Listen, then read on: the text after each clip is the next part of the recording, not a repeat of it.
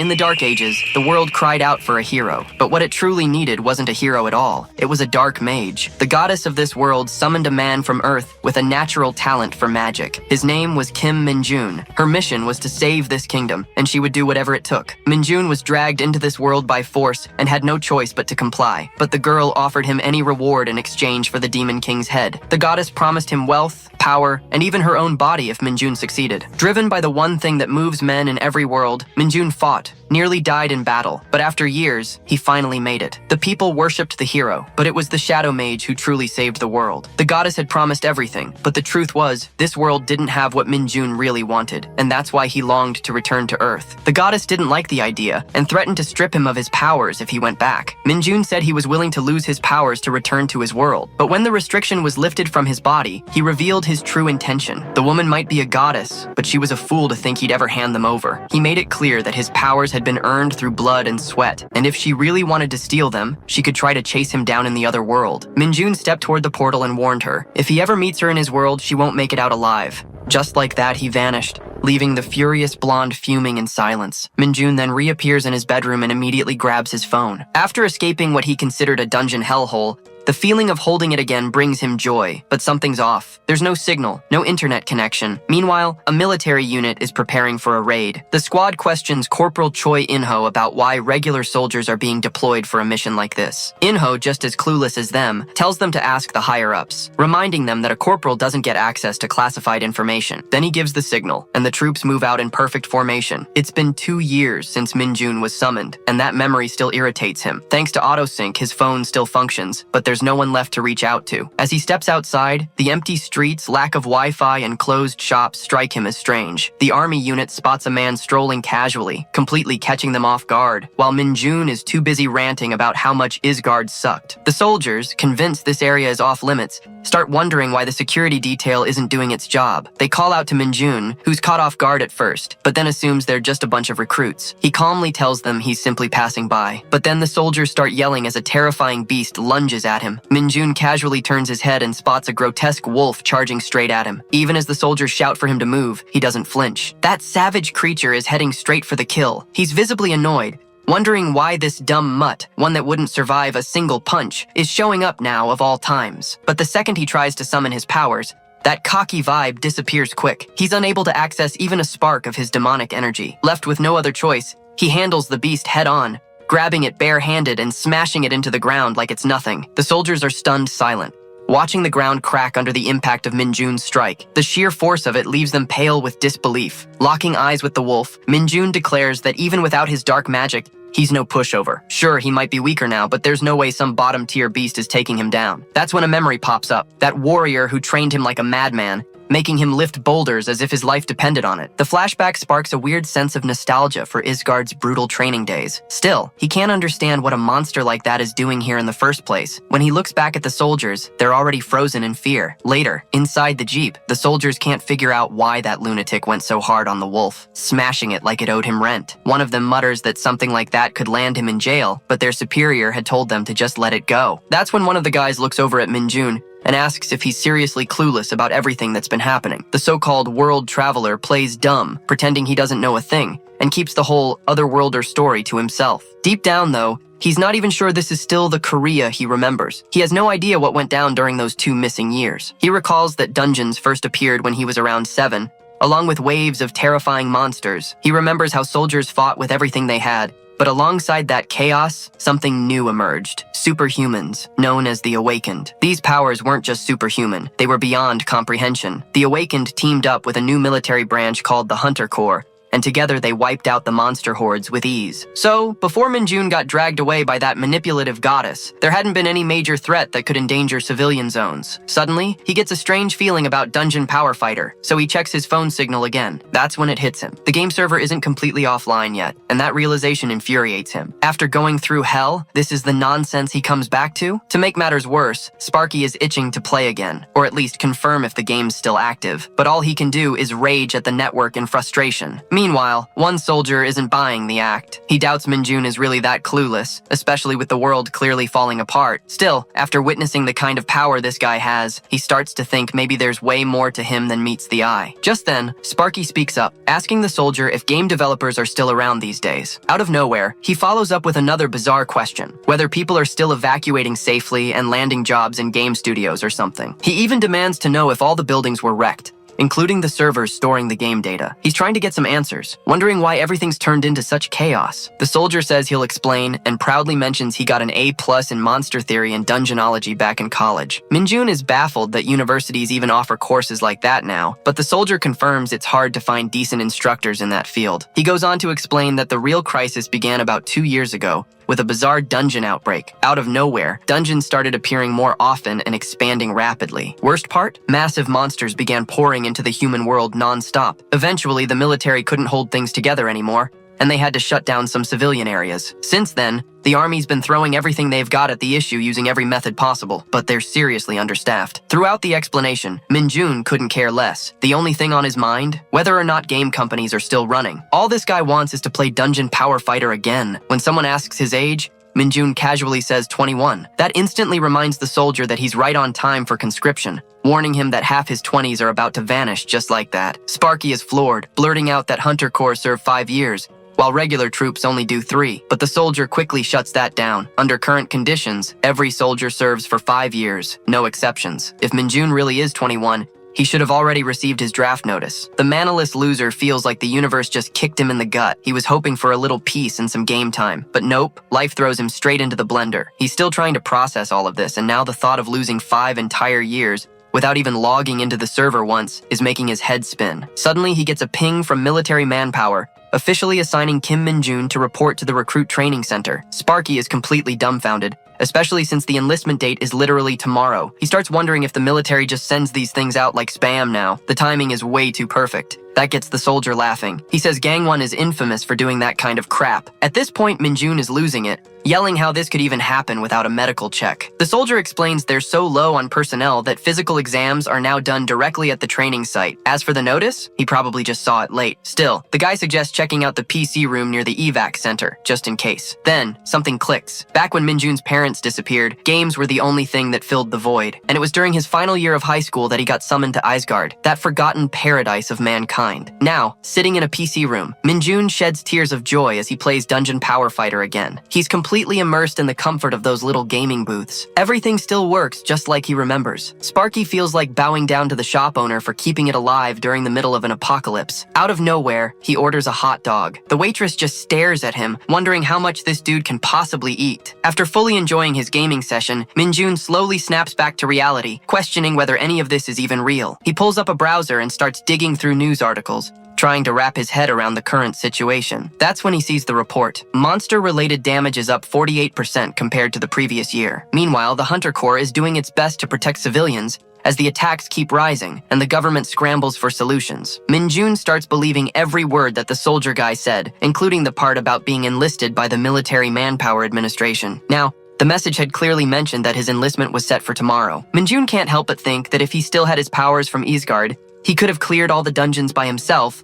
without breaking a sweat. But for some reason, his body is completely depleted of demonic energy. It feels drained of his main source of dark magic. Still, with the raw strength he's got left, he figures he might be able to take down those dungeons on his own anyway. His intense aura creeps through the room, throwing everyone off guard as they stare at this crackhead. With a wicked laugh, Minjun decides to take it all into his own hands. The next day, this world walker casually strolls into the training center, snack in hand. He's oddly excited to see so many people enlisting today, even though everyone else looks gloomy, hugging their loved ones goodbye. Then, suddenly, an announcement calls all the new soldiers to gather in the auditorium. Minjun raises an eyebrow, wondering if this is actually going to be harder than life in Isgard. Inside the auditorium, the soldiers are straight up nasty, barking at the new recruits to stand up and yelling at them for moving like snails. One's shouting to keep their posture straight and not look behind, while another demands they push the person in front like their lives depend on it. Minjun can't help but find these instructors oddly polite compared to that absolute jerk he trained under back in Isgard. After a while, the battalion commander steps up and grabs everyone's attention, asking anyone who applied for the Hunter Corps but didn't get selected to raise their hand. He explains that treatment differs massively between the Hunter Corps and regular troops. The Hunters start out with a base pay of 3 million won, which gets a few heads turning. When no one moves, the commander says it's fine, until he spots one volunteer. Minjun is called to step forward,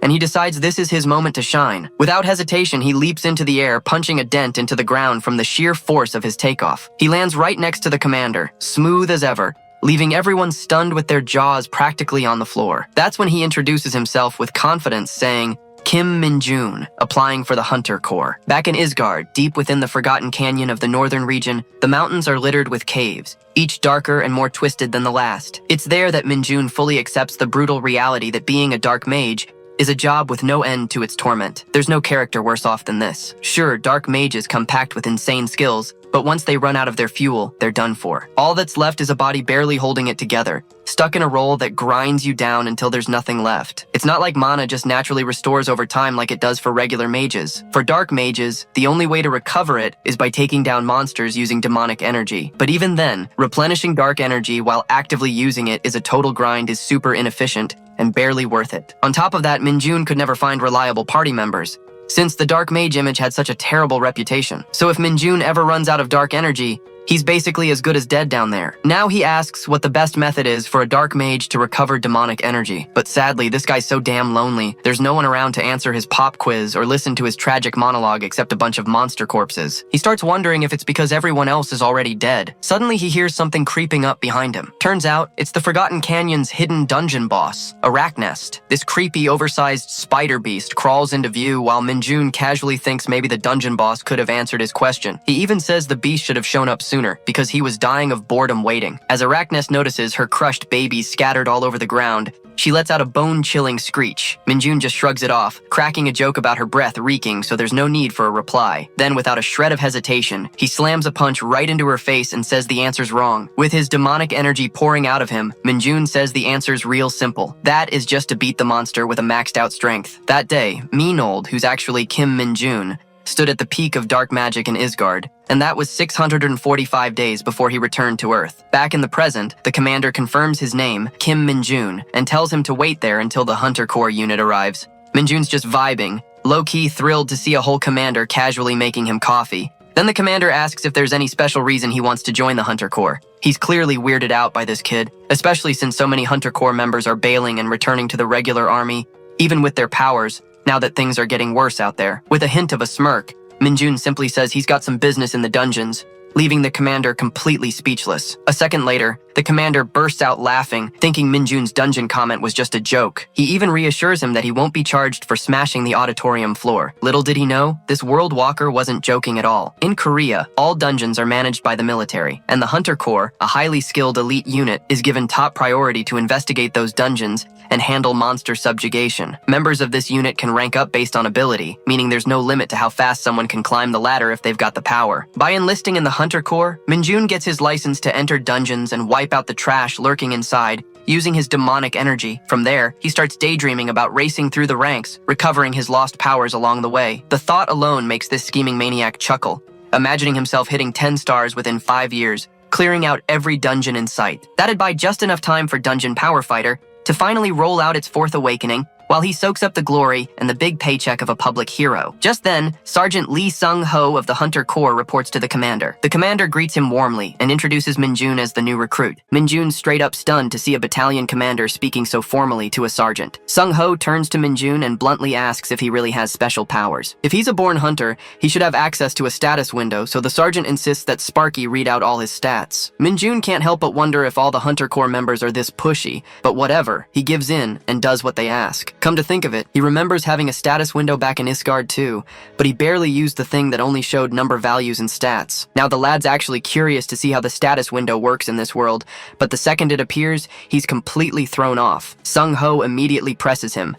asking what he's seeing, but Minjun just gives him a nervous smile. With an awkward chuckle, he says the window's showing an error. Sung-ho's expression goes stiff, as if his brain just hit a glitch trying to process what he heard. Somewhere in Gyeonggi-do, at the Hunter Corps Training Center, the commander starts starts with some small talk, saying he last saw her in Huachan. It's been 10 years. He admits he never imagined running into Seon Yoon Seo here of all places. She quickly corrects him, saying she's not a hunter yet, just a new recruit who enlisted today. Still, she wants to know if she's only being called in because of her father's status, making it clear she has no interest in getting special treatment during training. The commander laughs it off, assuring her it has nothing to do with General Sun, and that she won't be getting any kind of special pass either. He also reminds her that the Hunter Corps isn't some easy organization, something her father must have mentioned already. With such a renowned rookie enlisting, the commander figures he'd exchange a few words of encouragement before the girl gets super busy. He knows it couldn't have been easy for her to enlist as a regular soldier, instead of walking in as an executive, saying they're always short on people like her. So he thanks her both as a citizen and as a soldier of the nation. Meanwhile, Yoon Seo is clearly embarrassed, but politely thanks the commander. Just then, a van rolls in,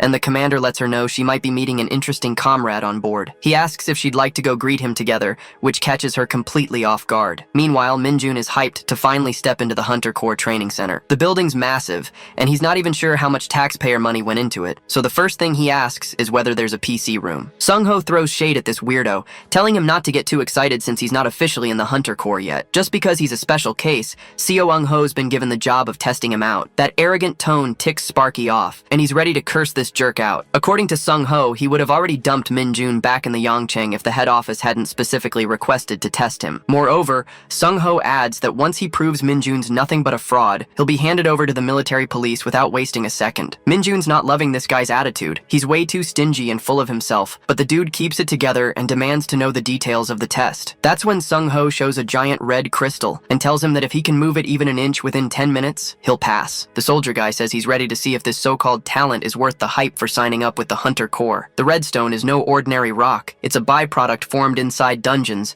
known for being insanely dense, hard, and heavy, making it pretty much impossible for any average recruit to even budge. Minjun strolls past Sung-ho, casually saying he's glad the test is this simple, which definitely bruises Sung-ho's ego. Sung-ho knows the whole thing is a dumb way to measure someone's status window, but he gets it. There's probably been plenty of frauds with mediocre abilities trying to sneak their way into the Hunter Corps, so this kind of test weeds out the fakes. Meanwhile, Sung-ho had heard rumors about this guy jumping 5 meters straight onto the podium, but the whole status window error thing still doesn't add up. There are a few others watching Minjun's test now, including Commander Choi and Yoon Seo. Choi figures this guy probably showed off some crazy physical abilities to the battalion commander at the training center just to get here this fast. He also tells Yoon Seo that Minjun's status window came up with an error. The old man's never heard of anything like that before, but he's got high hopes for this new recruit. Minjun stares at the red stone and instantly remembers it from his time in Isgard. That ridiculously heavy rock was scattered all over the dungeons there, but a chunk this size, he could move it without breaking a sweat. He hyped up, packs a punch, wondering if maybe this thing stores some demonic energy too. So, the brute winds up and smashes the entire stone into pieces in one shot. Too bad though, it turns out it's got nothing. Commander Choi and Yoon Seo are left with their jaws on the floor in pure shock. Even Sergeant Sung-ho looks like his eyes might pop out,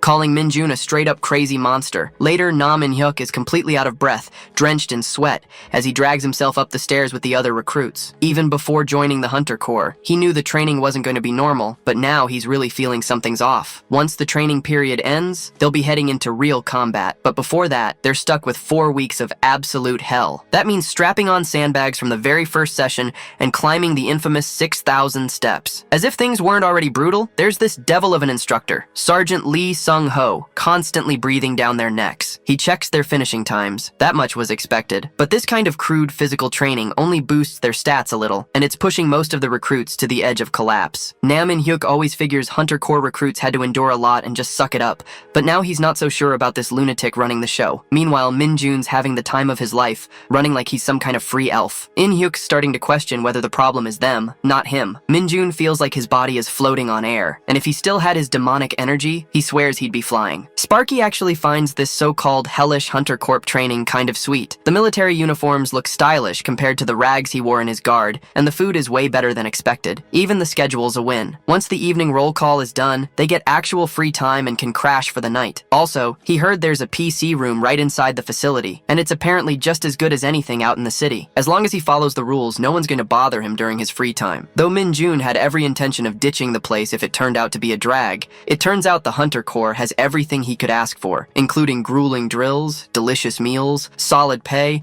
and even time to play games. He dashes up the stairs shouting that the Hunter Core is the best thing ever. In-hyuk, still trying to catch his breath, can't wrap his head around what kind of fuel this insane monster runs on to move like that. In a flash, Seung-ho is left completely stunned as he sees Min-jun reach the top way faster than expected. Normally, it takes about an hour for the average recruit to finish the climb, but this guy crushed it in record time. Min-jun's up there enjoying the view, dancing around Seung-ho, and reminding him of the promise he made that anyone who finishes under 30 minutes gets an outing pass. With no choice, Seung-ho hands it over while Min-jun starts plotting where he should use it. Seung-ho cracks a smile, wondering if there's ever been a recruit who got an outing pass. Still, he knows that high stats or raw strength alone aren't enough, as the real test is how fast someone can react to monsters. That's what truly matters in the Hunter Corps, and for that reason, he swears he'll be keeping a close eye on Kim Min-jun. Meanwhile, the rest of the recruits are whining, grumbling about how impossible it is to keep up with this kind of training every day. Then suddenly, In-hyuk yells out that his stats went up by 1, and the others quickly rally around to congratulate him like it's the biggest win of the day. Now everyone's caught up checking their stats, and Min-jun is straight up shocked when he sees how hyped the recruits are over just 1 stat point going up. This dude can't help but remember his brutal as guard training under that insane warrior who forced him to earn 10 stat points a day like it was nothing. Meanwhile, one of the guys asks if Min-jun's planning to use his outing pass, but Sparky's not so sure yet. The others look at him with envy, saying they heard from another instructor that no one has ever managed to earn an outing pass from Sergeant Seung-ho until now. Suddenly, everyone starts crowding around him, throwing out questions about his workout routine and how he got so strong. Min-jun's caught off guard by the whole scene, realizing people are actually chatting and laughing with him. It's totally new. Back in his guard as a Dark Mage, everyone avoided him like the plague. Just walking by him was considered bad luck. But here it's different, and communication isn't bad as he thought. These guys are already making plans to hit the PC room later, and it gets Min-jun all excited. He's even more shocked to hear that the PC room's open at this hour. Now that's a win. While enjoying his time in the PC room, the clock hits 9, and Min-jun figures it's time to grab 2 hours of sleep. Back in his guard, even getting 1 hour was considered a luxury, so 2 hours felt like a full-on deep sleep. With that kind of rest, he's confident he can recover just enough energy to keep grinding games every day. The others in the room are stunned, watching this absolute maniac still playing that game. Next up, the recruits are hit with another brutal drill with no extra distance this time, but they have to maintain a consistent speed. Anyone who fails to complete 40 kilometers within 2 hours doesn't get breakfast. Later on, Min-jun casually gloats about hitting 10 max levels yesterday, which ticks off In-hyuk, who's struggling to catch his breath after the drill. He's annoyed that Min-jun isn't even sweating. What gets him even more is knowing the guy played games all night and only slept 2 hours in the last 4 weeks. When someone asks him how he's still standing, Min-jun just grins and grabs everyone's attention, saying he brought enough water to share with all his comrades. The guy loses it, praising his insane stamina and calling him his dear comrade. They're practically dying to get a sip of what now feels like some kind of mythical elixir. Boys line up like baby chicks ready for Min-jun pouring a sip of water in their mouth. In the middle of their chatter, someone suddenly calls for their attention, and it's Lee, dropping the bomb that the lieutenant is seriously disappointed in all of them. It's the final week of training, and only half the recruits have managed to meet the standard. He straight up calls them the most pathetic squadron of all time. Min-jun can't help but wonder why this old guy is talking in the third person like some ancient sage. Lee doesn't stop there though. He throws shade at everyone, saying if they get deployed after training ends, half of them are heading straight for their deathbeds. That kind of mindset, according to him, is basically a one-way ticket to heaven. He boldly claims that there's no way any of them will survive the final stage of training, which is something called the dungeon assessment training. Normally, once all the monsters inside a dungeon are wiped out, the dungeon disappears, but some of them don't vanish. They turn into what's called transforming dungeons.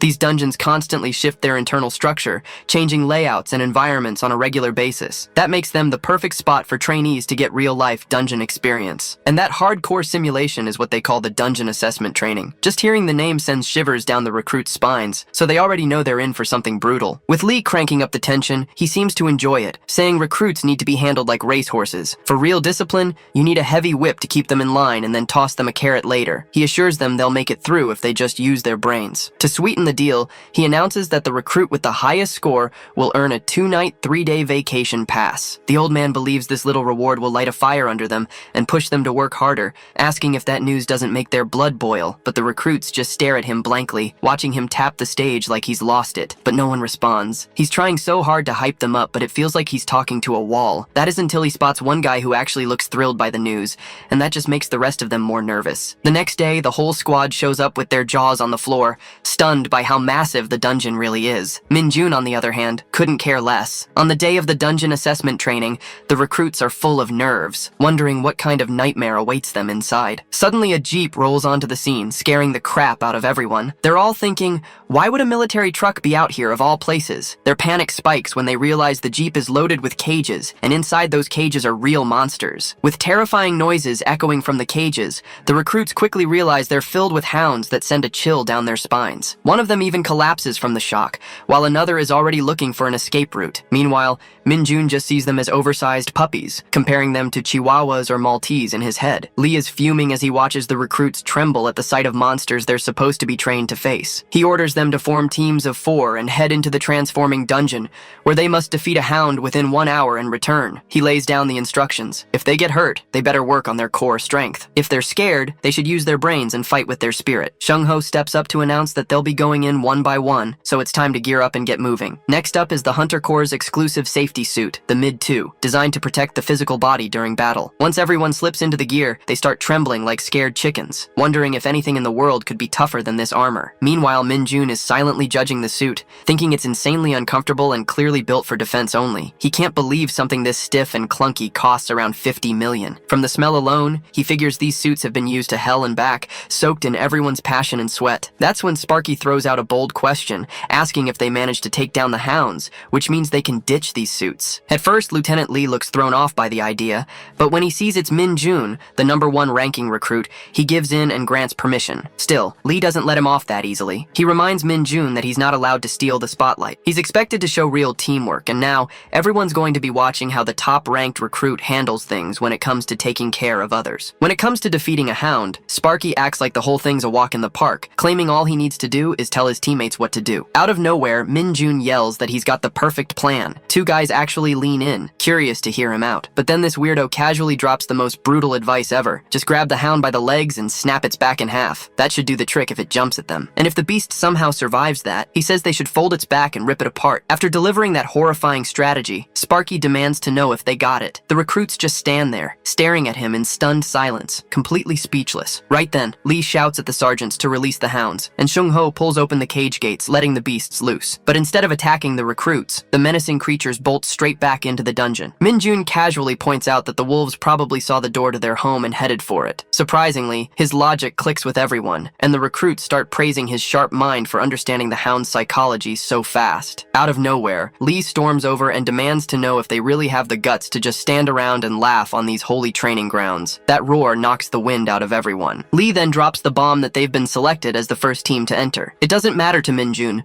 but the other 3 are mentally short-circuiting from the shock, completely stunned to be thrown in first. With no time to process it, they march toward the dungeon gate. Among them, Sparky's only real motivation is getting this annoying suit off the second he finishes the kill. With that, Lee announces the start of the training, alerting the instructor team to stand by and monitor everything closely. Their job is to control the situation if things spiral out of hand, and the instructor team keeps a sharp eye on the trainees from their cover. One of them quietly reports to Corporal Kim Ho-jun that there's only a single team of 4 entering with no other parties involved. That's when he spots a familiar face. None other than Kim Min-jun, the recruit marked for special attention. He's the one who's been showing some seriously promising powers lately, with top-tier scores from the past 4 weeks. But the real question is whether this kid can live up to those numbers inside the chaos of a dungeon. No doubt about it, the first team is fired up and itching to go, already showing signs of impatience as they get ready to pounce. Min-jun feels like this whole thing is a breeze, thinking he could easily knock the hounds out with a quick smack to the head. But then again, if he takes them all out, the others won't get any experience, and that wouldn't be fair. He figures he's being super considerate. Right then, he alerts the group that the hounds are on the way, and sure enough, a pack of them creeps into view. His teammates are already starting to panic, but Min-jun tells them to chill since they're wearing insanely tough protective suits. He decides to take the lead, maybe to set an example. As soon as a hound lunges at him, he lands a brutal punch that drops the beast instantly. Another hound goes straight for one of the other recruits, biting his arm as the poor guy begs for help. Without wasting a second, Min-jun kicks the hound off him, killing it too. Then, like a coach mid-game, he starts schooling them, telling the group they need to fight back when the hounds bite. If they act scared, the monsters will take advantage and treat them like easy prey. He also tells them to ditch the honorifics, since they're comrades now. Honestly, he knows 2 guys would have been dead if this weren't just a training exercise. But since they've got numbers, they need to use that to their advantage and push back hard. It'll throw the hounds off and shift the fight in their favor. Now the team is taking the lead, with Min-jun calling the shots, instructing them to corner the hound and wait for the right moment when it drops its guard. Meanwhile, the instructor team is watching all this unfold in disbelief, questioning if this guy is really just a recruit. They never expected to see fresh trainees launching themselves at hounds and choking out beasts like it's no big deal. Thanks to Minjun, the squad is pushing through their fear and actually fighting back. Instructors even start wondering if this lunatic might be one of those rare cases, like a Hunter Corps sergeant who somehow returned to the day before his enlistment, the kind of story they usually hear in rumors. But what stands out more than his strength is how Minjun leads the team. He's encouraging his squad, keeping them focused, and coordinating the fight with actual strategy. That leadership earns him the highest score of the group, while the rest settle for average marks. Corporal Kim Ho-jun shows up with his sidekick and officially declares the first team has passed the test. On the way out, Minjun keeps pestering Ho-jun about whether he won the vacation pass, but Ho-jun shuts him up quickly. Minjun jokes that they were probably worried sick about the team, calling the instructors a bunch of tsundere, which ticks Ho-jun off. Just then, something feels off. The ground starts rumbling. Ho-jun senses it too and immediately orders contact with the outside team, but Minjun's not even fazed. He casually points out that this isn't an earthquake, it's the dungeon itself transforming. That's when the others realize the exit route is closing right in front of them. Now that the exit is closing in on itself, the recruits are scared out of their minds, shouting and asking what's happening. Even Ho-jun's face says it all, they're in serious trouble. But Minjun already knows it's too late to leave now. The exit gate completely vanishes into thin air, leaving Ho-jun in total shock. They had made sure the transformation process only happened on a monthly cycle, so this sudden shift makes no sense. The entire internal structure of the dungeon is starting to change. To make things worse, the radio is dead. Cutting off all communication, looks like the dungeon transformed way too fast. For now, the instructor team has decided to focus on getting the recruits to safety. After finding a relatively danger-free corner, Ho-jun gathers everyone and explains that there's been an unexpected incident inside the dungeon, while his teammate stays alert, keeping watch over the surroundings. He tells the group not to worry, saying they'll wait in the current spot for an hour to see if the dungeon entrance reopens, as it says in the manual. The recruits totally buy Ho-jun's speech, relieved to think this ordeal will be over soon. They're just glad they won't be stuck here forever. To pile on the comfort, Ho-jun adds that people outside are probably already assessing the situation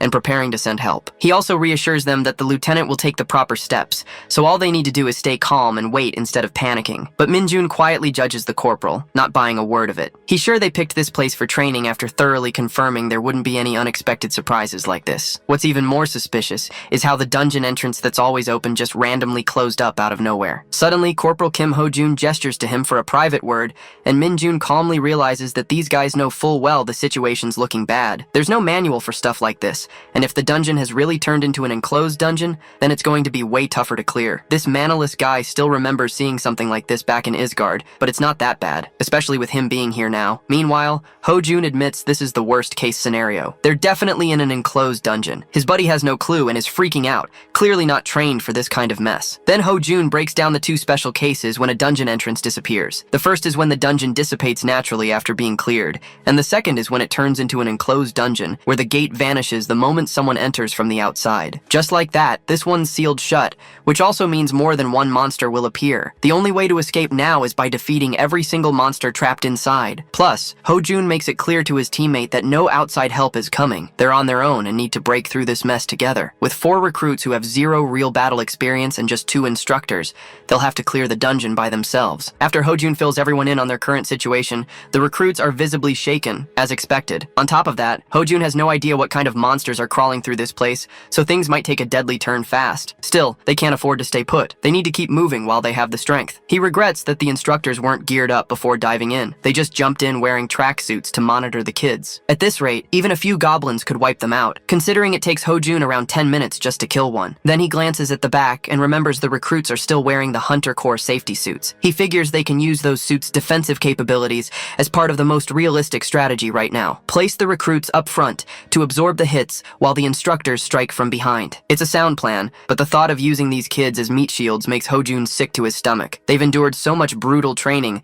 and trusted the instructors to protect them, and now his pride and self-respect won't let him turn those same kids into bait. While Minjun casually acts like he doesn't care, his teammates are panicking like crazy, especially since this whole disaster hits right when they're in the final week of their training. Out of nowhere, the manaless weirdo senses that something's off, and the instructor asks him what's going on. That's when Ho-jun suddenly starts screaming like something's choking him from the inside. His partner rushes over, ignoring Minjun's warning not to go near him, saying there's nothing he can do right now, but the guy rolls in anyway to check on Ho-jun, only to feel the exact same thing happening to him, and he collapses to the ground. From that point, Minjun steps up and takes control, telling the rest of the team to stay back or they'll end up just like the instructors. As he checks on the two, he figures out they've only fainted and aren't in any serious danger for now. now? Well, Sparky had a hunch he smelled something familiar earlier. Right then, Min-jun tosses the instructors toward the recruits, telling them to catch and keep them safe near the exit. He firmly tells them not to follow him under any circumstances. One of the recruits tries to knock some sense into him, asking what he plans to do when even the instructors have fainted,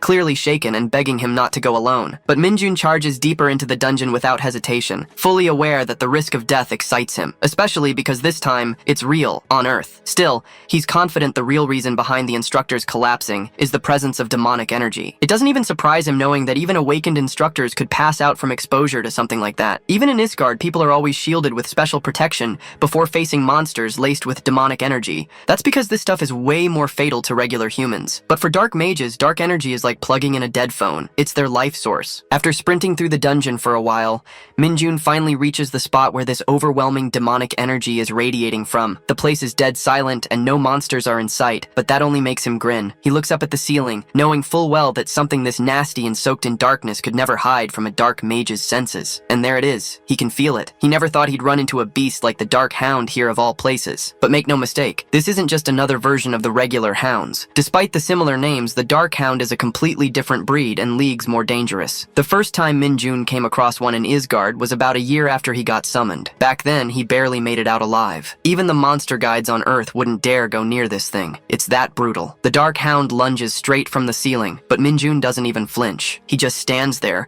almost relieved to see a familiar face. With a smirk, he thanks the beast for the meal. And the next second, he plants a mouth-shattering punch right into its face, launching the monster backward like a rag doll. The Dark Hound hits the ground hard, its face bleeding and teeth shattered, while Min-jun's eyes glint with hunger for its demonic energy. Even with the satisfying blow, the scent of blood in the air is thick and sickening, but he doesn't mind. It only means the recharge is about to begin. Though the scent of blood is still sickening, the insane amount of demonic energy spilling out after the Dark Hound's death is the real deal. That's exactly why taking down a beast like this isn't easy. Its venomous blood is no joke. If an ordinary human even comes in contact with it, their skin would start to rot on the spot. But none of that applies to a dark mage. As the demonic energy flows out of the Dark Hound, Min-jun absorbs it all with a smug look on his face. As Min-jun absorbs the demonic energy juice, he knows all the crazy side effects that come with it don't affect a dark mage at all. The dude's thrilled to finally absorb demonic energy after such a long time, feeling like he's around 5% charged now. Still, he can't wrap his head around why something like a dark hound from Isgard would show up in a place like this. He figured monsters on Earth might contain some demonic energy, but seeing the instructors faint like that raises serious questions. He doubts they've ever encountered something like this before. There was never any mention of demonic energy or dark hounds during the monster education back at the training center, and the possibility of a dark hound managing dimensional travel is out of the question. Only someone like him, who's reached the peak of dark magic, could pull off something like that. Or maybe it's something only a saint who can use God's power could pull off, since it's not an ability just anyone can access. Min-jun wonders if he's just overthinking this, or if this really is the first time a dark hound has appeared in Korea. Either way, he decides to find the core and file a report, and eventually, he does. Meanwhile, Ho-jun slowly opens his eyes, and the recruits are all buzzing with relief to see him regaining consciousness. They crowd around, asking if he's okay, but both instructors suddenly sit up straight, scaring the life out of their juniors. Ho-jun immediately demands a full update, checking if anyone's hurt or if anything happened while they were out. The juniors admit they thought the two turned into zombies for a second, but assure him they're all fine. Then they mention Min-jun ran deeper into the dungeon by himself. That news throws Ho-jun completely off, and when the recruits explain what happened after he and his partner collapsed, Ho-jun's face twists with rage. He's furious that Min-jun acted alone in a situation this dangerous, gritting his teeth at the thought. That kind of stunt is more than enough to get someone kicked out of the program. He does feel like he's in no position to criticize anyone, especially after passing out instead of protecting the juniors. But then he snaps back to reality, realizing that he has to go after Kim Min-jun and bring him back. Just as he's about to make a move, one of the juniors suddenly calls out, pointing ahead. To everyone's shock, Min-jun walks in like nothing happened, casually carrying the dead dark hound over his shoulder. The guy even asks if everyone's doing alright, like this is just another Tuesday. The instructors freeze, jaws practically buried in the dirt, their brains short-circuiting at the sheer size of the monster. They can't even begin to process how the hell this kid took it down alone. Without skipping a beat, Min-jun drops the massive hound in front of them and tells them to check it out. The instructors take a closer look and instantly realize this beast is the real reason they passed out earlier. The recruits now understand that the hounds they fought were the baby versions, and this was the real deal. No one can believe Min-jun soloed such a massive creature. Then, as if on cue, the dungeon gate flickers and reappears in the same spot. Still struggling to digest what just happened, Ho-jun turns to Min-jun and asks if he really took it down by himself. Min-jun just nods with that same annoying unflinchingly calm smile. Ho-jun tells his partner to escort the recruits out first, promising he'll follow right after. Then, pulling Min-jun aside, he firmly asks him to report every single detail of what happened to the lieutenant. That includes how both instructors fainted and left the recruits completely on their own. Ho-jun knows they have no excuses, even if it means being thrown into military prison. But thanks to Min-jun, everyone made it back alive without a scratch. Sparky smirks, saying Ho-jun is kind of embarrassing right now, but Ho-jun insists that a real man owns up to his mistakes. With that, he says it's time to leave this cursed place. Still, Ho-jun can't wrap his head around what caused him to lose consciousness, already dreading a sleepless night trying to figure it out. Meanwhile, Min-jun's still stuck on the fact that he got a major compliment during his last week of training. Just as he turns to head out, a sudden system window pops up in front of his face with a message that the error has been resolved. Min-jun stares at the screen, completely dumbfounded, muttering how he has no idea what this even means. He curses under his breath, calling this thing a piece of junk just like the one back in Isgard. But then the screen updates, officially labeling him as the cult founder of Lumi Nuna, is his favorite character, followed by his stats. Strength, agility, and stamina all sit at 60, and demonic energy at 10. His only listed skill is corruption, ranked at E. The numbers don't bother him much, but something about this whole setup feels incredibly off, especially the part of Lumi Nuna in his status window. Lumi is a character from Dungeon Power Fighter, the same game he plays to kill time. Back in Isgard, when he had reached the peak of his dark magic powers and got sick of crazy fanatics trailing him everywhere, he created this joke cult around Lumi just to shake them off. Now somehow the jokes followed him here. Everyone had once begged Min-nul to take over the world, but to shake them off, he ended up forming Lumi Nuna's fan club. The plan backfired spectacularly. It only created more lunatics worshipping him. Now that he's looking at his current stats, Min-jun realizes just how much weaker he's become. When he first came back without any demonic energy, he figured there'd be a penalty for dimensional travel. Still, out of the endless list of skills he used to have, only one remains, and that's corruption with a super low rank. At this point, he's convinced the skill's effect might as well be a stomachache. This isn't some third-rate novel, but the absurdity of it all makes him want to throw up. There's no way he can achieve any of his goals like this. But then again, he once climbed to the top of the dark magic hierarchy in Isgard. If he did it before, he can do it again. This time, he's got a solid reason too. He needs to regain his power fast, so he can help the game company that's stuck in development hell thanks to monsters. But one thing is for sure, this isn't like the time in Isgard when he had no choice but to endure. Now, he's got the game company waiting on him. That day, the entire training center was thrown into chaos when news broke that a training dungeon had sealed itself while a session was in progress. On top of that, the lieutenant hadn't issued any clear orders, and a mere recruit had taken down a newly discovered species of monster, while the instructors were caught off guard by a string of unexpected events. The recruits, who were supposed to receive their private ranks and enjoy a bit of freedom until dispatch, suddenly found themselves at the center of a storm. The juniors feel like they're cursed, with no idea when their standby status will end, and all this during the last week of training. At this point, they wouldn't even mind just sitting around and watching TV. Lee Ho-chan turns to Park Jung-won and asks if Min-jun really took down that huge hound all by himself. Jung-won's still hyped, saying he first thought it was a cow because of how big it was. But yeah, Min-jun wrecked it. Then they start wondering if Kim Min-jun might reach the rank of sergeant within 2 years. But someone points out that the Hunter Corps' advanced exams are no joke. Most guys apparently get discharged as corporals even after serving the full 5 years. There are even some who leave at the rank of private first class. Afterward, Kim Min-jun salutes as he meets Commander Choi and notices Lieutenant Lee Mayonch standing in an awkward position. Choi casually asks Lee to step out, and as soon as he leaves, Choi bursts out laughing, saying the lieutenant got punished for not properly inspecting the dungeons.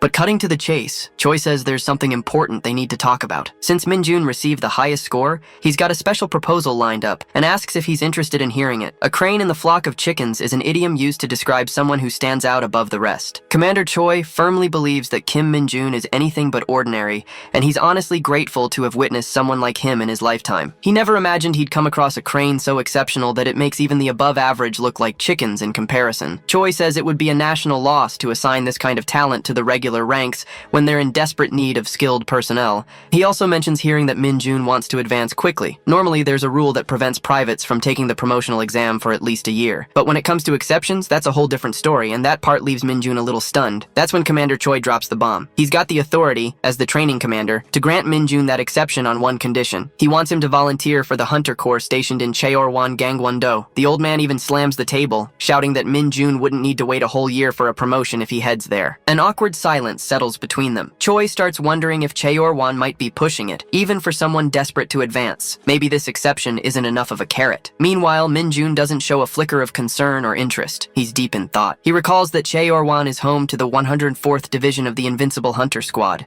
the same place his comrades warned him to avoid like the plague. The weather's brutal, snow piles up endlessly, and dungeons along with monsters pop up whenever they feel like it. It's labeled as one of the most extreme posts, but Min-jun couldn't care less where he ends up as long as he advances fast. That promotion exception is a golden opportunity. Besides, the place reeks of dungeons, which is actually perfect. For his plan to succeed, he needs to climb the ranks as quickly as possible. The higher the rank, the broader his range of action. Also, there's no better way to earn a promotion than by proving oneself inside the dungeons. With that, Kim Min-jun gives a flat, unwavering, yes, he's in. Commander Choi is shocked to his core that this guy just agreed to head straight into Chaeorwan, the land of brutal cold, and did it with that kind of bold spirit. Afterward, in the parking lot, a bunch of people are gathered near the vans. Commander Choi is bawling like a baby while seeing off Kim Min-jun, begging him to get in touch as soon as he reaches his base. Min-jun figures this old man's being dramatic, thinking he'll be the one ghosting him. Choi swears he won't, but Min-jun clearly doesn't care. Still, the commander asks if he's seriously going to Chaeorwan, wanting to know why he picked the one place everyone avoids. Min-jun says it's too big of a plan for the old man to wrap his head around,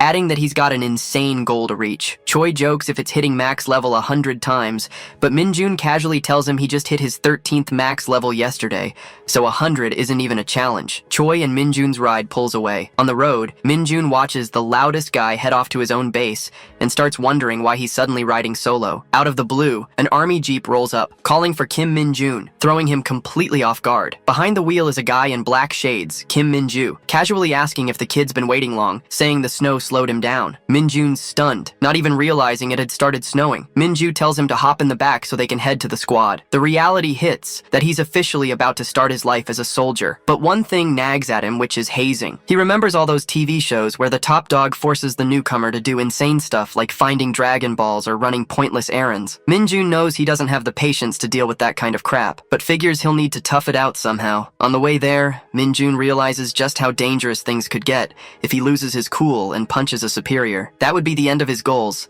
and he'd be shipped off to military prison as a regular soldier. As they approach their destination, snow starts falling lightly on the van of the Invincible Hunter Corps. Arriving at Gangwon-do, Cheorwan, at the Hunter Corps 104th Division's 2nd Battalion, Min-ju and Min-jun step inside. Min-ju swings open a door and shoves the newbie inside, ordering the guys there to feed him and teach him how things work. The soldiers inside are stunned since they got 0 heads up, but when they see the newcomer, they burst into laughter and cheer, thrilled to have fresh meat around. As Min-jun introduces himself, the squad realizes this is the very guy from the rumors, the psycho who soloed the giant hound. One dude chucks Min-jun's bag at Baldy, making him responsible for unpacking his stuff. Min-jun quickly takes the 2 loud idiots as the alphas of the dorm, standing there with big goofy grins. It's like they just discovered a new toy or something, and they're dying to know why he chose this place when his top scores could have easily landed him a rear line post. Min-jun simply thinks the front lines offer better real experience and the fastest path to advancement. The guys stare at him like he's nuts, calling him crazy. They ask if he has a sister or a girlfriend, but Min-jun says he's been alone since birth. Curious to see what he's capable of,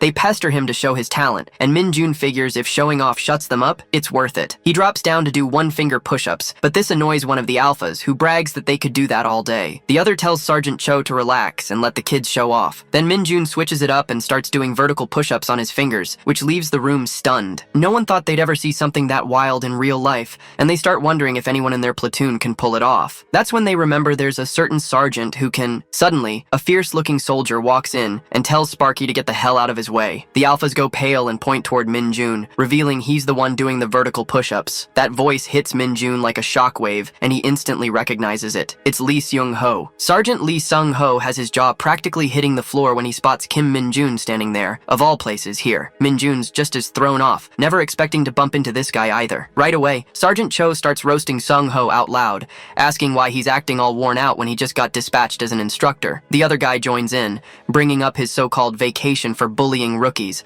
asking how many days off he scored this time. Seung-ho doesn't even bother to respond, just throws them a lazy look and says he got 4 days. That only fuels the fire, and the two start whining about how he ruined their runtime. Cho flips him off for it, calling him a big party pooper. Meanwhile, Min-jun's in the back, completely lost on what's even happening, watching this chaos unfold. Seung-ho, clearly done with them, lies down like he's clocked out for the day and starts watching a live stream of a volcanic dungeon. The feed shows scorching terrain with naturally high temperatures that deal non-stop damage. It's clear to Min-jun now that there's a massive difference in rank and experience between them. Out of nowhere, Seung-ho calls out, Private First Class Lee Dongjin, and tells him to properly instruct his direct junior, who turns out to be none other than Min Jun. Dongjin walks over, introduces himself with a friendly vibe, and suggests they talk more over food since he has a special pass to the post-exchange retail store. Min Jun's low-key shocked, didn't even realize they weren't allowed to go there on their own. As soon as they arrive, Dongjin tells Min Jun to go, but Dongjin just waves it off and tells him to pick whatever it takes to fill him up. Min Jun thinks this guy's actually pretty nice. But the moment Dongjin goes to pay and sees the bill hit 3,001,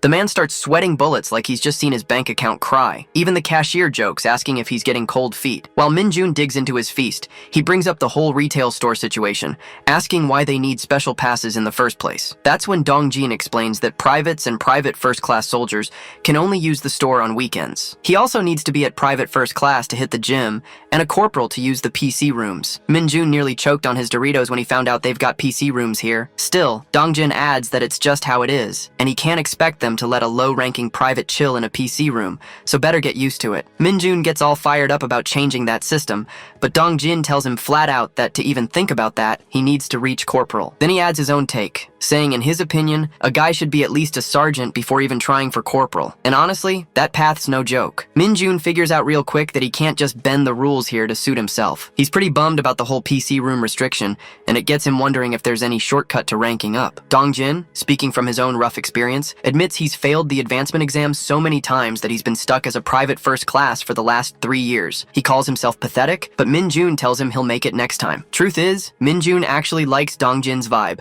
and wants him to rise through the ranks with him so they can hit the PC room together. Right then, a big guy walks in, Sergeant Kim Gwangshik, who spots the two of them eating and eyes the snacks. He casually asks if they're having something good. Dongjin invites him to join, and of course the guy doesn't pass up free food. He plops down with them, grabs a handful of chips, cracks open a soda, and between bites, reassures them that he won't breathe a word about their little chat to anyone. However, Gwangshik warns them that if they're useless during firearms training tomorrow, they might as well be dead. He makes it clear he has no intention of letting Min Jun coast through anything, and bluntly asks if the kid even knows how to shoot. Dongjin jumps in, saying he was just about to explain how firearms training here is way different from anywhere else. But Gwangshik isn't having it. He raises an eyebrow and asks if Dongjin's implying he's being overly involved when the guy's supposedly doing fine. Then Gwangshik goes in hard, roasting him. If he's so good, then why is he still stuck as a private first class? That jab gets on Min Jun's nerves, so he quietly releases a bit of his demonic energy, just enough to mess with the guy. Gwangshik suddenly stands up, looking like something hit his stomach wrong, and starts accusing the snacks of being off. Min Jun tries not to laugh, watching the guy fumble with the chip bag, probably hunting for the expiration date. Gwangshik, now clearly regretting his snack choices,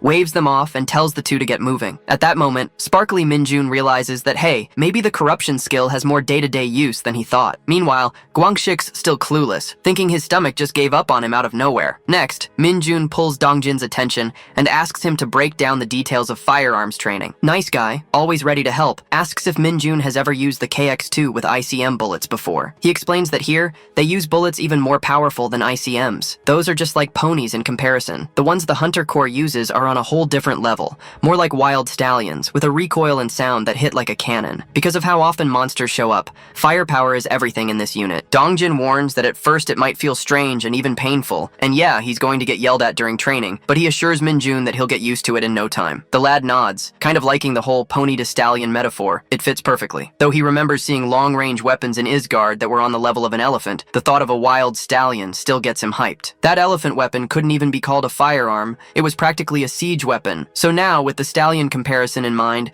Min Jun's all fired up for tomorrow's training. Meanwhile, Dongjin quietly wonders what's up with Sergeant Gwangshik and whether his stomach has recovered. The next day at the firearms training facility, loud bangs echo non-stop as soldiers aim at moving hound targets. When it's Min Jun's turn, he misses once, but still lands 19 clean shots. The announcer straight up loses it, calling him out like he's a machine. Everyone stares in disbelief, watching this private put on a clinic with his aim. They start whispering that he's some kind of shooting monster. Even Sergeant Cho, who boasts his personal best of 14 hits, a score that's already considered excellent in the squad, is stunned by what he just saw. Meanwhile, two other big names are watching from the sidelines. 2nd Battalion's 2nd Platoon Commander, 2nd Lieutenant Kim Min-shul, is frozen in shock seeing this kid rack up 19 hits. And next to him, 1st Sergeant Heo Tasek, the battalion's administration and supply officer, nods slowly, realizing the rumors about this elite private weren't just hype, they were deadly accurate. Now the Alpha of Dorms demands to know how Min Jun pulled it off, but the guy just shrugs and says he followed the instructions. That nonchalant answer answer only ticks them off more. Out of nowhere, Kim Min-jun steps in, praising Min-jun and telling him to keep showing his best. Min-jun even mentions he's looking forward to seeing Min-jun's performance this afternoon in the special firearms training. Sergeant Cho can't handle it, fuming at the idea of this newbie even trying the special training, while his buddy throws shade at Min-jun, accusing him of favoritism. The other guys start whispering that Min-jun's so good, he probably would have landed another vacation if he had hit all 20. Meanwhile, the heavy shooter of the group turns to Dong-jin, demanding to know what's so special about this elite training. Dong-jin is still reeling from how this so-called newbie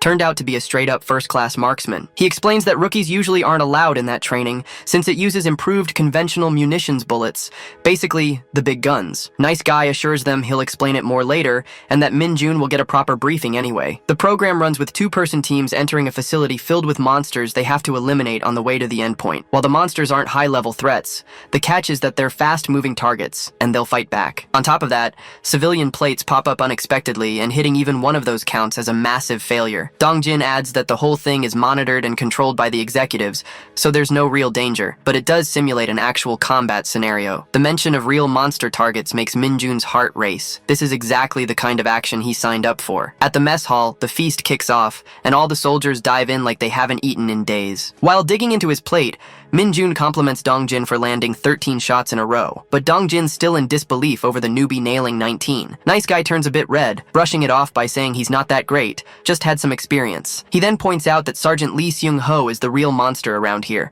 consistently hitting 17 shots on average, making him the top shooter in the squad. That little detail hits Min-jun. If the numbers are right, then he's now officially the #1 shooter in the unit. Dong-jin has no doubt in his mind that Min-jun's going to crush it in the special firearms training too. Curious about the upcoming two-person team setup, Min-jun asks if Dong-jin's going to be his partner, but Dong-jin explains that the teams are picked by the executives, so there's no telling who will be paired up with whom. When asked, the criteria for assigning team members are handled through a thorough ladder lottery. At the special firearms shooting range, the squad is given 5 minutes to gear up before training kicks off. Out of nowhere, Gwang-shik bellows that he's been paired up with the newbie, claiming it's going to be a massive mismatch because a sergeant and a private are worlds apart. Min-jun sees this loudmouth as his partner now, and by the looks of it, the guy hasn't learned a thing, still stuck in hazing mode. This loafer smugly tells Min-jun that the average finish time in their squad is 3 minutes. Then this creeper throws in a warning saying if Min-jun doesn't finish under that time, he'll regret it. Min-jun doesn't say a word, which makes Gwang-shik assume the rookie's confidence is shot. He even mocks him, calling the 19 hits from earlier just dumb luck. Min-jun pegs him as a lost cause, but still calmly says he'll do his best. Gwang-shik doesn't let up, saying if the newbie finishes slower than him, he's dead meat. After that, he tells Min-jun to keep an eye on the team ahead of them and learn how the whole thing works. Kim Min-ji locks in the first round of shooters. That includes Lane 1's Sergeant Kim Moon-gi and Lane 2's Sergeant Jung Han-young. Both are ready to roll, stepping into their individual elevators and descending into the underground facility, officially starting the training. The setup is supposed to be tactical monster elimination while protecting civilian plates inside an enclosed area, but let's be real, it's basically turned into a competition between troops. The main goal is to get through the course as fast as possible and slam that red button before the other guy does. The monster icons vary in size based on how dangerous the creature is. The nastier the monster, the bigger the icon. Gwang-shik casually tells Min-jun this should give him a pretty solid idea of what he's stepping into. Each lane has 2 monsters, and since the encounters are totally random, no one knows what they're up against until they're face to face. Inside, a massive rake toad lunges at Moon-gi, trying to swallow him whole. Min-jun notices Moon-gi had a faster start on lane 1, but with that kind of monster in his path, the poor guy might lose his lead. Meanwhile, on lane 2, Han-young starts off by taking down a monster rat, thinking it's going to be a smooth run. But right as he speeds up, a giant worm slithers in and blocks him off completely. Moon-gi, on the other hand, is losing it in full rage mode and straight up butchers both rake toads like a beast. The dude figures the other guy must have already wrapped things up since those rake toads caused enough chaos, but turns out it's the other way around. Moon-gi bolts to the red button and slams it, declaring his win with a time of 2 minutes and 24 seconds. Everyone around erupts in cheers while they start talking about Han-yoon's awful luck for pulling a desert worm. Moon-gi doesn't waste a second before teasing Han-yoon, saying that at that pace he's better off not defending the nation at all. He also reminds him it's his treat at the store now. Han-yoon grits his teeth and mutters that Moon-gi just got lucky, but Moon-gi saw everything and points out that Han-yoon even shot a civilian plate, so he would have been disqualified anyway. While those two keep bickering, Gwang-shik notices the bet they had going on, which sparks an idea in Min-jun's head. He suggests making a bet too, where the loser has to grant the winner's wish like a real man. Guangxik laughs in his face, thinking this newbie got cocky just because the seniors have been a little soft on him. Still, the big gorilla agrees but says he's got no real wish that a private like Min-jun could actually grant. Instead, he jokes he'd rather just get his salary for the next 3 months. Min-jun pegs him for a simple money-hungry guy,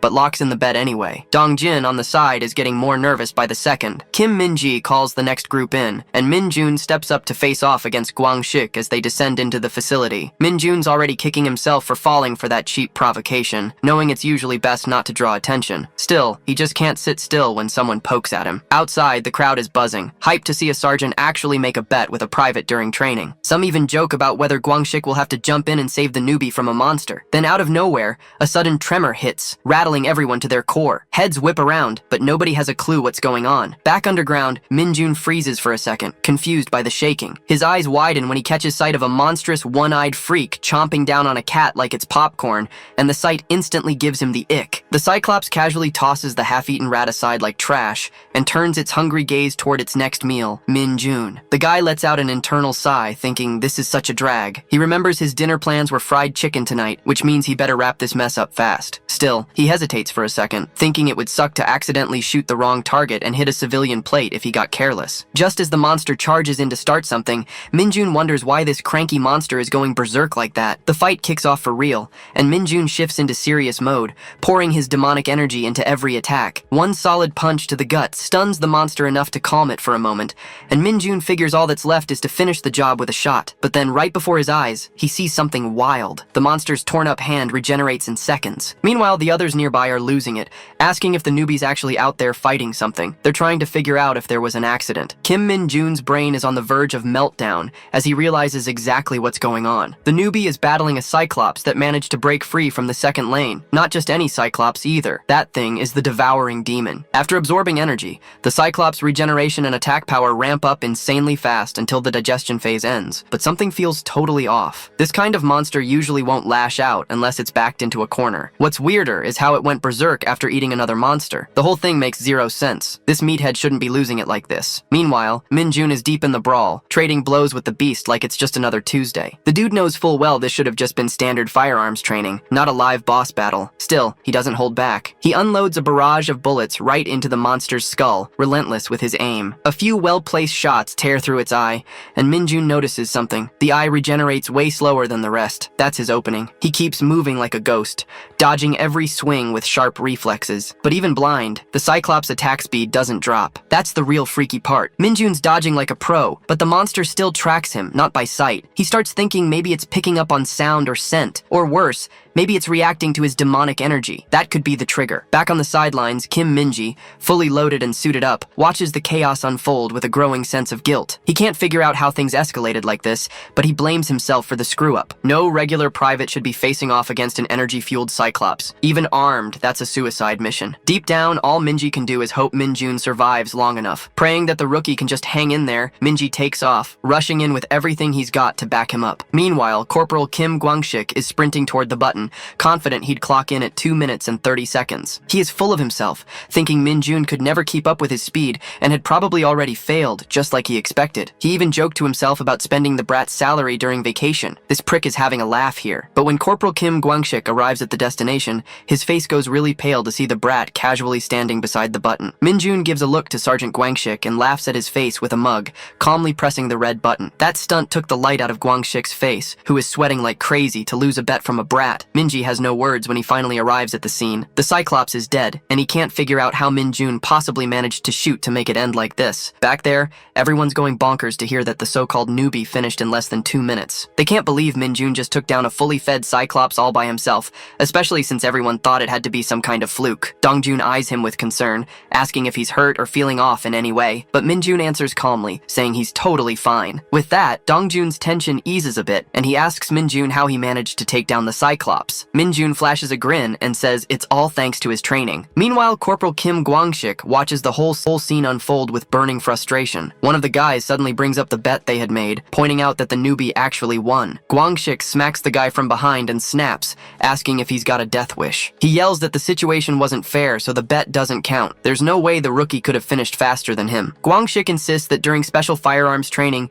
each soldier is supposed to defeat 2 monsters before reaching the end point, and he did just that. According to him, the newbie only defeated one, so the win doesn't count. Guangxik keeps going on about how unfair it all is, claiming that if he had only faced one monster like Minjun, he would have finished way faster. He starts yelling at Dongjun, demanding to know if this isn't obviously biased. He pushes harder, even going as far as threatening him to speak up. Dongjun pauses, clearly annoyed, while Minjun watches the whole mess unfold. To him, Guangxik seems like the absolute worst to Minjun. Sure, the whole situation was unpredictable, and even though Minjun took the monster down with his bare hands, he hadn't been planning to hold on to the win or rub it in anyone's face. He was ready to let the bet slide, but seeing how Guangxik's acting now, he's stunned and completely disgusted. The lad had plans to even forget about the bet too, but he couldn't understand why this punk was taking it out on the private first-class Dongjun instead of him. As the tension builds, Sergeant Lee Sung-ho steps in and shuts it all down. He tells Corporal Guangxik to be ashamed of himself, pointing out that the newbie took the biggest risk of anyone there. Sung-ho explains that Cyclops monsters are usually passive,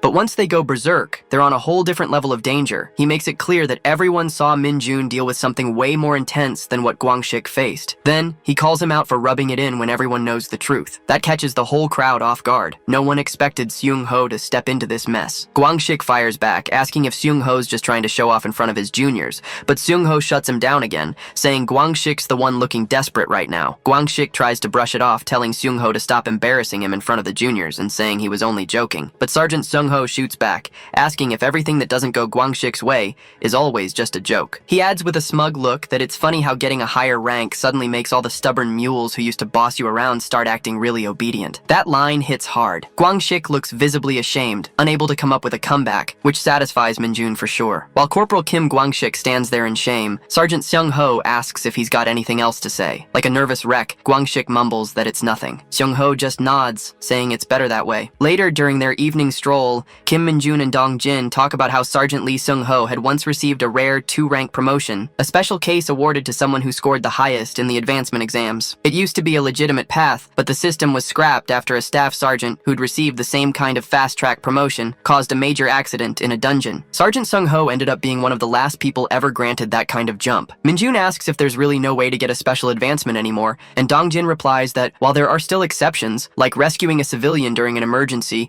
or pulling off something remarkable during a monster hunt, those situations are extremely subjective. He explains it's better to assume the rule doesn't actually exist, since barely any hunters have advanced through it. Minjun takes that as a hint that in the end, the commander probably has the final say. The guy's clearly desperate for advancement, though it's not like he's wishing for civilians to end up in danger. Still, what puzzles him more is how strangely quiet this place is, considering it's supposed to be overrun with monsters wreaking havoc every day, the kind that wiped out the entire North Korean army. Minjun keeps thinking that 2 days is more than enough. He's already itching to advance, even as a private. Dongjin tells him he's doing great and will be promoted soon, then asks if he's even paying attention. Right then, Minjun wishes a gate would just appear out of nowhere. A sudden announcement blares from the command and control center's speaker system. It's an emergency alert that a swarm of middle bats is creeping at the oil reserve, and all available hunters are ordered to respond immediately and install the protective shield without delay. The announcement keeps repeating, grabbing both Dongjin and Minjun's attention. Minjun's eyes light up in excitement as Dongjin tells him to hurry up. Middle bats are bat-type monsters about the size of children, known to live in colonies. While they're not especially threatening one-on-one, they're fast as hell and have the ability to spit fireballs. That makes them especially dangerous around something like an oil reserve. If not handled fast, the whole military base could go up in flames. Meanwhile, 2 hunters already stationed at the reserve are locked and loaded, scanning the skies and counting the bats, wondering how the hell these things managed to show up here of all places. One of the hunters warns the other not to fire anywhere near the oil reserve, asking what they'd do if the bats went wild and triggered an explosion. The other argues they can't just stand by and do nothing, but his partner insists they should wait and monitor the situation for now. The report's already been sent in, and someone's bound to show up soon to install the protective shield. Still, both of them are visibly on edge, uneasy about the risk. Just imagining what could happen if those bats spit fireballs before the shield goes up is enough to make their blood run cold. They keep debating what to do, still confused about why the bats showed up at the oil reserve in the first place. Just then, Minjun appears and casually announces that he'll draw the bats' attention. Both hunters freeze in shock, knowing that he's a newbie from the second company, and they have no clue what he's planning to do without any equipment. But Minjun brushes them off, saying he doesn't have time for gear when his precious guests,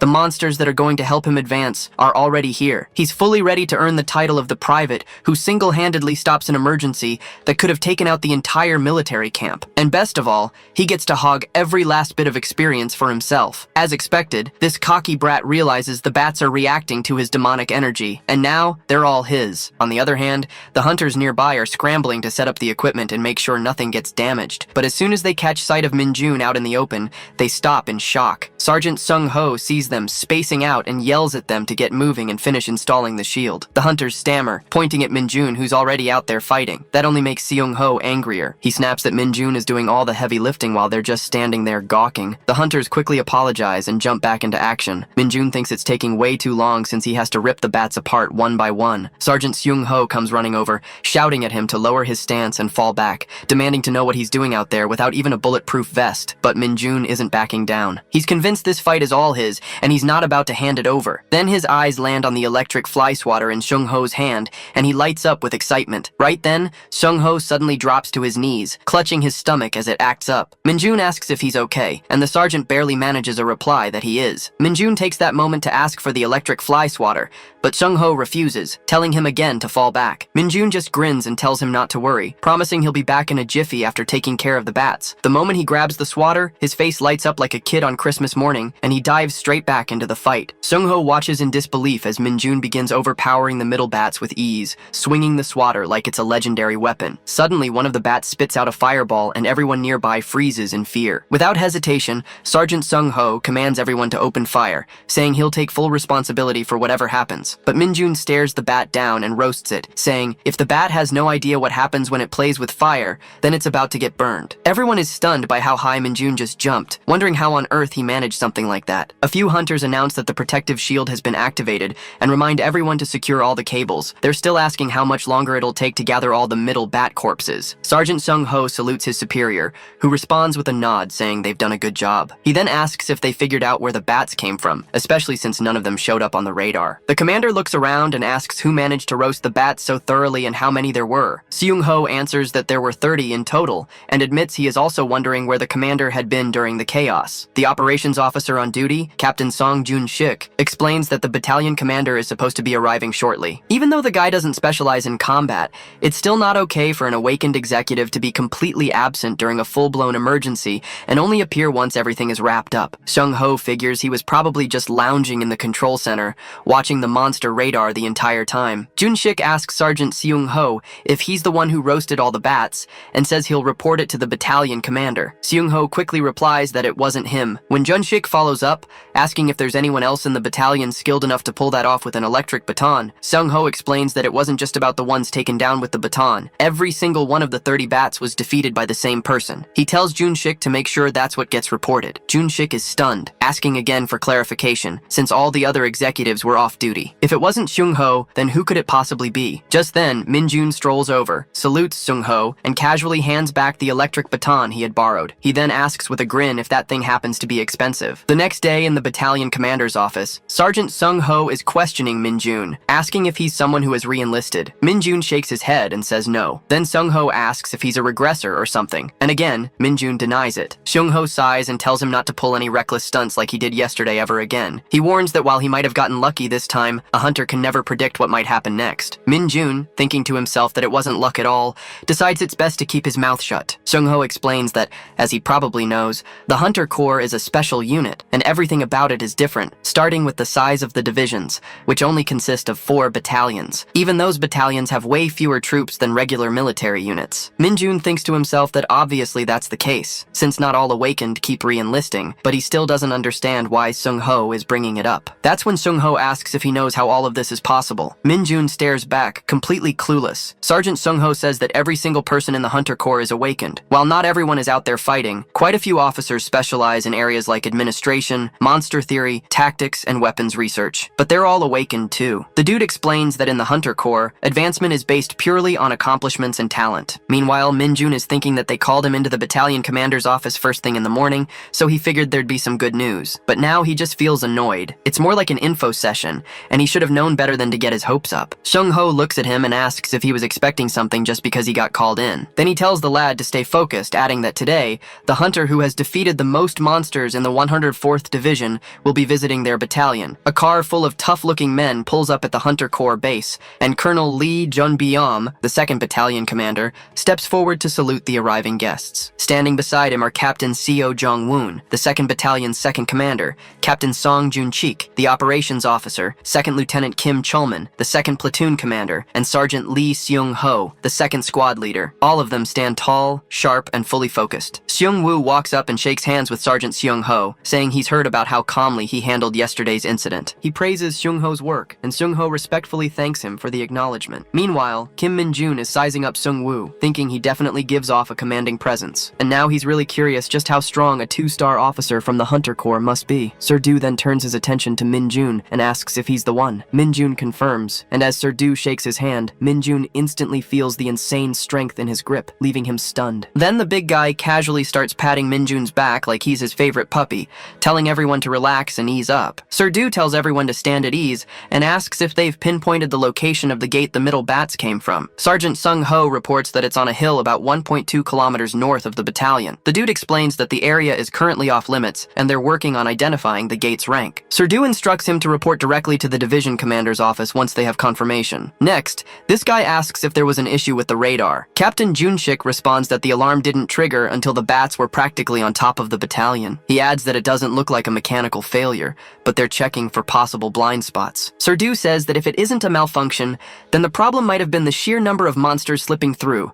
and orders them to inform the Divisional Ordnance Office and install 2 additional radars. The officer gives a sharp yes while the atmosphere stays tensed up and quiet. From there on, Sir-do turns to Min-jun, acknowledging his courage and fast reaction during the incident, but reminds him to be more careful next time, and at the very least, not to forget his equipment. Min-jun apologizes politely, though in his head, he's thinking that if he had brought gear with him, the entire battalion might have gone up in flames. But Sir-do tells him not to apologize, saying he's just joking, then asks if it's true that Min-jun took out 30 middle bats all on his own. Min-jun nods and confirms he did. Sir-do praises him, saying that if he hadn't acted so quickly, the oil reserve could have gone up in flames. Everyone standing there stays tense, unsure of what's coming next. Then Sir-do announces that Min-jun has a gift from the division commander and congratulates him on his advancement. He explains that normally, there would be a lot of red tape to get through, but when a soldier achieves something outstanding, they deserve to be rewarded right away. Sparky thanks him sincerely. Sir-do then orders Seung-ho to immediately grant Min-jun a 3-day, 2-night vacation. Seung-ho agrees without hesitation. The brat lights up. He expected to advance eventually, but he never imagined it would happen this fast, and now a vacation too. Suddenly, military life doesn't seem so bad. As they walk together, Kim compliments Min-jun for doing a great job, and mentions that he hasn't even had a proper conversation with him since his recent transfer, yet Min-jun has already made such a big impact. He adds that thanks to Min-jun's actions, even he ended up receiving a commendation. Min-jun thanks him, and Kim asks if it's his first time going home since enlisting and what he plans to do outside. Min-jun lights up with excitement and says he's obviously going to play Dungeon Power Fighter at the PC room. He figures that even if he goes home, he'll just end up in a restricted area with no internet, so he might as well spend the next 3 days and 2 nights gaming instead of wasting time on travel. He arrives at the PC room, where 2 guys nearby are deep in conversation. The big guy asks the cranky dude if he went there again, and the cranky guy groans, telling him not to even bring it up. He complains that the soldiers are so stingy. It's not like he was planning to go inside the cave. He just wanted to pick some pine mushrooms in the area. He says he already got permission from the mountain's owner and even deposited the money, so he doesn't get why they're stopping him. The big guy replies that Chang Xian went there before the area was completely restricted and came back saying the whole mountain reeked of something toxic. He adds that he had a headache for days afterward, so if this lad plans on heading back, he's definitely asking for trouble. The dimwit in the green cap says he'll just go there with a mask or something. Suddenly, Min-jun asks where that place is, which surprises both of them. They end up giving him a ride to Huaqian, and Min-jun thanks them for it. They tell him they can't go any further, or the soldiers will stop them and ask if he can handle whatever's going on up on that mountain. Min-jun tells them not to worry. The restriction will be lifted by tomorrow, so they'll be able to head back to the mountain soon. The guys tell him to be careful, and not to mention their names if anyone asks. Min-jun assures them he won't. As he walks, he thinks about how he ended up coming to Huaqian instead of spending his vacation at a PC room. That's when he catches a familiar scent. It's demonic energy. Min-jun notices the security near the entrance to the mountain is pretty tight, but surprisingly loose closer to the dungeon itself. In that case, he figures it's better to avoid drawing attention to himself, especially since he's still just a private. The soldiers at the cave entrance suddenly get stomach aches from all the purple smoke Min-jun is leaking, which is enough to corrupt them. One of them says he'll try to hold it in, but quickly gives up,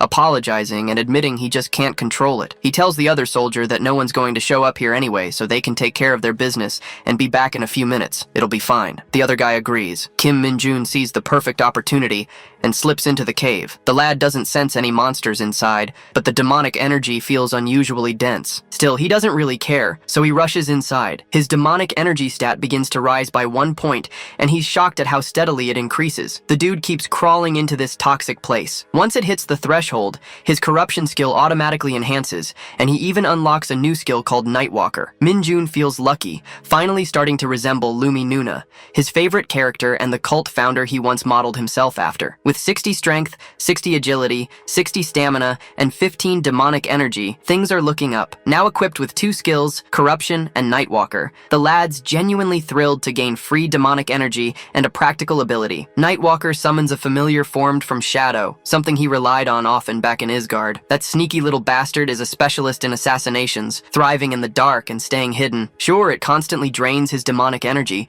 but it's more than worth the cost. But when he activates it with a simple emerge, disappointment hits. The familiar looks pitiful, like it might fall apart if the sun so much as glances its way. Min-jun wonders if it's the side effect of dimensional travel, or just his low demonic energy stat dragging things down. Still, after a moment, he reconsiders. The tiny withered form isn't useless.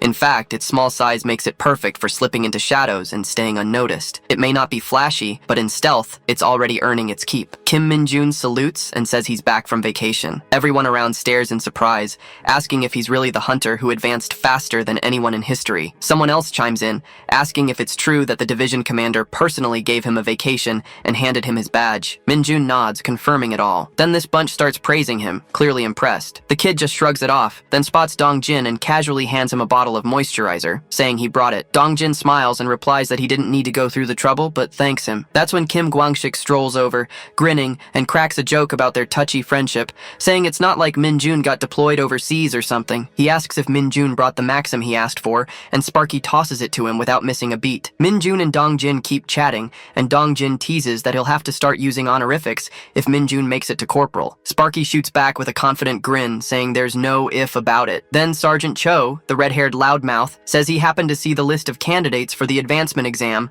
when he was passing by admin, and Min-jun's name was on it, Sergeant Sawyer. Kim, the guy in the blue jacket, is shocked, pointing out that the application deadline passed before Min-jun even transferred there. Cho raises an eyebrow, wondering if the division commander pulled strings to push it through, because there's no other explanation for the timing. Sergeant Kim says there's no way it's possible since it hasn't even been a year since Min-jun enlisted, so technically he shouldn't even qualify. The guys around start murmuring, surprised that the so-called newbie of the unit is about to take the advancement exams. They wonder if that's even allowed, but then someone points out that since Sparky's now a private first class, he's technically not the youngest anymore. Min-jun casually tells them that the training commander gave him a special offer. That stuns the whole group. Sergeant Cho squints at him and asks if he seriously came all the way to the front lines, just so he could start taking advancement exams a year early, calling him a complete madman. The red-haired loudmouth isn't joking either. Sergeant Kim adds that since Min-jun's already promoted to private first class, his eyes are clearly set on corporal now. He shakes his head and says if the kid actually passes, then he's 100% crazy. The room bursts into laughter.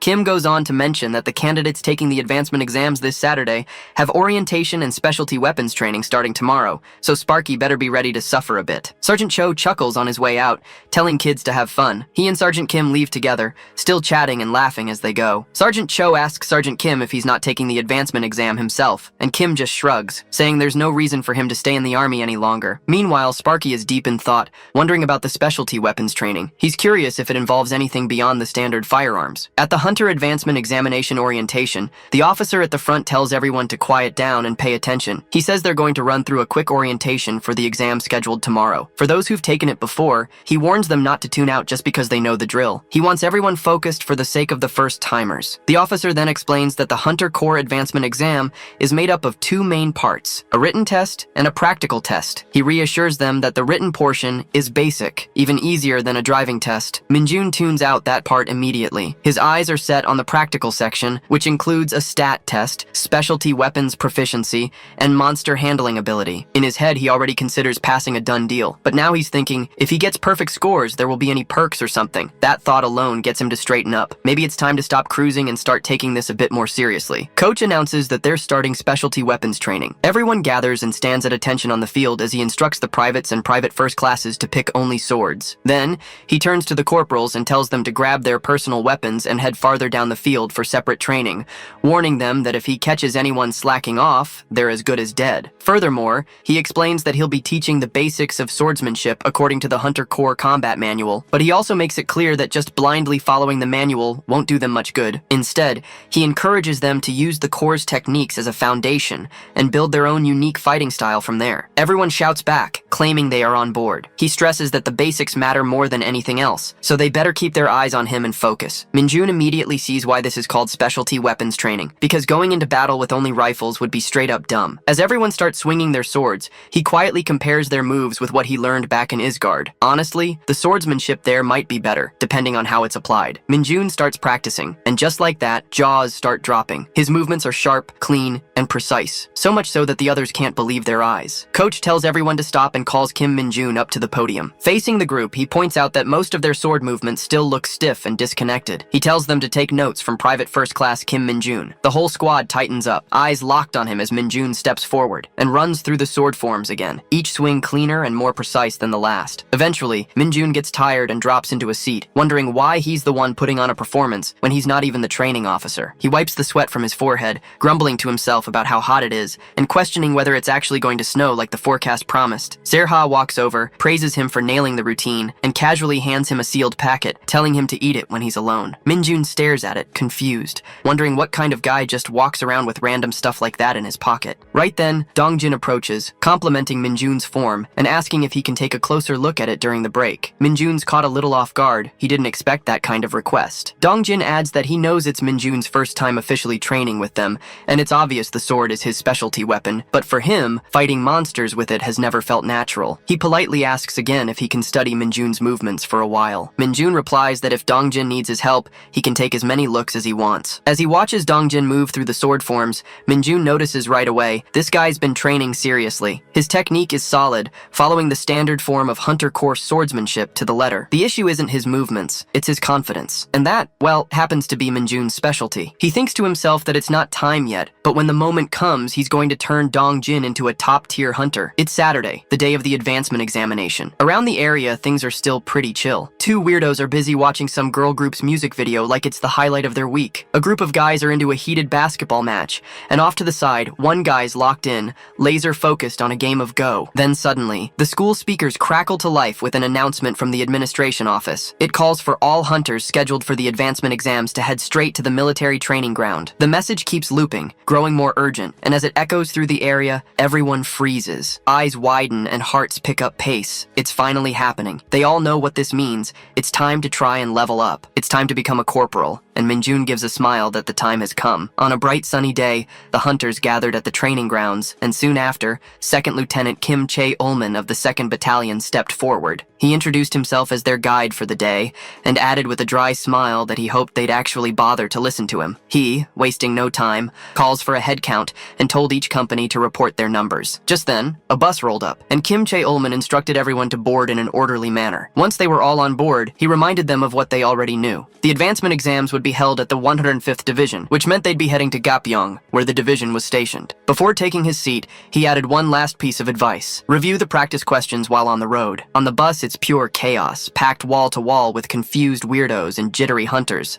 Some of them were chatting about how the 4th Battalion would be joining the advancement exams today, and one guy immediately perked up, asking if that meant girls would be there. His whole mood lit up as he started going on about how he was finally going to show off his years of practice and weapons proficiency just to impress them. Both of them got all hyped and fired up about scoring phone numbers. One guy came fully loaded with cheesy tricks to impress girls, even though getting their number was bound to be a struggle. Kim and June's fired up and ready to go all in. After a bumpy ride full of dumb conversations and sky-high delusions, they finally rolled into the 105th Division base in Gapyeong, Gyeonggi-do. Once there, they were ushered into written examination room 7, where the hunters took their seats and got ready to face the test. Invigilator Kang stepped up and announced the results, saying everyone had passed the written exam. Except for Cho Jong-wook from the 2nd Battalion of the 104th Division, all the other hunters were told to head to the practical examination room right away. Cho Jong-wook stood frozen, clearly stressed out as the others filed out around him. As soon as the room emptied, Kang let loose, yelling at him for failing an exam that's supposedly easier than getting a driver's license. He called him a fool, and his voice rang loud enough to echo through the hallway. Outside,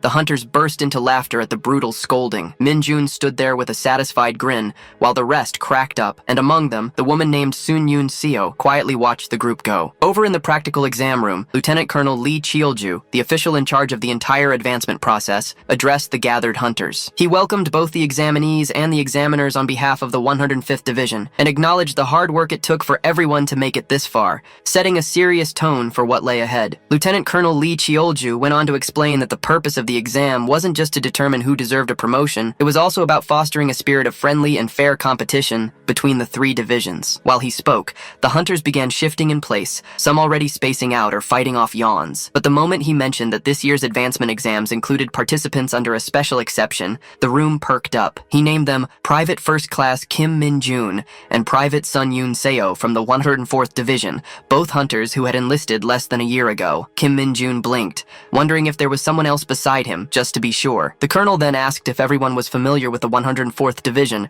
and warned them not to stir up unnecessary misunderstandings. One of the hunters muttered that it was true, that one could get special exceptions if one applied to the front lines with top-tier grades. A few guys during his enlistment year had been offered the chance too, but as far as he knew, they'd all turned it down. Then the moment he realized they were talking about the 104th Division, his words stopped cold and his face shifted to surprise. Everyone around him looked just as stunned when they noticed that Kim Min-jun had already reached the rank of Private First Class. Amidst the rising whispers and side glances, one guy couldn't help but notice how Kim Min-jun didn't seem to care at all about being the center of attention. While everyone else was either curious or shocked, Min-jun looked like he just wanted to get it over with. At the same time, Yoon-seo and Min-jun briefly locked eyes, but just for a second. The air between them was tense, but no one around seemed to catch on. Then, the colonel reminded everyone to give it their all. Then Captain Jung Sang-chol stepped forward, took charge of the group, and announced that they'd now begin the stat tests, starting with strength, agility, and stamina. Captain Jung Sang-chol explained that the first test would be the strength test,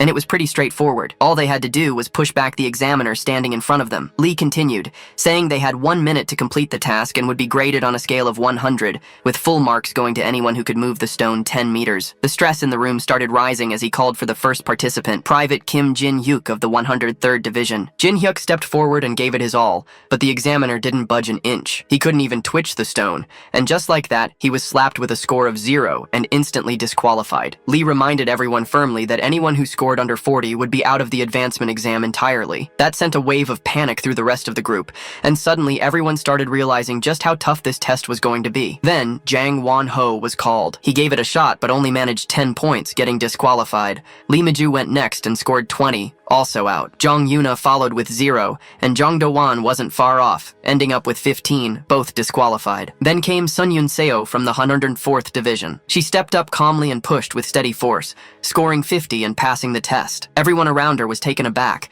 not just because she passed, but also because she was stunning. The moment they realized she was the daughter of the division commander, it clicked for most of them. Strength must have been in her blood. A few even muttered that getting too close to her might be dangerous, for their pride and their ribs. Kim Min-jun noticed her too, thinking she was just like him, someone who got in through a special exception. Then his name was called, Kim Min-jun of the 104th Division. As he stepped forward, he reminded himself not to repeat his previous mistake with the red stone. This time, he had a plan. If he could push the examiner past the 10-meter mark, maybe he could even snag some bonus points. He positioned himself with quiet confidence, eyes locked on the target, and then exploded forward with pure brute force. The examiner flew back like a rag doll, crossing the full 10 meters without a chance to resist. The score came in as a perfect 100. Even the examiner looked stunned, like he'd just been hit by a truck wrapped in a military uniform. The room went dead silent. Everyone was floored. Even Sun Yoon-seo, who rarely showed emotion, was visibly surprised. Private Yu Jung-hwa gets disqualified with just 20 points, and she bursts into tears. The tension in the air is thick. Everyone's feeling the pressure, wondering why this test is so brutal. Sir Jong steps up and tells everyone to quiet down. He announces that the strength stat test is now over, and they'll begin the agility stat test immediately. No No breaks allowed. He instructs those who've been disqualified to exit in an orderly fashion from the rear under the examiner's supervision. Meanwhile, 2 guys come in dragging a netboard. A few others roll in a gun machine, and the recruits start freaking out, thinking they're about to be shot at. Sir Jong reassures them they are not actual bullets, but just rubber ones. Still, he warns, if they get hit, it's going to hurt. He tells everyone to get ready to dodge as their lives depend on it. Kim Min-jun finds this whole thing kind of exciting. Sir Jong explains that the perfect score for the agility test is awarded to those who last a full minute. Now SEO stands prepared to start this machine running. They have to stay within the zone or else it's over. The whole squad is on edge. Then Sir Jong adds that since this is an agility test, they'll also acknowledge anyone who tanks all the hits, but still manages to stay in for a minute. For the disqualification criteria, Sir Jong explains that anyone who steps outside the area in under 30 seconds or gets severely injured will be immediately disqualified from the advancement exam. With that, he announces the start of the agility test. Right then, Dongjin walks up and calls out to Min-jun. The lad looks utterly surprised and Dongjin smirks, asking if Min-jun really thought he'd get disqualified during the strength stat test. Min-jun laughs awkwardly and says, "Of course not." Dongjin explains that all the private first classes, except for Min-jun, have taken the advancement exam at least once before, so they're unlikely to get knocked out during the stat tests. However, he adds that the qualifications remain the same. It's just that the overall score standard has gone up compared to when they were still privates. That's why Dongjin's been failing his exams. Then he gives Min-jun a tip that the rubber bullets fly just as fast as real ones, so relying on sight alone to dodge is a bad idea. Instead, he should focus on the slightest movements of the gun to predict the bullet's path. Suddenly, Sir Jong announces that Private Yoon Ki-tae has been disqualified and orders the examiners to escort him to the infirmary. Min-jun starts thinking about how brutal the stat tests are. So many people are getting knocked out before even reaching the real combat portions. No wonder the pass rate is so low. Still, making it this difficult actually makes sense. Then Private First Class Ji Young-do gets disqualified too, and Sir Jong, clearly disappointed, comments on how underwhelming this batch of hunters is. He reminds them this is nothing compared to the Sergeant Advancement exam happening in the room next door, wondering out loud how anyone is supposed to advance like this. Private Sun Yoon Seo gets called next, and the whole crowd goes silent. Everyone watches in awe as she dodges the rubber bullets with insane precision. Sir Jong raises his voice, telling the rest that this is exactly how it's supposed to be done. When she finishes and earns a perfect score, everyone around gasps, clearly amazed. But instead of basking in the praise, she suddenly stops and locks eyes with Kim Min-jun. Now standing still, Sparky is completely thrown off. Everyone starts whispering, wondering if they're dating or something. Sparky frowns, trying to figure out what she wants. He starts overthinking that maybe she wants a compliment for her performance. Well, if that's the case, she should ask her family for applause at home. When Private First Class Kim Min-jun gets called up, he steps forward confidently, still feeling Sun Yoon Seo's eyes stuck on him, which makes him even more irritated. But once the bullets start flying, Sparky becomes a whole different beast. Instead of just dodging in place, he charges forward, weaving through the rubber bullets like he's out on a stroll. The crowd loses it, laughing and shouting in disbelief as he keeps moving, and even makes goofy faces at Sun Yoon Seo while ducking and spinning through the fire. She in turn stands frozen, totally shocked by what she's seeing. The timer crosses the 1-minute mark, and Sir Jong, whacked out, finally yells out, "Ceasefire." Even someone like him didn't expect such a smooth play from a junior, so he proudly announces that Kim Min-jun has achieved a perfect score on the agility test. Everyone regathers on the field, standing straight and focused, and Sir Jong praises them for their solid performance. Later, Jong announces the start of the stamina stat test as the final part of the stat exam. The rules are simple, as they have to enter a dungeon and march through a transforming empty passageway with a strict 40-minute time limit. The instructions are broadcast over the speaker system. All participants need to get their hands stamped by the examiner stationed at the turning point inside the dungeon and make it back before time runs out. The only catch is that no one tells them how far the turning point is. It's just marching non-stop. Kim Min-jun wonders if everyone is seriously pacing themselves already when they've just started. This bunch moves so carefully that it starts to feel suffocating. He thinks about whether it'll be too troublesome if he just runs ahead. That's when Sun Yoon Seo suddenly dashes in front of him. Min-jun blinks, thinking, what does she want now? But then excitement surges through him. It totally looks like she's challenging him, and nothing gets Min-jun more fired up than a sudden race. Fired up, he kicks into gear and tries to match her speed, determined to catch up. Everyone around is weirded out, wondering what's gotten into this guy. But in a flash, Min-jun finally catches up to Yoon Seo and flashes her a confident smile,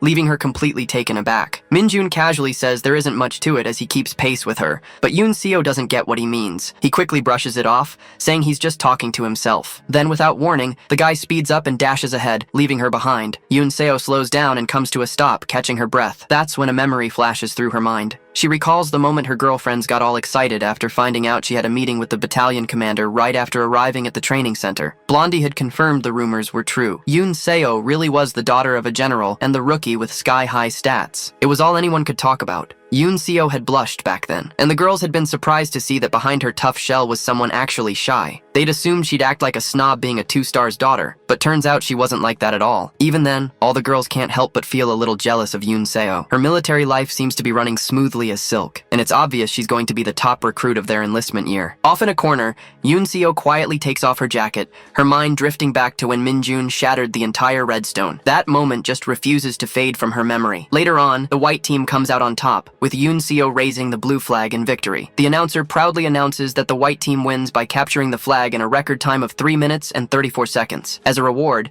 they earn a 10-minute break while the blue team is ordered to gather in front of the coach. The white team is praised straight away for setting a new record at the training center and is told to take it easy and rest up. Blondie then speaks up, giving full credit to their star player, Yoon Seo, saying the rest of them barely did anything. Later on, just when everyone's relaxing, Blondie bursts in and drops a bomb that someone broke their morning capture the flag record in the afternoon. What ticks her off the most is that the new record time is just 1 minute and 2 seconds. She's left speechless, wondering if anyone could really pull off a time like that. Blondie is seriously disturbed, while Yoon Seo quietly takes it all in. But the moment Kim Min-jun's name comes up, it hooks her attention completely, especially when Blondie yells that guy Min-jun from 4th Platoon broke the record all on his own. Yoon Seo stiffens, recognizing the name instantly. The other girls don't hold back either, saying that Kim Min-jun got a near-perfect score in the shooting range and even nailed the ICM training. The news spreads fast, and now all eyes are starting to shift toward this rising rookie. Yoon Seo doesn't say a word, but something about hearing his name again sticks with her. Next, Blondie keeps the gossip train rolling, saying Min-jun supposedly runs like a lightning bolt without even breaking a sweat. Even in her sleep, she won't shut up about how Min-jun apparently hunted down a hound the size of an elephant. Someone finally snaps a jung around to go to sleep. Meanwhile, Yoon Seo drifts into a memory of her childhood, her father gently patting her head before leaving the house. From that moment on, she made it her goal to become strong like him. Later, Commander Cho calls her in to praise her performance over the last 4 weeks. He says he wants to have a quick word with the daughter of his former superior. Yoon Seo doesn't mind, so Cho asks where she plans to apply with grades that exceptional, saying any division would be lucky to have her. He wonders if she's considering the 107th Division, where General Sun, her father, currently serves. That's when Yoon Seo finally asks, with quiet resolve, which division Kim Min-jun belongs to. Back in the present, she knows she didn't apply to this division just for childish reasons. Still, she did provoke Min-jun a little because she was upset, but now she gets why he's mad. Yoon Seo's face turns completely red, thinking back on all of Min-jun's stunts, unsure if she's jealous or just annoyed. That's when it hits her. Her real goal isn't to be number 1, but to become stronger on her own without relying on her father. She decides she should probably apologize to him later. After all, when someone that's skilled shows up right in her path, she should be learning from him instead of acting childish. With that, Yoon Seo kicks into full speed, marching hard until she reaches the turning point, only to find that deadbeat weirdo casually chatting with another guy. Right then, Min-jun smugly flashes his stamped hand in front of her face, teasing that he almost fell asleep waiting for her. That pushes all her buttons. She yells at the commander to stamp her already, and the old man has no clue why she's so fired up. Safe to say that apology is definitely off the table for now. Yoon Seo's inner demon has officially woken up. She's all hyped up, sprinting ahead to catch up with him while the other normies are barely dragging themselves in. Later, the commander announces that Private First Class Kim Min-jun took first place with a record time of 29 minutes. For second place, he names Yoon Seo with her time of 32 minutes. Jong bursts out laughing, pointing out how Min-jun nailed perfect stats again, which is just insane. After that, Jong tells the hunters who passed to go eat and then gather at the training grounds by 1 o'clock sharp. Later on, Yoon Seo heads over to grab her jacket, only to catch Min-jun making a goofy face at her like a total dork, and she's seriously weirded out by this dimwit. Then Sparky jogs ahead to catch up with Dong Jin. Yoon Seo ends up smiling to herself, realizing she totally fell for the provocation and lost this round. With nothing more to say, she slips back into her uniform and walks on. At the 105th Division base, inside the 2nd Practical Examination Center, a bunch of goblins with bat-like weapons are creepily screeching at Dong Jin, but he doesn't give a damn. The guy is definitely working up a sweat, but he's tearing through those goblins. Just as one of the goblins lunges at him, Dong Jin whips out his sword, but there's another creeping up from behind. He dodges the first goblin's swing with ease, then spins around to kick the one behind him, sending it flying. That second goblin isn't giving up though, and swoops in again, but Dongjin ducks like a pro and slashes it across the chest mid-motion. Even so, the damn thing's still alive and definitely pissed. Now both of them are ganging up on him, giving the poor guy zero room to breathe. Upon the platform, Min-jun quietly observes the scene below. He notes that the second part of the practical exam, specialty weapons proficiency, is way simpler than he thought. All they really have to do is show the examiners how well they've applied the techniques they've learned so far in the Hunter Corps. They just have to follow the manual, and that's enough to pass. Min-jun figures he can easily ace it, and as expected, most applicants picked swordsmanship for their test. Among them, Dongjin scored the highest. Even so, Min-jun can't help but notice how badly the guy is struggling now, caught in a rough spot with those two goblins out for blood. In the last part of the practical exam, known as the ability to handle monsters, privates are required to defeat 4 hounds, while private first-class soldiers have to take down 3 goblins using their chosen specialty weapon. This field definitely reflects real combat, as Dongjin manages to defeat the blue goblin with a stab to the chest, and that ends his round. Right then, the commander announces that Dongjin took 7 minutes and 52 seconds to complete the ability to handle monsters test. The guy's drenched in sweat, barely catching his breath, but he walks out with whatever strength he has left. Meanwhile, Min-jun notices that Dongjin had several openings to finish off the goblins, but hesitated each time, which makes him wonder if the guy doesn't fully trust his own abilities. Later, Dongjin comes out and stands beside Min-jun, head low, and clearly disappointed. When the commander calls in Min-jun for his turn, he doesn't want Dongjin to feel discouraged. Besides, Min-jun can't help but wear a smug look, knowing he's about to become a corporal today.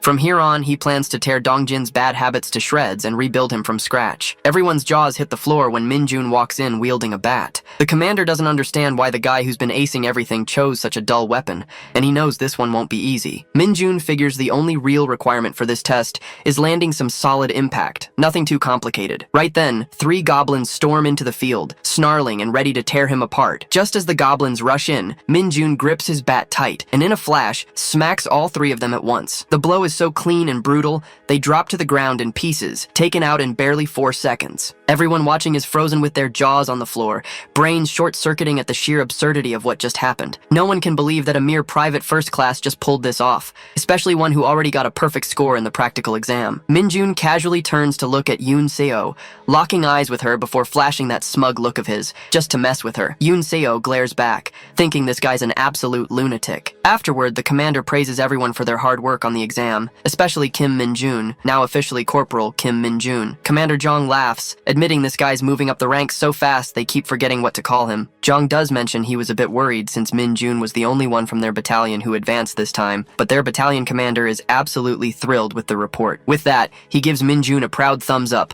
knowing full well that the battalion commander hadn't seen a private first-class score that perfectly before. Meanwhile, the entire squad erupts in cheers for Min-jun, the guy who pretty much saved their skins, because without him, their squad would have been wiped out before they even made it back. They joke around, letting him know there's no way he's allowed to turn into a bully if he ever makes sergeant. But deep down, Min-jun wants to see how well everyone actually does before deciding what kind of treatment they'll get from him. Aside from that, he pats Dongjin's shoulder, while this guy's already cooking up ways to level up his buddy no matter what. As soon as they return, Min-jun's planning to start training with their specialty weapons right away. Then he senses someone standing behind him and turns around to see Eon Seo. He knows she did pretty well handling the monsters herself, and figures she obviously has what it takes to pass the advancement exam too. While the bus is getting loaded, Eon Seo stays outside, and Min-jun is a bit confused about it. She's thinking this might be her chance to finally apologize for how she acted during the stat test. But right then, Min-jun presses his face against the window, mouthing a few words that totally shake her. He tells her that if she provokes him again, she's dead meat. And with that, the bus takes off, leaving Eon Seo frozen with a storm of mixed thoughts, convinced that guy is one crazy jerk. On their way, the whole bus loaded with hunters keeps asking Min-jun if there's something going on with him and Eon Seo. The girl's been checking him out all day even during the stat test, like she is interested in him. The guys are pulling Min-jun's leg for having an admirer, and they are eager for him to spill the tea. But Min-jun doesn't give a damn and doesn't even look remotely interested, saying Eon Seo provokes him. That's the only reason he trampled her a bit. All the lot cracks up knowing the look in her eyes was actually provocation. But that's not it. The dudes want to know more. They are itching to hear what Min-jun did to the hottest recruit in the 104th Division. Meanwhile,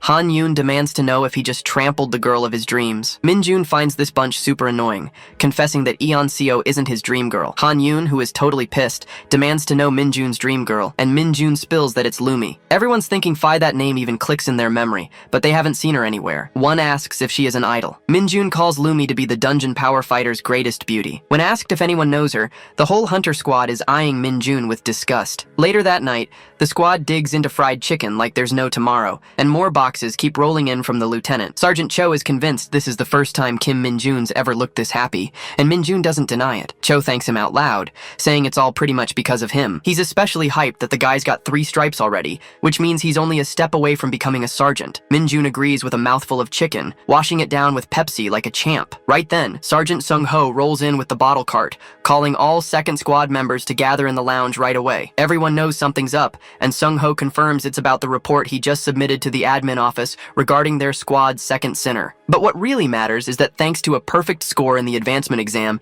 they've scored some beer. Sergeant Cho and Kim leap out of their seats with pure joy, refusing to let Minjun enjoy it all to himself. Sung-ho butts in, saying the beer is actually a gift from the company commander to Minjun, so technically it has nothing to do with anyone else. That instantly riles up the whole squad, with everyone grumbling that Sung-ho is getting on their nerves. Sergeant Cho calls him out, saying Sung-ho probably knew about all this from the very beginning, which is exactly why he kept Minjun and his squad from day one. Later that night, Minjun is out trolling by himself and takes the chance to summon his Nightwalker. He makes small talk with the little guy, asking if he's doing okay. Honestly, he was pretty flustered the first time this thing appeared during a summon, but now Sparky's got a clear plan. He doesn't really need an assassin. He's got the perfect job in mind instead. From here on out, he assigns the little one the task of gathering intel. Specifically, Minjun wants it to keep a close watch on the high-ranking officials, follow them around quietly, and immediately report back on anything weird, especially if it's related to demonic energy. Suddenly, the Nightwalker lifts its tiny hand, leaving Minjun confused for a second, until he realizes the little guy is asking for a treat. With a sigh, Minjun tosses him a ball of demonic energy. The moment it grabs it, the little shadow looks absolutely thrilled,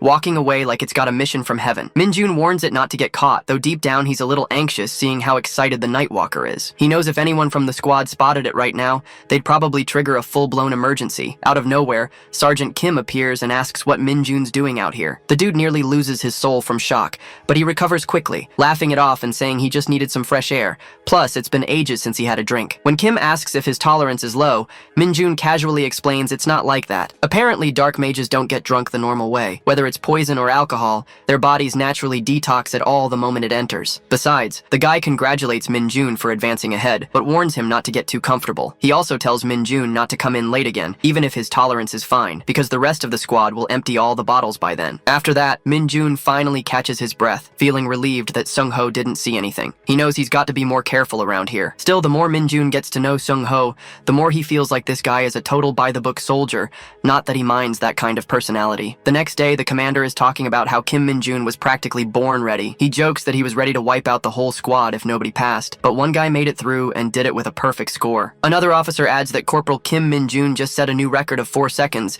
in the ability to handle monsters test. That makes the commander laugh, remembering how he once thought the training center's Commander Choi was nuts for hyping this kid up. But Minjun has shattered every expectation. He even handled the middle bat situation solo. Seo brings up how Minjun was the first to jump in during the oil reserve emergency, and Lee points out that this kid climbed ranks to corporal in just 1 month, which is already unheard of. They all agree. This guy doesn't just meet expectations, he destroys them. It won't be long before the entire Hunter Corps starts watching him. This makes Seo realize that Lee is hinting at the Hunter Special Forces Brigade, and he asks if Minjun can really handle something that big. But Lee is confident. He says Minjun is the one. He can feel it. He's seen plenty of hunters in his time, some even called legends in the Hunter Corps. But this kid might just be something else entirely. Maybe a new monster is about to be born in the Corps. Later, out in the desert, a swarm of lizard monsters, goblins, and orcs fill the horizon. In the middle of it all stands Minjun, casually gripping his bat, waiting for them to get close because that's when the real show begins. Inside the dorm, the guys are drinking hard like there's no tomorrow. One dude can't even stand straight. That's when Minjun walks in, catching sight of his squad mates completely wasted in the corner. One guy, clearly on the verge of a hangover, slurs out a question asking if Minjun's feeling okay. Sparky just throws him a smug grin and says he's totally fine, which leaves the guy stunned. He can't believe that after drinking so much, Minjun is still standing tall without a single wobble. He straight up calls him a real monster. Just then, Sung-ho walks in from behind, and Minjun casually asks if he's doing alright. The drunk guy stumbles into a salute for Sergeant Lee, who says he's doing fine after sweating it all out. Minjun flashes a smile as he looks over Sung-ho's fit build, thinking that this guy really is the definition of a true soldier. soldier. On top of that, Seung-ho asks if the kid has checked out the gym yet, and Min-jun replies that he hasn't gotten the chance. Seung-ho tells the kid to start using the gym now that he's a corporal. He adds that the virtual device in their squad is actually pretty solid, so Min-jun should give it a try. The moment he hears there's a virtual device, Min-jun gets a jolt of excitement. Finally time to check out and it's got him fired up. First things first, he needs to pick a monster. He scrolls through and selects the orc monster. But when it comes to the number of orcs, Min-jun goes completely nuts. He maxes it out to around 30. To him, that still feels way too little. He's trying to get that full-on game vibe like he's in the Warrior series. Then it's time to choose his weapon, and Sparky is absolutely losing his mind seeing how awesome the options are. After locking in all his selections, he steps into the VR room, fully geared up, clutching a jockey in his hand, ready to bring chaos. It's time to kick off the battle, and Min-jun finds himself dropped into a desert setting, pumped and ready to take on some monsters. The dude is loving the CGI and graphics that look almost too real. Orcs start popping out of nowhere, all geared up to wreak havoc, but Sparky isn't fazed. He swings his bat and nails his first sixer, sending an orc flying through the air. The impact feels incredible, and Min-jun is hooked from the first swing. He picks up the pace, smashing through orcs like it's nothing, completely in the zone. The way the bat feels in his hands makes him grin, and he calls out to the monsters to bring more. In just a few seconds, it's all over with only one survivor, Min-jun, but that was too easy. 30 orcs is not even close to satisfying, so he dials things up and selects 30 goblins, 30 golems, and 30 lizardmen to crank up the intensity. Now there are 90 monsters of 3 different kinds ready to tear him apart, but Min-jun is just getting started. With his bat in hand and a wild grin on his face, he asks if they've all gathered in one spot. Once they lunge at him, he casually counts down from 3 and charges in like a beast, ready to smack every last one of them into the ground with pure brute force. This maniac is smacking monsters left and right without a single pause, beating them to a pulp. The battle wraps up after he eliminates all the monsters, and the simulation ends. Taking off his gear, Min-jun is beyond impressed with the VR room system, calling it the next best thing after Dungeon Power Fighter. Just then, a new window pops up, revealing that he unlocked a skill called Basic Blunt Weapon Handling. At first he's stunned, but he checks the screen, which says this skill boosts proficiency with blunt weapons. Min-jun is pumped to see this, especially since he didn't expect to get weapon skills just like that. This means he doesn't even need to grind in dungeons to develop new skills. He decides to mess around in the VR room more often, using different weapons to up his game. Suddenly he bumps into Dongjin, whose face looks like he just saw a ghost. When asked, Dongjin, pale as a sheet, points at the simulation battle results. He's in total disbelief that this guy soloed 30 goblins, 30 orcs, and 30 lizardmen. Min-jun is annoyed to see the VR room broadcasting his results so openly. Dongjin demands to know if he really wiped them all out. Sparky doesn't know what to say at first, but then he gets an idea. With a serious expression like he's Dongjin's superior, Min-jun tells him they need to talk in the gym. Dongjin, sweating bullets, nervously asks why, and Min-jun flashes a sly grin, saying it's training time. Without waiting for a response, he shoves the poor guy into the gym, even as Dongjin whines about being hungover. Min-jun says it's perfect, since breaking a sweat will help. After they head inside, Kim walks in and is completely floored by the results Min-jun just pulled off. Kim Gwang-shik walks in asking where everyone is, and specifically where Kim Min-jun went. One of the soldiers quickly explains that most of the team went to the storage area to get snow removal tools, but he accidentally calls Kim Min-jun corporal, which he shouldn't have said in front of Gwang-shik since Min-jun hasn't been officially promoted yet. Realizing the slip, he panics and rushes off to send someone to call Min-jun, saying the platoon commander is looking for him. Meanwhile, Gwang-shik stumbles across a group of soldiers huddled together, clearly relaxed and having fun. Confused, he asks what's going on, and they casually welcome him and explain they're placing a bet, a full month salary, on how soon Kim Min-jun will get promoted to sergeant. Everyone has their own prediction: 6 months, 8 months, over a year. Gwang-shik is stunned by how seriously they're treating it, and asks why they're always making bets like this. Kim Moon-jun laughs at Jung Han-young's 6-month prediction, calling it crazy and impossible, while the others join in, teasing and enjoying the moment. Jung gets fired up, yelling that Min-jun isn't just some average guy, he's on a completely different level. Kim Moon-jun teases him for being all worked up, and Jung snaps back, saying he has no regrets and warns everyone not to back out later. The group bursts out laughing and locks in the bet, each throwing in their guesses with full confidence. Then Gwang-shik steps in and boldly bets on just 1 month, shocking everyone into silence. Meanwhile, Min-jun is in the gym, feeling a bit down because he's been training hard for days but hasn't seen any improvement in his stats. He starts to wonder if all that effort was just a waste of time. Then he remembers that even something as irritating as the Isgard incident ended up giving him a passive skill. One of his abilities boosts his strength by 150%, and he starts wishing he had something like Returned Hero's Strength, a skill that scales with stat growth. Just then, a notification pops up saying he's unlocked a new skill. It's a basic one called Power, power, and it gives him a boost of 5 to his strength stat. Even though it's simple, he's fired up and knows he can level it up later. As Minjun catches his breath, a fellow soldier shows up and tells him the platoon commander is looking for him. Minjun thanks him and heads out. The soldier watches him leave, a little confused by how calm and focused everyone seems around Minjun today, like something is off. When Minjun arrives at the administrative office, he salutes and reports in as ordered. Kim Min-chul greets him and brings him to the counseling office for a casual chat, asking how life as a corporal is treating him since it's been almost a week. Minjun replies that things are going great. Kim Min-chul congratulates him on the promotion and thanks him again for resolving the middle bats incident. Minjun shrugs it off, saying it was nothing. Then Kim Min-chul gets to the real reason he called him in. He hands Minjun an official certificate, a special award from the battalion commander. It's for handling the incident and scoring perfectly on his promotion exam. Kim Min-chul jokes that Minjun shouldn't be disappointed by how casually the award is being handed over, explaining that in the Hunter Corps,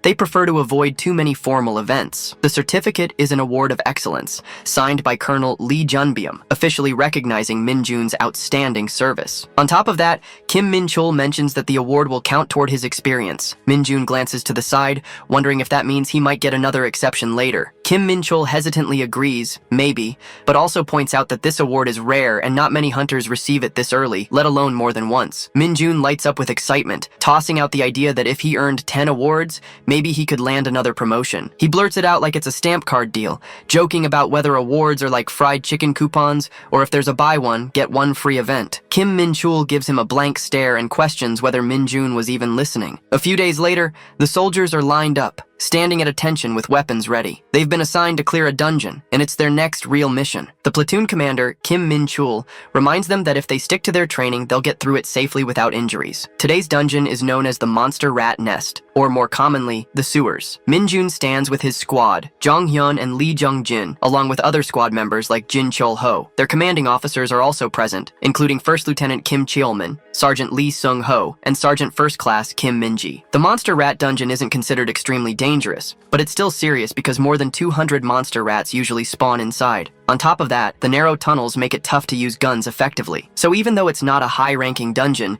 it still demands full focus and tight teamwork to clear it safely. What makes this one trickier is that there's only one exit besides the way the team came in, so the plan is to trap the rats by funneling them all through that single route. Kim Min-chul tells everyone to get into position and prepare the bait. They place it near the second entrance to lure the rats in. The dungeon stinks horribly, so all the soldiers wear the special gas masks issued by the Hunter Corps. One of the soldiers, Jong Shong-hee, grumbles about the smell and the rats, saying the monsters feed on gross stuff like rotten bananas, which only makes the stench worse. Even though it's hard to breathe and move around properly, the team pushes through and spreads out as much bait as possible to kick off the plan. The soldiers spot a massive group of monster rats charging in from the front entrance, and everyone immediately gets into position for battle. The commander shouts for the troops to form a line side by side at the entrance, and instructs the lower-ranked soldiers to move to the back with the vice commander for safety. Some soldiers start joking around, placing bets on who can kill the most monster rats, with the loser buying snacks at the PX. They even ask the squad commander if he wants in on the bet. Despite the teasing, they stay focused as the commander reminds them not to lose their concentration and to hold formation no matter what. The plan is to fight the rats head-on without breaking their line. Up ahead, Corporal Kim Moon-gi from 2nd Platoon, 3rd Squad, fights off rats fiercely, while right beside him, Corporal Jong Hyun from 2nd Platoon, 2nd Squad, holds his ground. Their squad commander, Sergeant Lee Sung Ho, leads them through the chaos. At the same time, Sergeant Kim Jong-tae from the 4th Squad and Sergeant Cho Tae-wook from the 3rd Squad are in the thick of it, cutting down rats with powerful strikes. Corporal Kim Gwang-shik from the 3rd Squad is also fighting intensely, making sure no rats get past him. As the fight goes on, the officers begin to take note. Sergeant First Class Kim Min-ji, the vice commander of 2nd Platoon, and First Lieutenant Kim Cholman, the overall commander, both observe that the troops are doing well, especially a few soldiers who are clearly standing out by quickly taking out rats before they can break through the front line. It shows just how skilled they are, proving that their training and hard work are paying off. Even Private First Class Lee Dong-jin from 2nd Platoon, 2nd Squad, is finally showing the results of his special training and is no longer falling behind. Suddenly, someone calls out for help, and another soldier immediately answers, jumping into action without a second thought. But just then, more monster rats appear from the rear. The soldiers quickly shout a warning that the back is under attack. The commander orders the 1st and 4th Squads to handle the rear entrance and tells the privates to slowly back away using their shields for protection. He warns them not to overdo it or break formation because they're almost done. Just a little more to go, but something feels off. Through his gas mask, Guangxik senses that something is wrong. He realizes too late that something dangerous is coming, not from the front, but from underground. An irregular monster starts to emerge, and Guangxik sees that it's huge, having fed on the other rats, and its size is absolutely terrifying. Frozen in fear, Guangxik can't move. Li Dongjin tries to shout but finds himself just as frozen. He finally screams at Guangxik to get out of the way, begging him to run, to move, to do anything, but it's already too late. Then Kim Minjun looks closely and notices something strange in the monster's eyes. They look completely blank, empty, and there's no fear in them at all. That's when Minjun realizes the truth. It's overflowing with demonic energy. At the same time, Li Dongjin gets praised for acting quickly to save Guangxik. Right after that, soldiers from behind shout to Minjun that it's too dangerous and tell him to fall back. They also order all corporals to follow him while telling the rest of the squad to stay ready. Kim Minjun just smirks because, while all of that is happening, he's secretly absorbing the demonic purple energy through the monster's eyes. A dangerous and mysterious power. He's a bit worried someone might notice since using or gaining demonic energy could raise suspicions or even be considered dangerous in their world. That's why he sarcastically thanks Li Dongjin, since Dongjin's bold move ended up distracting everyone and helped Minjun absorb the energy without being caught. Then, a message appears letting him know that he's absorbed a certain amount of demonic energy and that his demonic energy stat has increased by 1. In the end, Minjun realizes just how much power the monster held, and he says he'll make good use of that energy for the right reasons. Jong admits defeat, clearly impressed. Meanwhile, Minchul Kim confirms that it really was an irregular monster, and the report comes in. All platoon members have now pulled out of the dungeon. Only one irregular monster was confirmed, and it was taken down by a single platoon member. Even though things have calmed down, the buzzing of mosquitoes and the lingering tension serve as a reminder that nothing on the front lines is ever truly normal. Jong walks up to Minjun, sincerely thanks him for saving them, and admits how frozen he felt when he first saw that monster. Minjun brushes it off, apologizing for acting without orders, but Jong quickly reassures him that there's no need to be sorry. It was clearly an emergency, and Minjun's quick thinking probably saved both Guangxik and Dongjin from real danger. After that, Minchul Kim checks in with Minjun, asking if he's hurt, and Minjun confidently replies that he's fine, standing tall and proud. As Minjun lets out a breath, Kim Minchul quietly warns him that they'll need to have a private talk once they return to camp. Jong watches this exchange, and notes that the platoon commander doesn't look pleased. Meanwhile, updates come in through the comms. All evacuated members have only minor injuries, and Dongjin has already completed his checkup and is heading back to camp. Guangxik, despite having a few bruises on his head, is expected to recover fully and return by tomorrow. The second platoon is called to attention in response to the unexpected events, and the dungeon clearance operation is officially called off. Everyone is told to check their gear and prepare for departure. Without hesitation, the squad responds in unison. Later, at the administrative office, Minjun is called in regarding the official report. He's told to write down exactly how he defeated the irregular monster and hand it in, but Minjun pauses, unsure of what to write. He jokingly thinks about saying he tried to smash it with his shield, and when that didn't work, he just punched it, though he doubts anyone would believe a story like that. Minchul Kim admits he couldn't see everything clearly because his vision was blocked, but he still asks if Minjun really beat the monster with just his fist. Minjun becomes unsure how to respond and says the monster was full of energy and he didn't have time to think. Shifting the conversation, Minchul Kim asks about Minjun's stats, and Minjun replies that his strength is 65 and his agility is 60. Hearing this, Minchul Kim is shocked, noting that even as a first lieutenant, his own stats are just above average at 40. He realizes Minjun's stats are more than double those of a typical sergeant, and mutters in disbelief, thinking that with numbers like that, Minjun could have easily gotten into the Hunter Military Academy. It feels like a missed opportunity, especially since Kim remembers the record showing that Minjun dropped out of high school, which would have made enrollment tough. Still, he tells Minjun that if he ever wants to become an executive, he should consider taking the GED and applying to a university. He adds that once Minjun reaches the rank of staff sergeant, he'll have the option to travel for classes and take online courses too, and even offers to look into the process for him. Minjun admits that he doesn't really enjoy studying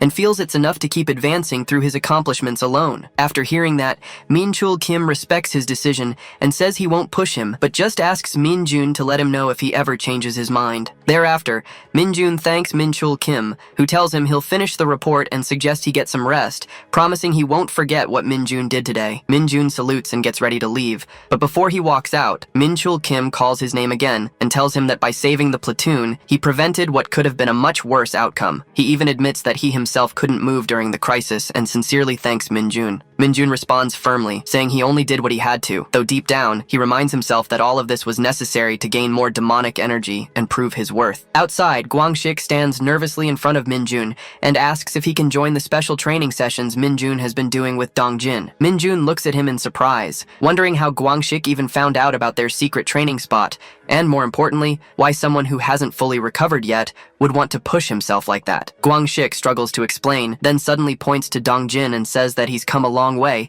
and is actually half decent now. Guangxik admits it's probably because of their training, and that's why he wants to join in and start training too. Minjun isn't impressed and asks if Guangxik really thought he could just join like that. He reminds him that there's an order and discipline to these things, especially for someone like Corporal Kim Guangxik. Guangxik bows his head slightly and sincerely thanks Minjun for saving him. Guangxik bows his head slightly and sincerely thanks Minjun for saving him, then turns to Dongjin and apologizes for how he used to treat him.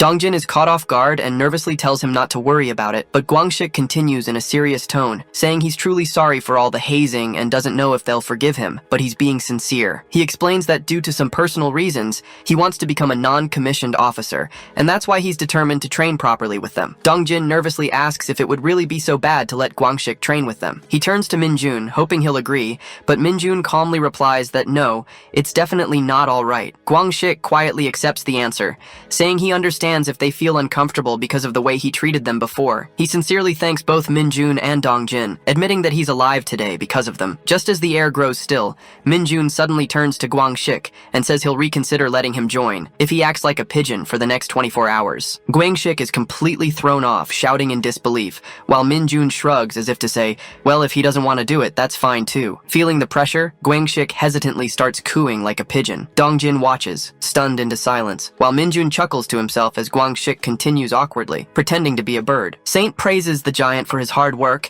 and gently asks if he has anything to say, and though the giant seems unsure, he eventually asks how long the Saint plans to keep doing things like this. Saint replies that no one really knows, then offers a gift, saying it's for the one who's looking ahead. Saint adds that something given from the heart can never be too much. Meanwhile, Sergeant Cho is annoyed that even after returning from a tough dungeon mission, they're already being made to do construction work for the camps. He complains that being treated like this during his final year of service feels unfair. While working, Purple thinks out loud, wondering if these camps even make a difference in monster fights, and Cho just shrugs, saying no one really knows. Just then, a delivery arrives, and Guangxik announces that it's finally here, Stettel, and explains that they jokingly call it Stettel because no one's quite sure if it's made of stone or metal. The name comes from how confusing and ridiculously tough the material is. As they begin moving it, Guangxik quickly realizes it's way heavier than it looks, and solid as a rock. They struggle with the weight, and one of the soldiers explains that this is exactly why camps are built with it, because it's so tough and reliable. Guangxik adds that it's made from a rare mineral found only in specific dungeons. He starts to mention the name, but Minjun cuts in and distracts him,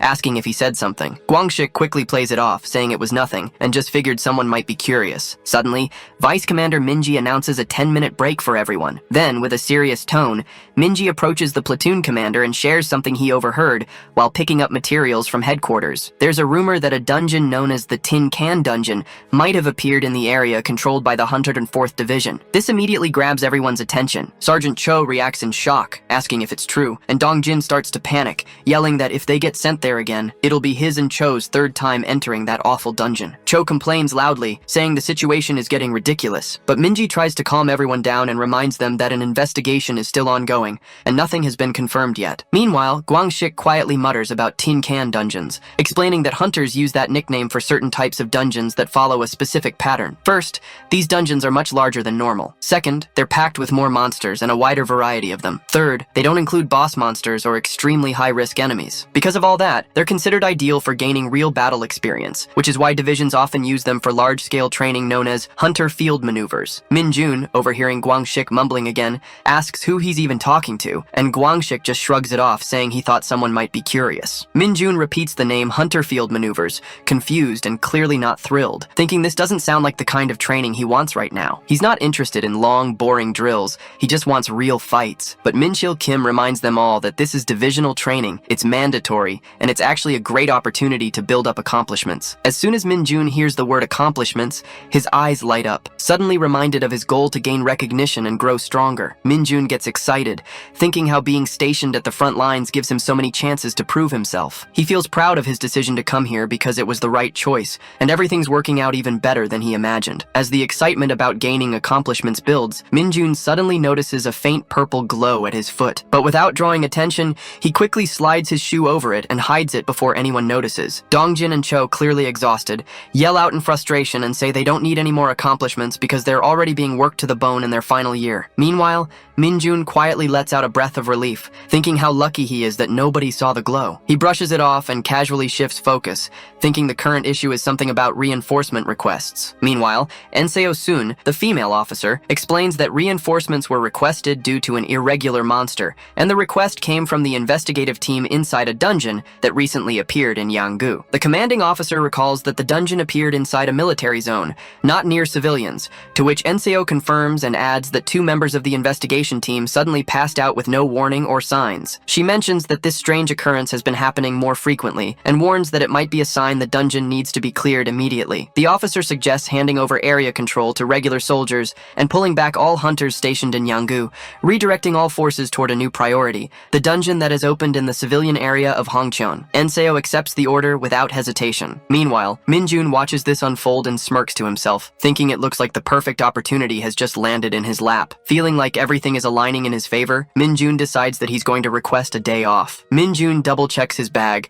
wondering if he packed everything he needs. As he moves ahead, Minjun Kim spots him and casually asks if he's heading out already. He also mentions that he noticed Minjun carrying way more steel than the others during the camp construction, and now it all makes sense. Minjun wanted to finish early so he could use his day off. Half impressed and half annoyed, Minjun tells him that he really is something else. Minjun smiles and thanks him, but Minjun quickly clarifies that it wasn't exactly meant as a compliment. Then, pointing to the form, Minjun notes that Minjun's registered home address is currently in a restricted area. Curious, he asks where Minjun stayed the last time he left, and Minjun replies honestly that he stayed in a PC room. As expected, Minjun pulls out a key and tells Minjun that if he's okay with it, there's a place he can use. An apartment that belonged to his parents, currently empty while they're away on business. It's kept clean since Minjun visits during his own breaks. Minjun tries to politely decline, saying it's not necessary, but Minjun cuts him off firmly and insists that this time, it really is. Quietly, Minjun reads the small note handed to him earlier. It says the apartment is a bit far from the camp, but still within Gangwon-do, located in Chuncheon at XX Villa. Minjun thinks to himself that it's definitely better than staying in a noisy PC room. Chuncheon isn't too far, so it's not a bad option at all. He also recalls what First Lieutenant Minjun said, "Take the key even if you don't use it, just get some proper rest." Minjun folds the note and puts it away. As he does, Minjun glances down at Minjun's info sheet. His name is Kim Minjun. His listed address is Gyeonggi-do, Nimda-hyun. Both of his parents, Choi Yoon-ju and his father, are marked as missing. Meanwhile, Minjun arrives at the Yanggu County bus terminal, where nearby soldiers are talking about a dungeon that recently appeared near an old, abandoned school. They're instructed to stay at least 1 kilometer away and focus on securing the perimeter. Minjun stands quietly off to the side, listening without drawing attention. His eyes fix on a distant, silent building that must be the dungeon. As he approaches, he wonders what kind of creature he'll face this time, annoyed that the person who sent him didn't even bother to check what kind of monster it was. Typical. Minjun tells himself that if things get too risky, he'll just turn around and leave. The moment he steps forward, a faint glow flashes across his vision, and a message confirms that he's entered the dungeon. The air inside is thick and sticky, unusually humid, and the walls are cracked with the ground torn up, signs that something violent happened here. He spots a shattered object nearby and knows immediately that a battle took place. He can also feel someone or something watching him. Without missing a beat, Minjun calls it out, telling it to show itself. The monster steps forward, and Minjun studies the massive creature. Unsure if it's a goblin or a kobold, but whatever it is, it's way too big. He's honestly shocked the investigative team managed to survive an encounter with something like this. Without waiting, Minjun charges in, mocking the monster for surviving its earlier fight, then activates his corruption skill. The monster doesn't even flinch. It doesn't block or react at all. Minjun compares most of his previous enemies to ants, but this one feels more like a giant beetle. Still, a bug is a bug, and with frustration bubbling up, Minjun glares at it, launching one last attack while shouting for payback for ruining his brand new clothes. After defeating the monster, Minjun suddenly receives a system message saying he has absorbed more demonic energy, and his stat increases again. Another message follows, and his demonic energy stat goes up by 1 3 times in a row. With that, Minjun finally crosses a threshold and unlocks a new skill, Dark Arrow. His Nightwalker skill also gets enhanced, and on top of that, he gains basic swordsmanship. Excited, Minjun quickly pulls up his status window. His stats now read Strength 65, Agility 60, Stamina 60, and Demonic Energy 22. He grins at the sight of the new skill, Dark Arrow, which allows him to attack from a distance using demonic energy, exactly what he needed. But what catches him off guard is the basic swordsmanship. Then it clicks. It must have come from landing that critical hit during the fight. A lucky moment for sure. As Minjun thinks back, he remembers a strange shine he saw just before the battle. Curious, he walks over to investigate and spots something. It looks like either the tip of an arrow, a piece of a broken sword, or maybe something the investigative team left behind. The shape and color feel oddly familiar, like he's seen it somewhere before. As Minjun holds the object, monsters begin coming from behind. Another thought hits him. He's just unlocked a new skill and hasn't even tried it yet, and the timing feels perfect. Looking around the dungeon, even though his mission is officially done, he decides to stay a bit longer because it wouldn't hurt to clean up the leftover monsters while testing out what his new power can do. After clearing the dungeon, he feels proud and relaxed. Plus, he's excited to finally have some free time, so he decides to play his favorite game, DPE. It seems like the perfect way to wrap up a productive day. His day off feels satisfying and well spent, but that peaceful mood doesn't last long. As soon as Minjun returns to camp, he senses something is off. Everyone looks serious, and the energy around the platoon is heavy. John quickly informs Minjun that it really is a tin can dungeon, and next week they'll be doing a large-scale real-life training session called the Hunter Field Maneuvers. Every platoon will start from different random points and work their way to the center of the dungeon. The goal is to respond to sudden emergencies, fight monsters, and survive the pressure of real combat, and no one gets to relax. Everyone has to stay alert and battle-ready. As the exercise begins, Minjul Kim shouts commands to take positions on a hill. Suddenly, dark balls appear, monsters that float and have thick, durable skin. These creatures are tricky because melee weapons don't work well on them. All troops are ordered to put away their specialty weapons and use firearms. They begin firing non-stop to stop the dark balls from getting closer, but Minjun finds it all thrilling because this kind of training is exactly the kind of dangerous action he enjoys. Minjun warns everyone that if those monsters get too close and start sucking blood, they'll become almost impossible to stop. If any soldier gets bitten, it's pretty much over for them. Minjun realizes that if too many people get injured or taken out, their platoon score in the training will drop badly, and that's not something he's willing to let happen. After that, Minjun gets serious and calls out for Sergeant Lee Seung-ho. While running across the battlefield, Minjun's foot suddenly slams into a black monster that appears in his path, and the impact is so strong and fast, the creature shoots straight up into the sky like a kicked ball. Everyone around him freezes for a second, watching the monster disappear into the clouds above. Afterwards, Minjun wishes he could just use his dark arrows to shoot down the floating monsters, because that would make things a lot easier. Meanwhile, the commander, Minchul Kim, gives the loud order for all troops to fire freely at the dark balls in the air. As the battle calms, they finally get a short break, and the troops are told to rest for 10 minutes, check their gear, and report any injuries in their squads. During the rest, Sergeant Cho feels drained and mentions how this session feels way harder than the last one, wondering how many battles they've already gone through. In-ho Choi replies that he isn't exactly sure, but brings up a strange rumor. Some people are saying this dungeon might not be a typical tin can dungeon after all. That surprises Sergeant Cho, who asks what he means. In-ho explains that the rumor is there's actually a boss monster hidden inside, which shouldn't be the case for this kind of dungeon. Word is, the creature was captured alive and locked away somewhere in the central assembly area. As the break ends, Minjun calls everyone back to training, and the soldiers follow orders. Moving forward, Minjun suddenly spots someone in the distance, a Hunter Corps soldier wearing 2 stars on their uniform. Minjun immediately recognizes him and knows exactly who he is. The scene then shifts to a giant figure returning with a broken sword in hand. After seeing this, an old man speaks calmly to the giant. Since he returned so quickly, the old man assumes the mission must have been rough, or someone messed up by blindly following that woman's orders. As he examines the blade, the old man frowns at the severe damage, and then asks if the giant has been hunting demonic monsters again. At the central dungeon assembly point, tension starts to build as Lieutenant Colonel Ko Jung-chul of the 3rd Battalion notices that the number of monsters inside the dungeon is much higher than expected, and quietly hopes things stay under control without any serious incidents. Standing next to him, Colonel Jaeon Sung-kyun of the 1st Battalion explains that the division commander believes the troops' overall combat ability has been slowly declining, but Ko Jung-chul worries they might be pushing the soldiers too hard, both physically and and mentally. Then Colonel Lee Jun-beom of the 2nd Battalion shows up, visibly anxious, and asks if anyone knows where the division commander went. John Sung-kyun just shrugs and says, "Everyone knows how unpredictable the commander can be. No one can stop him once he sets his mind on something." Still uneasy, Lee Jun-beom questions why the commander would even take part in this kind of training himself, and his concern grows when he realizes the division commander went straight to the area where his own battalion members are stationed. That's when Lieutenant Colonel Ko Jung-chul reveals what the division commander said before heading out, that there's a soldier he wants to see with his own eyes. Min-chul Kim stares in disbelief. He knows that in these exercises, there's usually a penalty mission where someone pretends to be injured, and that person has to be carried by their squad. What shocks him is who's playing the injured soldier this time. That role was supposed to go to a regular officer from Division HQ, but somehow the division commander himself is lying on the stretcher, playing along. While Min-chul tries to wrap his head around it, the commander casually tells them to take good care of him. Min-chul quickly snaps to attention and salutes, despite still being stunned. Then Sergeant First Class Kim Min-ji steps forward, explaining by the book that the injured person must be transported properly. Trying to stay respectful, Min-ji offers to carry him, but the commander cuts him off mid-sentence, reminding everyone loud and clear that they should know his personality by now. Seo-kyung, the division commander,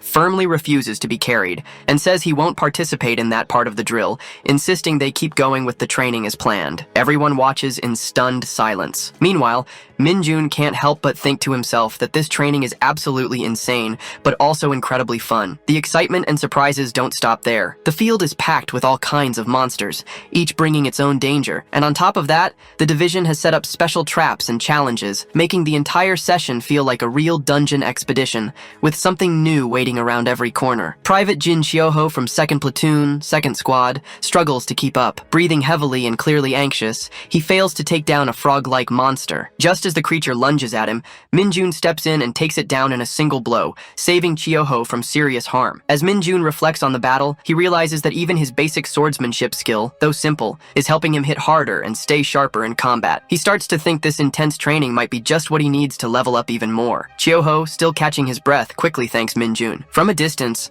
Seokyeon watches the battlefield and admits to himself that this might be the toughest round of hunter field maneuvers they've ever done. Meanwhile, Min-chul Kim calls out to the troops, urging them to hang on until the break, and everyone pushes forward with what strength they have left, though it's clear Kim Min-jun is standing out more than ever. At the same time, in the northern section of the dungeon, Private First Class Sun Yoon Seo shows off her skills by taking down multiple monsters on her own. She breathes hard, wiped out from the effort, but just as another girl soldier is about to be attacked, Yoon Seo charges in and saves her, keeping her safe without hesitation. All the platoon members have managed to reach this point of the training without suffering any serious injuries. Seokyeon watches with pride, while Min-chul Kim, standing nearby, acknowledges how capable the platoon truly is. When Min-chul humbly gives credit to the members, Seokyeon reminds him that recognizing and managing good soldiers is also part of a leader's strength. He encourages Min-chul to give it his all for the final phase of training, and Min-chul replies with gratitude. Suddenly, Seokyeon loses his balance. Sergeant First Class Kim Min-ji quickly snaps at him,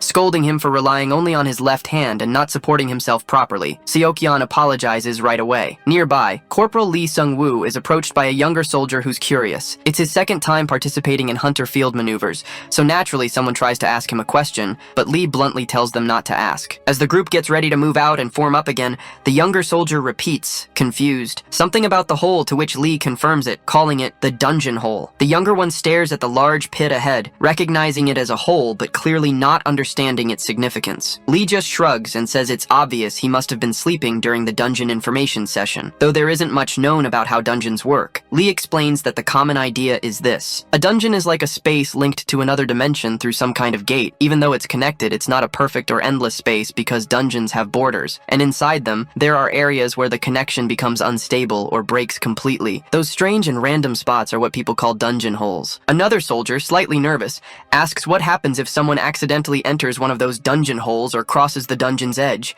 to which Lee admits he isn't exactly sure, but says people believe they'll suddenly be teleported to some random place inside the dungeon, like a sudden pop. Right then, something unexpected happens, and a strange noise and reaction spreads spread across the group because someone appears in front of them. A girl soldier is lying on the ground, helpless. Minchul Kim quickly steps up and reassures her, saying he already reported the situation to the 4th Battalion and tells her to rest and not worry. The girl, still anxious, asks if her battalion members are all safe, and Minchul gently confirms that yes, they're all safe, and in fact, deeply worried about her too. He adds that the training has been paused to focus on recovering Private First Class son Yoon Seo. Minchul explains that the situation has been officially reported, so training will likely resume soon. Yoon Seo quietly thanks him, clearly relieved that things are under control. Minji reminds her that with a fractured foot, it's better to rest, because hunters must protect their health just as much as they sharpen their combat skills. Minchul adds that headquarters has been contacted, and the transfer crew are already on their way. He starts to say that her participation in this session is now over. Before he can finish, Major General Do Seo Kyung arrives, and his sudden appearance catches Yoon Seo by surprise, because she hadn't expected the division commander to be out here during training. The soldiers fall silent, fully aware of the weight his presence carries. Minchul Kim informs the general that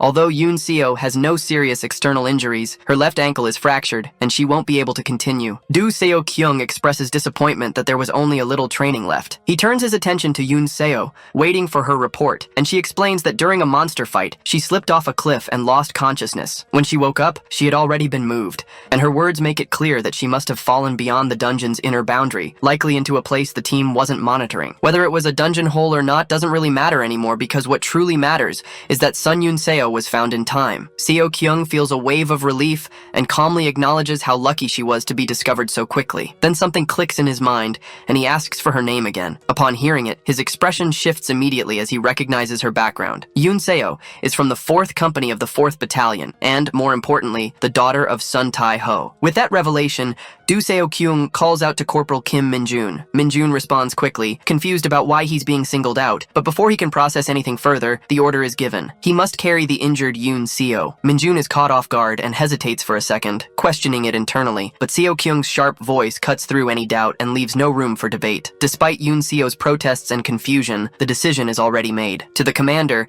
this is not just an order, it's a task that could be counted as a valuable accomplishment. The situation is now under control, and the mission is simple. The injured must be safely transported without delay. Min-jun prepares to give Yoon Seo a piggyback ride. She's visibly frustrated, but eventually gives in after Min-jun calmly tells her that she can quit the training if she wants, though doing so will reset her training score. Faced with that, Yoon Seo chooses to continue and politely asks to be looked after. The platoon watches in stunned silence, especially Jong, who can't believe how Min-jun still has so much strength left. To them, it doesn't even feel like Min-jun is human anymore. Minjil Kim instructs the pair to follow along at the rear with the vice commander and to report if Min-jun gets tired, but Min-jun shows no signs of slowing down and clearly doesn't expect to fall behind. At the same time, Minju quietly talks to Seo Kyung about Seo getting special treatment just because she's the daughter of another division commander. Seo Kyung hears this and responds with a calm reminder that there's no rule saying the injured shouldn't be helped. This too is part of the training. Minju acknowledges it without further pushback, but then Major General Do Seo Kyung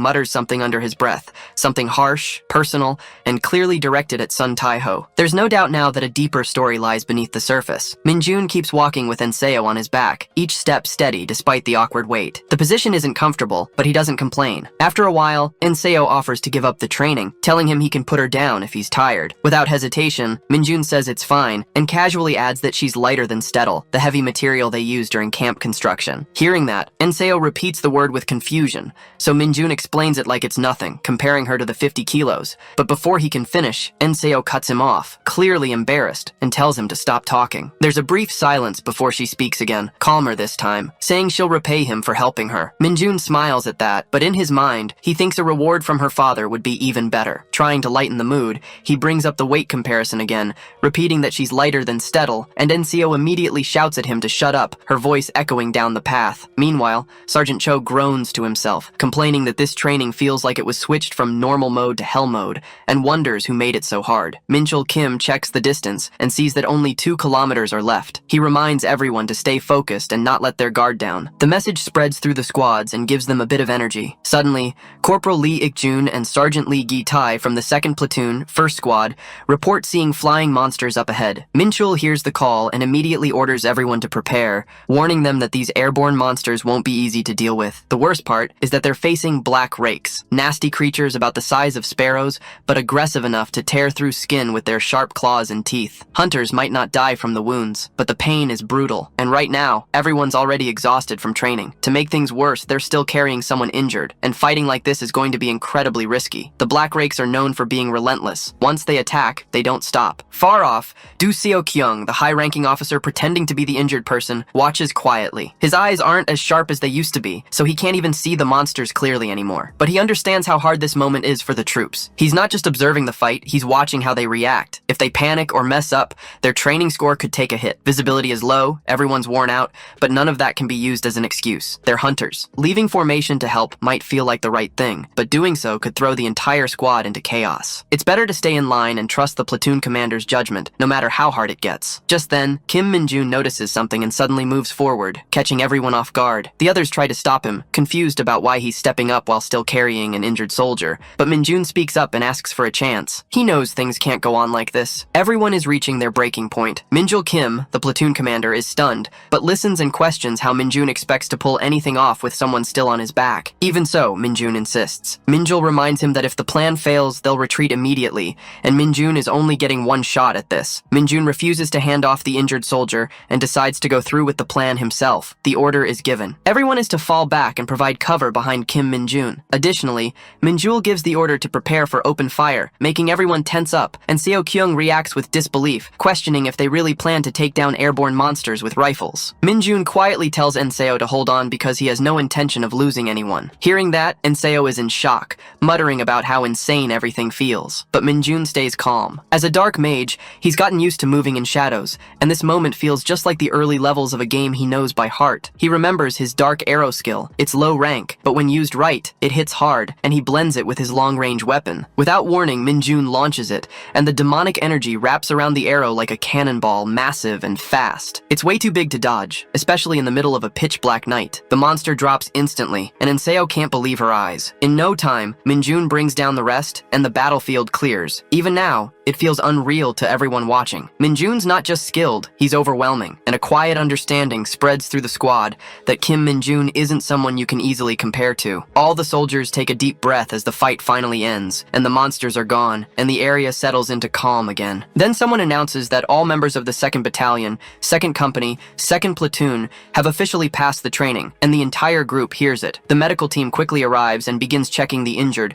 while Min-jun Kim looks around at everyone and praises them for staying strong until the very end. Min-jun reminds the soldiers to stay focused even now, because they'll soon be heading to the barracks to rest. Min-jun briefly wonders where people go to be rewarded for their effort, but the thought fades when Min-jil Kim suddenly calls his name. In front of everyone, he tells Min-jun that he worked harder than anyone else, pointing out how from the very beginning Min-jun acted first, never ran from danger, and showed bravery that really stood out. Corporal Kim Min-jun stands proud, but feels a little shy as all eyes turn to him. Son Yoon-seo, still on his back, quietly thanks him and asks if he can put her down now. Later, she also apologizes for causing trouble to the platoon, but Min-jil Kim quickly reassures her that no one saw her as a burden and that he's simply glad they completed the training together. Nearby, Major General Do Seok-yeon watches the scene with a small smile, clearly impressed by the way the platoon pulled through as a team. In the end, despite all the pressure and challenges, the entire platoon completes the training successfully. Laughter spreads among the troops as they finally relax, and more than a few admit that it was all thanks to Min-jun because his actions truly made the difference. Suddenly, Colonel Yoo Ji-hye, the commander of the 4th Battalion, arrives to check on Yoon-seo and asks about her condition. Yoon-seo reports that aside from a small ankle injury, she's fine, and Colonel Yoo notes how lucky she was, especially after falling into the dungeon hole. Yoo Ji-hye then tells the squad to move her carefully, and they follow orders right away. After that, Colonel Yoo Ji-hye turns to Major General Do Seok-yeon and requests a private conversation regarding the training. Even though Seok-yeon hesitates at first, she insists that it needs to happen immediately. Later that night, while most of the camp is asleep, Kim Min-jun enjoys a quiet moment. The chef offers him some fried chicken, and Min-jun's eyes light up with joy. He asks if he can really eat all of it, and the chef says there's no one else around to share it with since everyone's already resting. Min-jun digs in happily, saying he can't let his efforts go unrewarded. The chef brings up the training and confirms Min-jun's from the 2nd Platoon of the 2nd Company, then tells him he heard their unit was praised as the best in the entire division. Min-jun nods while munching, and the chef shares that he overheard the higher-ups talking talking about how well Minjun did, especially during the night attack with the Black Rakes. He confirms that Minjun handled them himself and seems genuinely impressed, wondering aloud how anyone could pull off something like that in the dark. The chef continues, mentioning how tough this round of training really was, saying word has spread that around 70% of privates and privates first class across the division gave up midway. As he reflects on everything, Minjun looks down at his food and lets out a quiet gasp of joy, completely taken by how juicy the meat is. The camp stays calm into the morning. Most soldiers are still asleep, enjoying the free time they earned after the brutal training. A few officers talk nearby, saying the exercise went better than expected, and mentioning that the division commander was very impressed. He even came to watch the second platoon of the second company himself, and everyone agrees that they clearly stood out during the entire exercise. Captain Kim Chiwoo from the first company smiles proudly and says the division commander is cool and not scary at all. Then he pauses, thinking he might have spoken too casually, but another officer tells him it's fine, and he didn't say anything wrong. It was honest but firm, and since the commander had left his post without warning, no one could really argue against it. They also talk about the 4th Battalion commander, and some say NCO feels a bit intimidating, even to them. Still, none of that changes the fact that Kim Minjun made a huge impression, and everyone agrees he did an incredible job. Minjun stayed strong, reacted quickly, and never backed down. On top of that, he did it all right in front of the division commander. Now that things are calming down, everyone starts looking forward to the upcoming monthly meeting. At the headquarters of the 104th Division, Major General Du Seokyeong goes over the dungeon cleanup schedule, and everything seems in order, so he moves on to check on Private First Class Sun Yoon Seo. Colonel Yuji Haye informs him that her injury isn't as bad as expected, and confirms it's not a fracture. Her recovery is going well, and by tomorrow, NCO will complete her treatments and return to duty. Seo Kyung quietly notes that she seems to take after her father. Suddenly the phone rings, and Seo Kyung answers. A voice on the other end greets him by calling him a bearded bastard. Confused at first, Seo Kyung asks who it is, but the voice responds like it should be obvious. After a brief pause, the realization hits. It's Sun Tai-ho, the commander of the 107th Division and Sun Yun-seo's father. Without wasting time, Sun Tai-ho throws down a direct challenge and demands a duel. Instead of answering right away, Seo Kyung explodes, demanding why this guy would call him out of nowhere like this. Tai-ho, completely unfazed, repeats his challenge and even lets Seo Kyung choose the location. Trying to keep it together, Seo Kyung asks if Tai-ho is acting this way just because his daughter got injured, questioning how a man like him even has the nerve to call himself a general. But Tai-ho remains cool, saying that yes, he is a general, and all he really wants is a little workout using the Do Seo Kyung punching bag, which he claims is much more durable than the usual ones. That line pushes Seo Kyung to the edge, making him curse under his breath. Still, he admits he feels bad about what happened to Yoon Seo, but insists it was part of the training. Nothing to get this worked up about. Just when it seems like things might calm down, Tai-ho goes in for the kill, casually mocking Seo Kyung for not even being able to get married, asking how someone like that could possibly understand. That's it? Seo Kyung's face turns crimson with rage and he snaps. He demands Tai-ho's location, shouting at him to stay right where he is, because once Seo Kyung gets there, he won't be laughing anymore. When Tai-ho doesn't respond, Do Seo Kyung slams his hands on the table in pure frustration, cracking his phone in the process. The room falls into tense silence. Yoo Ji-hee walks up to him carefully, letting him know that the call ended just now. Seo Kyung, still fuming, demands she call Tai-ho personally, but she urges him to calm down, reminding him that Tai-ho has every right to be upset at this point. That only fuels his anger further. He can't believe even she's taking Tai-ho's side. Suspicion creeps in as he asks if she was the one who told Tai-ho about his daughter's injury, but Ji-hee firmly clarifies it wasn't her. Most likely, the hospital contacted Yoon Seo's guardian directly. She also explains that Tai-ho probably found out because his daughter was granted special permission to finish training before being transferred to the hospital. As those words land, Seo Kyung's rage starts to waver, and guilt takes its place. He realizes he should have at least reached out. He should have explained that he wasn't targeting her specifically, just testing the 2nd Battalion, 2nd Company, 2nd Platoon to gauge how they'd react when one of their own was injured. He sighs, now thinking it's best to clear things up with Tai-ho properly, knowing this mess came from a serious misunderstanding. Since Do Seo Kyung's phone is in no shape to call anyone, Yoo Ji-hee dials Tai-ho herself and puts the call on speaker. The moment Tai-ho picks up, his voice is sharp and annoyed, already guessing Seo Kyung is with her. Ji-hee quickly apologizes for calling him out of the blue, explaining that the division commander's phone is broken, so she made the call instead. With that, Seo Kyung steps in, owning up to everything. He calmly explains the misunderstanding and sincerely apologizes for his actions, but Tai-ho isn't ready to let it go. He mocks Seo Kyung, accusing him of backing out of their duel, then demands to know the identity of the man who carried his daughter on his back. The fact that someone who wasn't even a medic got that close to her clearly doesn't sit well, and he warns Seo Kyung to be ready the next time they meet. Realizing this conversation's going nowhere fast, Yoo-ji ends the call without waiting for more drama. Furious, Seo-kyung grips the edge of the sofa with white knuckles and shoots her a deadly glare,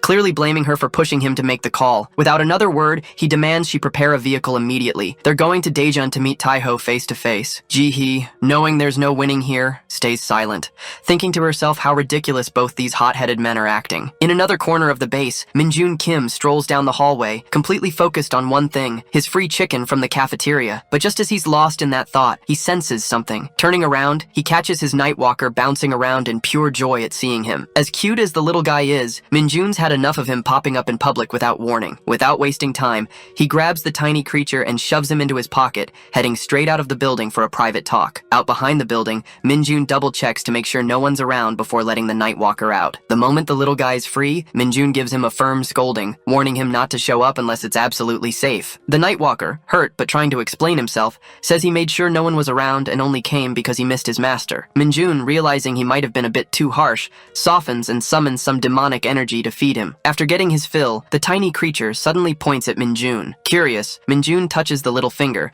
and instantly, a connection forms between them. Through the link, Minjun sees what his minion had witnessed earlier, watching, completely wrecked, radiating clear signs of demonic energy. He's stunned the Nightwalker traveled that far and actually gathered solid intel. Praising him for the incredible job, Minjun watches his little guy light up with pride. But while the Nightwalker soaks in the compliments, Minjun's already brainstorming an excuse to sneak out of base again. As Minjun approaches the dormitory, his mind spins with thoughts. He figures it might look suspicious if he leaves right away, but it also feels like a waste to sit on his vacation days if it's just a false alarm. He's still thankful for the day off he earned last time during the Yanggu operation. Just as he opens the dorm door, he's hit with a burst of noise. Everyone inside is celebrating. The moment he steps in, they all start congratulating him for being selected as the division's best soldier during the Hunter Field maneuvers. They mention an upcoming award ceremony, and, even better, that the whole platoon is getting a day off because of his achievement. Minjun's eyes light up and he wastes no time asking if he can use his break tomorrow. The platoon commander, not having much room to argue, says he'll check the schedule, and just like that, Minjun scores a day off. The next day,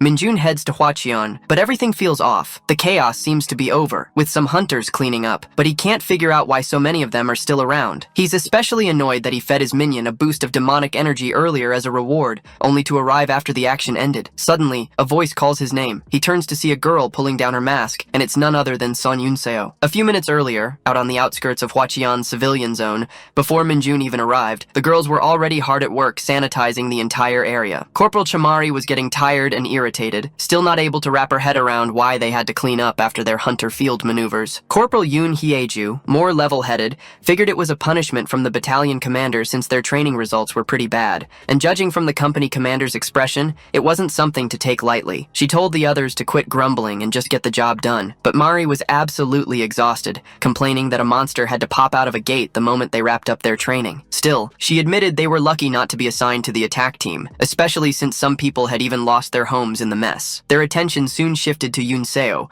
who was at the end of the road, quietly scrubbing away without a single complaint. Mari walked over to check on her, asking if she was okay and gently telling her not to push herself too hard. True to form, Private First Class Son Yunseo stood at attention and assured her that she was completely fine. Mari couldn't help but be impressed by how quickly Yunseo seemed to be recovering, but still told her to take it easy just in case. That's when they overheard a few murmurs from the other girls, wondering what a male hunter was doing in their area. The corporal girl might not know what's going on, but Yunseo recognizes the guy instantly. It's none other than Minjun. While a few of the girls can tell he's from the same division, none of them seem to know much beyond that. Back to the present moment, Yunseo pulls down her mask, and Minjun is visibly stunned. He never imagined he'd run into her here. Yunseo asks what he's doing in the area, pointing out that, as far as she knows, only his battalion was called in for support. Meanwhile, the other female troops are completely thrown off by the appearance of a male hunter in their zone. With an annoyed look, Minjun replies that he's on vacation. Yunseo gets irritated at that, demanding who in their right mind comes to a recently attacked site while on leave. Her suspicions rise fast and she starts grilling him,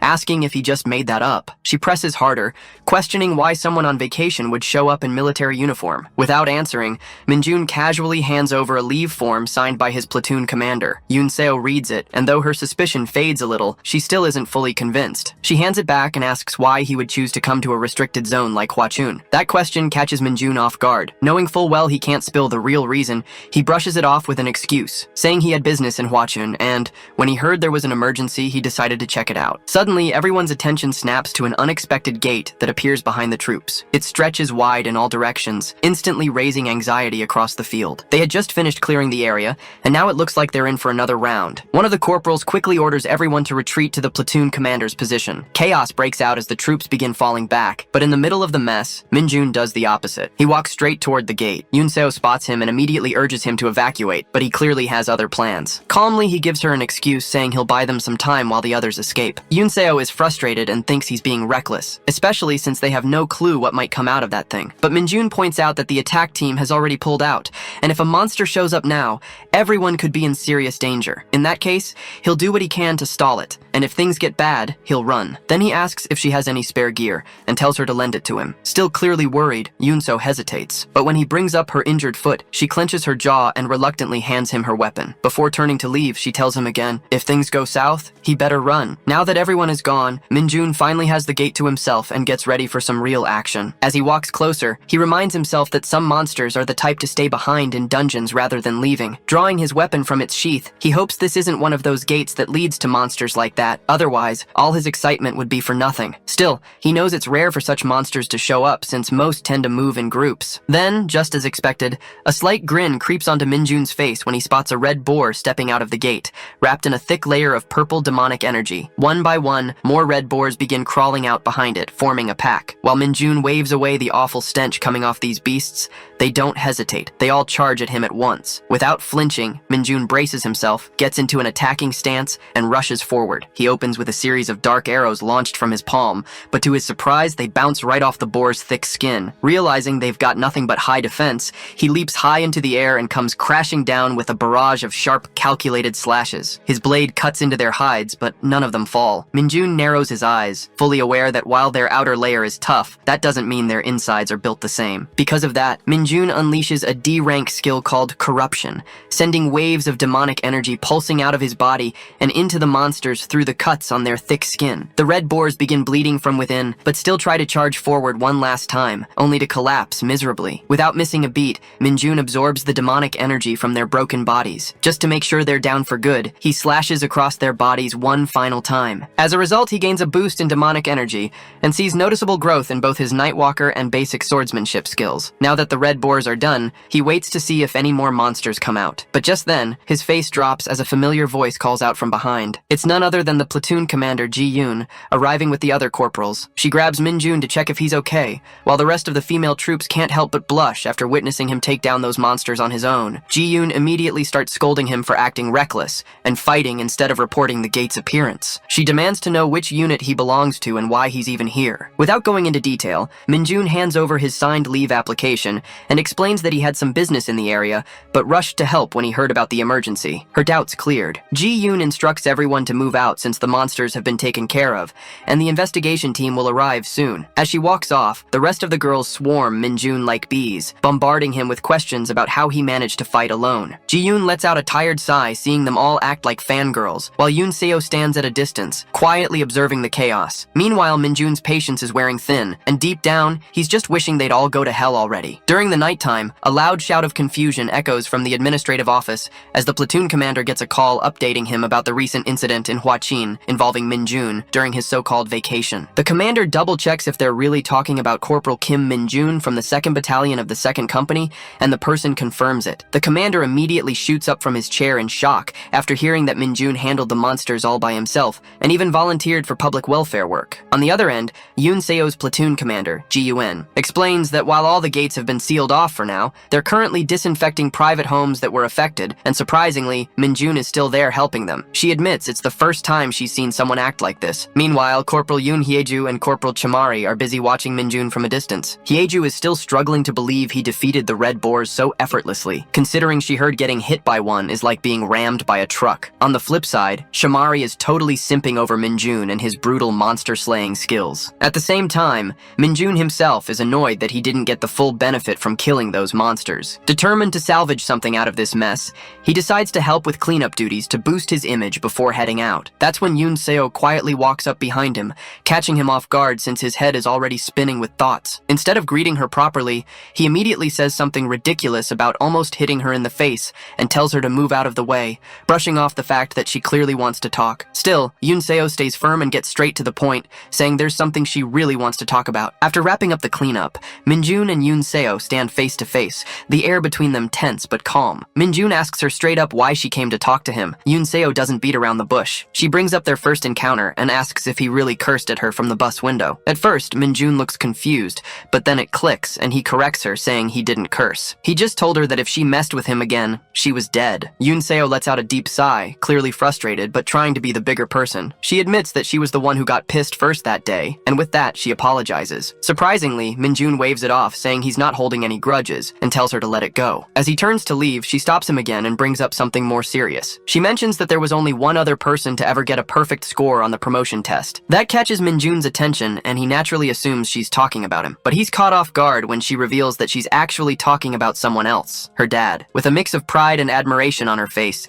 she explains that her father was the only person to start as a private and earn stars, and wanting to follow in his footsteps, she chose to enlist as a private too. Minjun gets genuinely curious now that he's hearing about someone who achieved something like he did, but he stumbles back a bit, mentally calculating timelines, realizing that the Hunter army only came into existence when the gates started appearing. He was only 7 at the time. That leads him to assume that Yeonseo's father must have re-enlisted as a private after becoming an awakener. Yeonseo quickly clears up the misunderstanding. She explains that her dad wasn't strong back in the day. In fact, he was considered unfit for military service because of poor eyesight and some other physical issues. But after awakening and seeing his body change for the better, he enlisted voluntarily. The pride in her eyes when she speaks about him makes Minjun think that he'd like to meet this man someday. Yeonseo assures him that her father would be thrilled to meet someone like him. He has a lot of respect for strong warriors. Meanwhile, over at the Daejeon 107th Division headquarters, things are getting chaotic inside the Hunter exclusive gym. The entire building is trembling, and Colonel Lee Sang-jin, the 3rd Battalion commander, looks like he's about to pass out from stress. Yuji Hae is also there, completely overwhelmed, unable to get the situation under control. Turns out, it's not an earthquake. It's a full-on fistfight between Tai-ho and Duseo Kyung. The 2 seasoned warriors are brawling like wild beasts,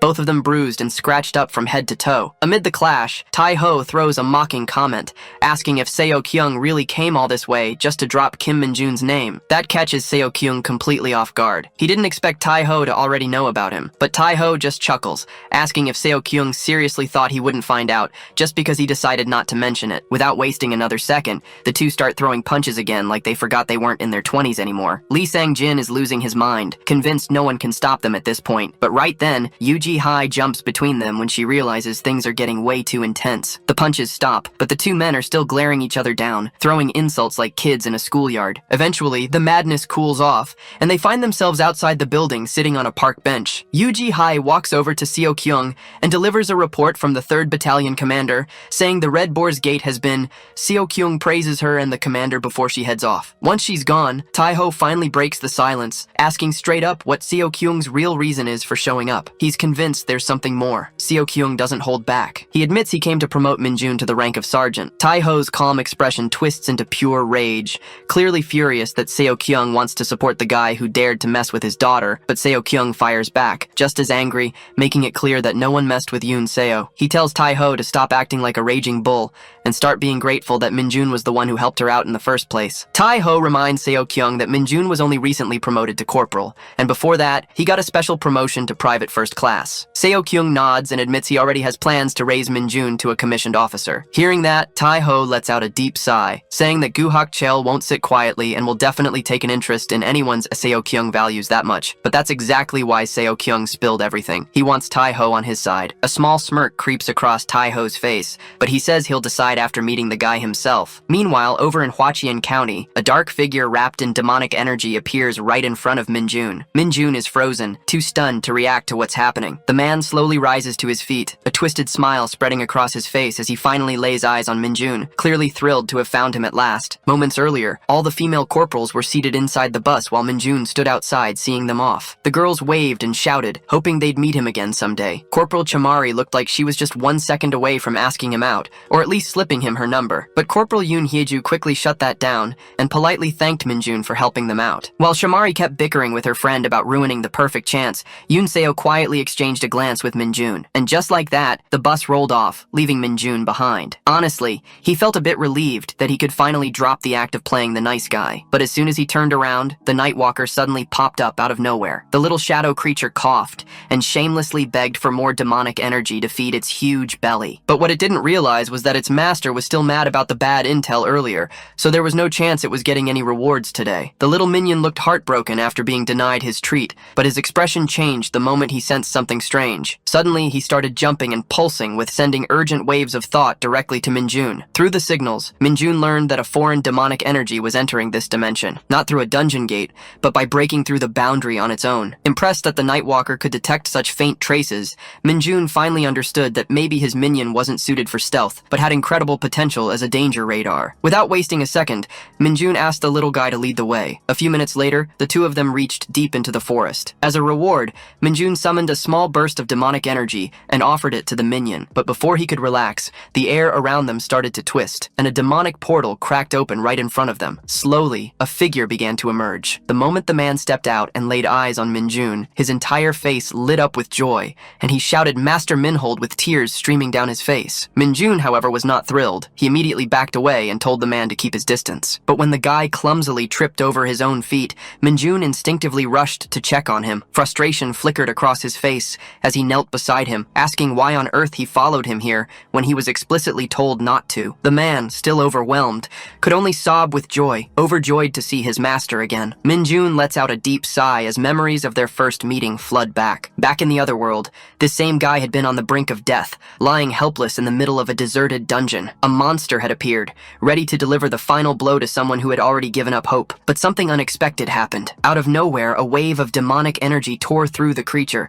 saving him at the last second. When he looked up, he saw Minjun standing tall above him, surrounded by a dark aura. The man immediately assumed he was Master Minhold. Minjun had no idea how the stranger even knew that name, but one thing was obvious. The guy was weak beyond reason. Before turning to leave, Minjun had told him to avoid dungeons like that unless he had a death wish. Just out of curiosity, he'd asked for his name and was stunned when the man said he didn't have one. So Minjun casually named him Li Bong on the spot. Now back in the present, Minjun grabs Bongu by the collar and shakes him, calling him insane for trying to cross dimensions on his own. Bongu desperately tries to explain that after Minjun disappeared, everything back home started falling apart. The cult was crumbling without their master, but Minjun never asked for any of that devotion in the first place. He never wanted followers or to be worshipped, so why would he tell anyone about his departure? In frustration, Minjun shoves Bongu to the ground. Bongu starts bawling, saying the least Minjun could have done was take him along as his right-hand man. Minjun can't even stay angry at the guy's pathetic state. Shaking his head, he sighs again and reaches out, pushing a small amount of demonic energy into Bongu to help him recover some strength. Just like that,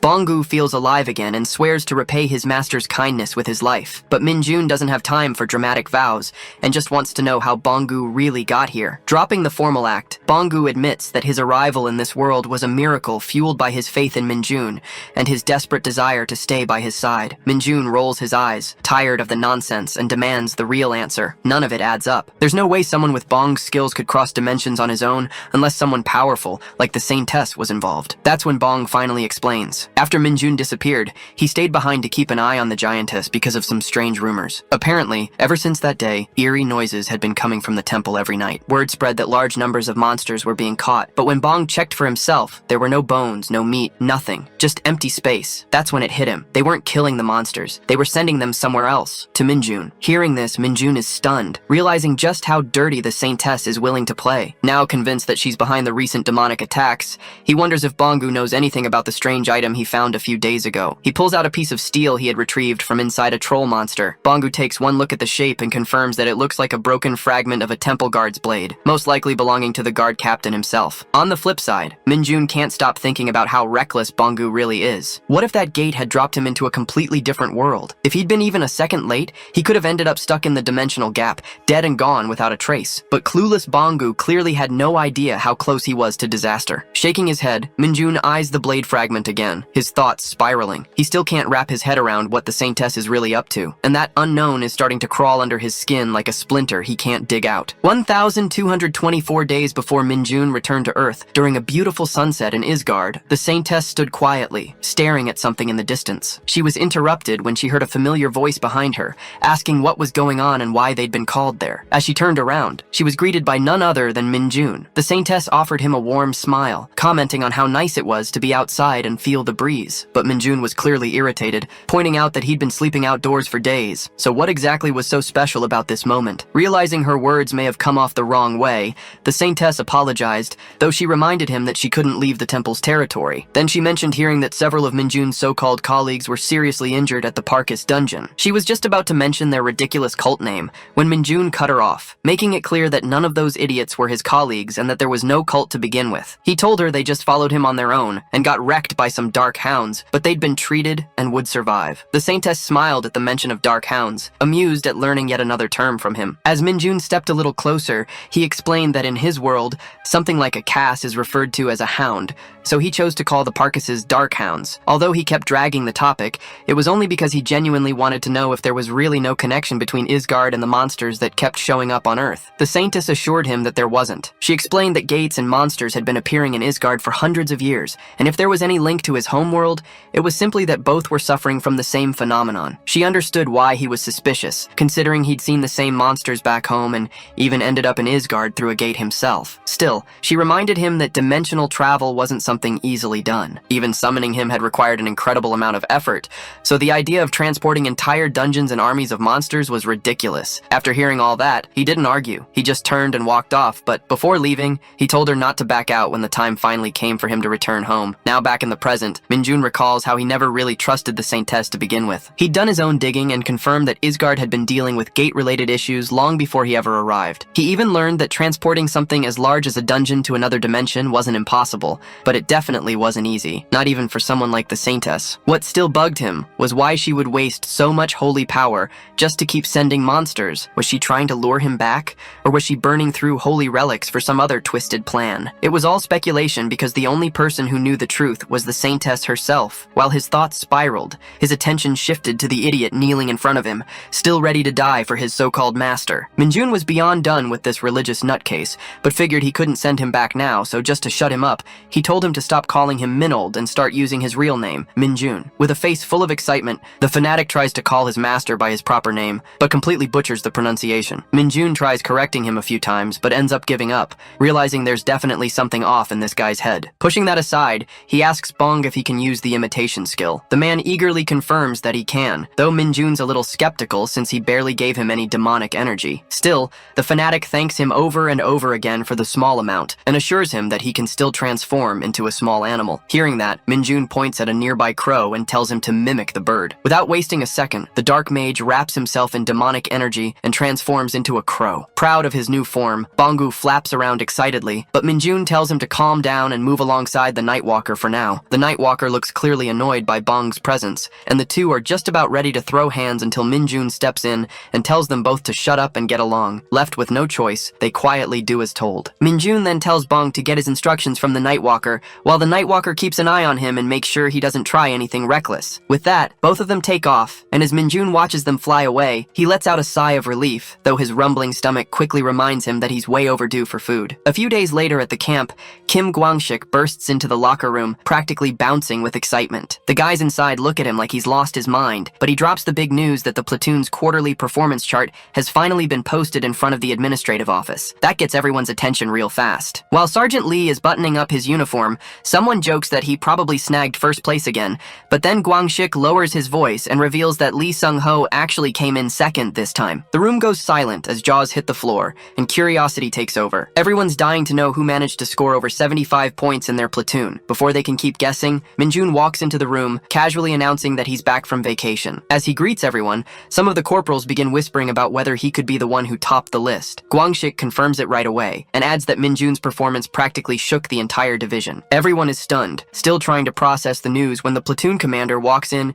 and the whole room snaps to attention with a salute. The commander steps forward holding a badge, the symbol of a sergeant, and announces that Minjun is being promoted. The room goes completely still as no one can believe he's getting another special promotion this quickly. But the commander confirms the documents just arrived from division headquarters that morning, stating that Minjun was officially named the best soldier in the entire division during the Hunter Field maneuvers. On top of that, his voluntary dungeon clearance during vacation got major recognition. The commander congratulates him with a proud look, explaining that this promotion came directly from Division Commander Seokyeon himself. Now the platoon commander removes the 3 bars of a corporal from Minjun's uniform and replaces them with 4 bars, officially making him a sergeant. The entire unit breaks into applause, cheering for their newly promoted sergeant, everyone except Jung Han-young, who seems a bit uneasy. He pulls a folded piece of paper from his pocket, revealing the bet they all made before dungeon training about when Minjun would be promoted next. It's the same paper where Guangqing boldly predicted 1 month and wagered his entire entire salary. Guangxing is practically glowing with pride over his win,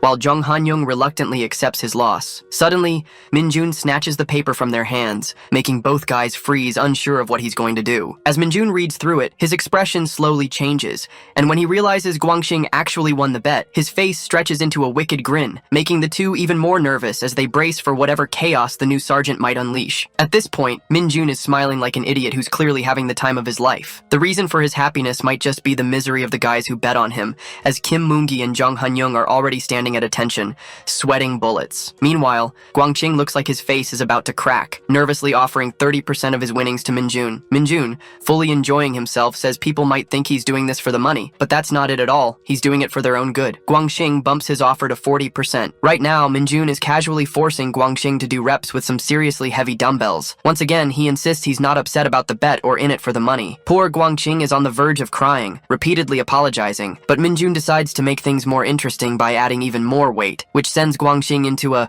just when it looks like it's too much. Minjun effortlessly lifts the heavy bar with one hand. The two corporals nearby are stunned, not just by Minjun's strength, but also deeply worried their buddy might actually drop dead right there. According to Minjun, he's not calling this a punishment but training, since they were the ones who said they wanted to grow stronger. He then turns to the other two and calls one of them to join in, but they nervously decline, insisting they're already well-trained and make up an excuse that they're needed elsewhere. Just as they try to slip away, they freeze when they hear the sergeant's tone shift into something terrifying. When they turn around, Minjun is wearing a wicked smile and calmly tells them it's a real shame they thought they had the right to say no. Fear instantly floods their faces, and soon after, only screams echo from the training room. A while later, Guangxing is completely passed out and the other two are left panting, clearly wrecked from the workout. That's when Minjun casually brings up a favor he wants to ask the corporals. Desperate for a break, the guys immediately agree to anything as long as it doesn't involve more physical training. That's when Minjun starts listing a few facts, like how soldiers ranked lower than private first class aren't allowed to use the training room or the PC room for games. At first the guys are a bit confused, but Minjun just keeps going, saying they're also not allowed to use the gym, and the list keeps growing. Being informed about this, both guys take their stand and declare how unreasonable and unjustified these rules are. They look at each other and decide to work together to eliminate them. That's exactly what Minjun wanted from the start, though he still warns them not to go overboard. He assures them that he'll handle convincing the sergeants and leaves the rest to the two of them. As soon as he dismisses them, they run as fast as they can out of the training room. Meanwhile, Guangxing finally regains consciousness and tries to follow them with his trembling body, only to be stopped by Minjun once again. Guangxing turns around expecting more torture, and Minjun does not disappoint. He casually drops the bomb about a personnel reshuffle and informs him that Guangxing has been officially placed under his squad from now on. That means poor Guangxing has to train with Minjun every day from this point forward. Elsewhere, in a completely different environment, a dungeon holds the dangerous snake mine, a snake-like monster that lives mostly underground. Unlike snakes on Earth, these creatures aren't venomous, but explode when they die. That's why their tails must be removed before killing them, since the tail acts like a detonator,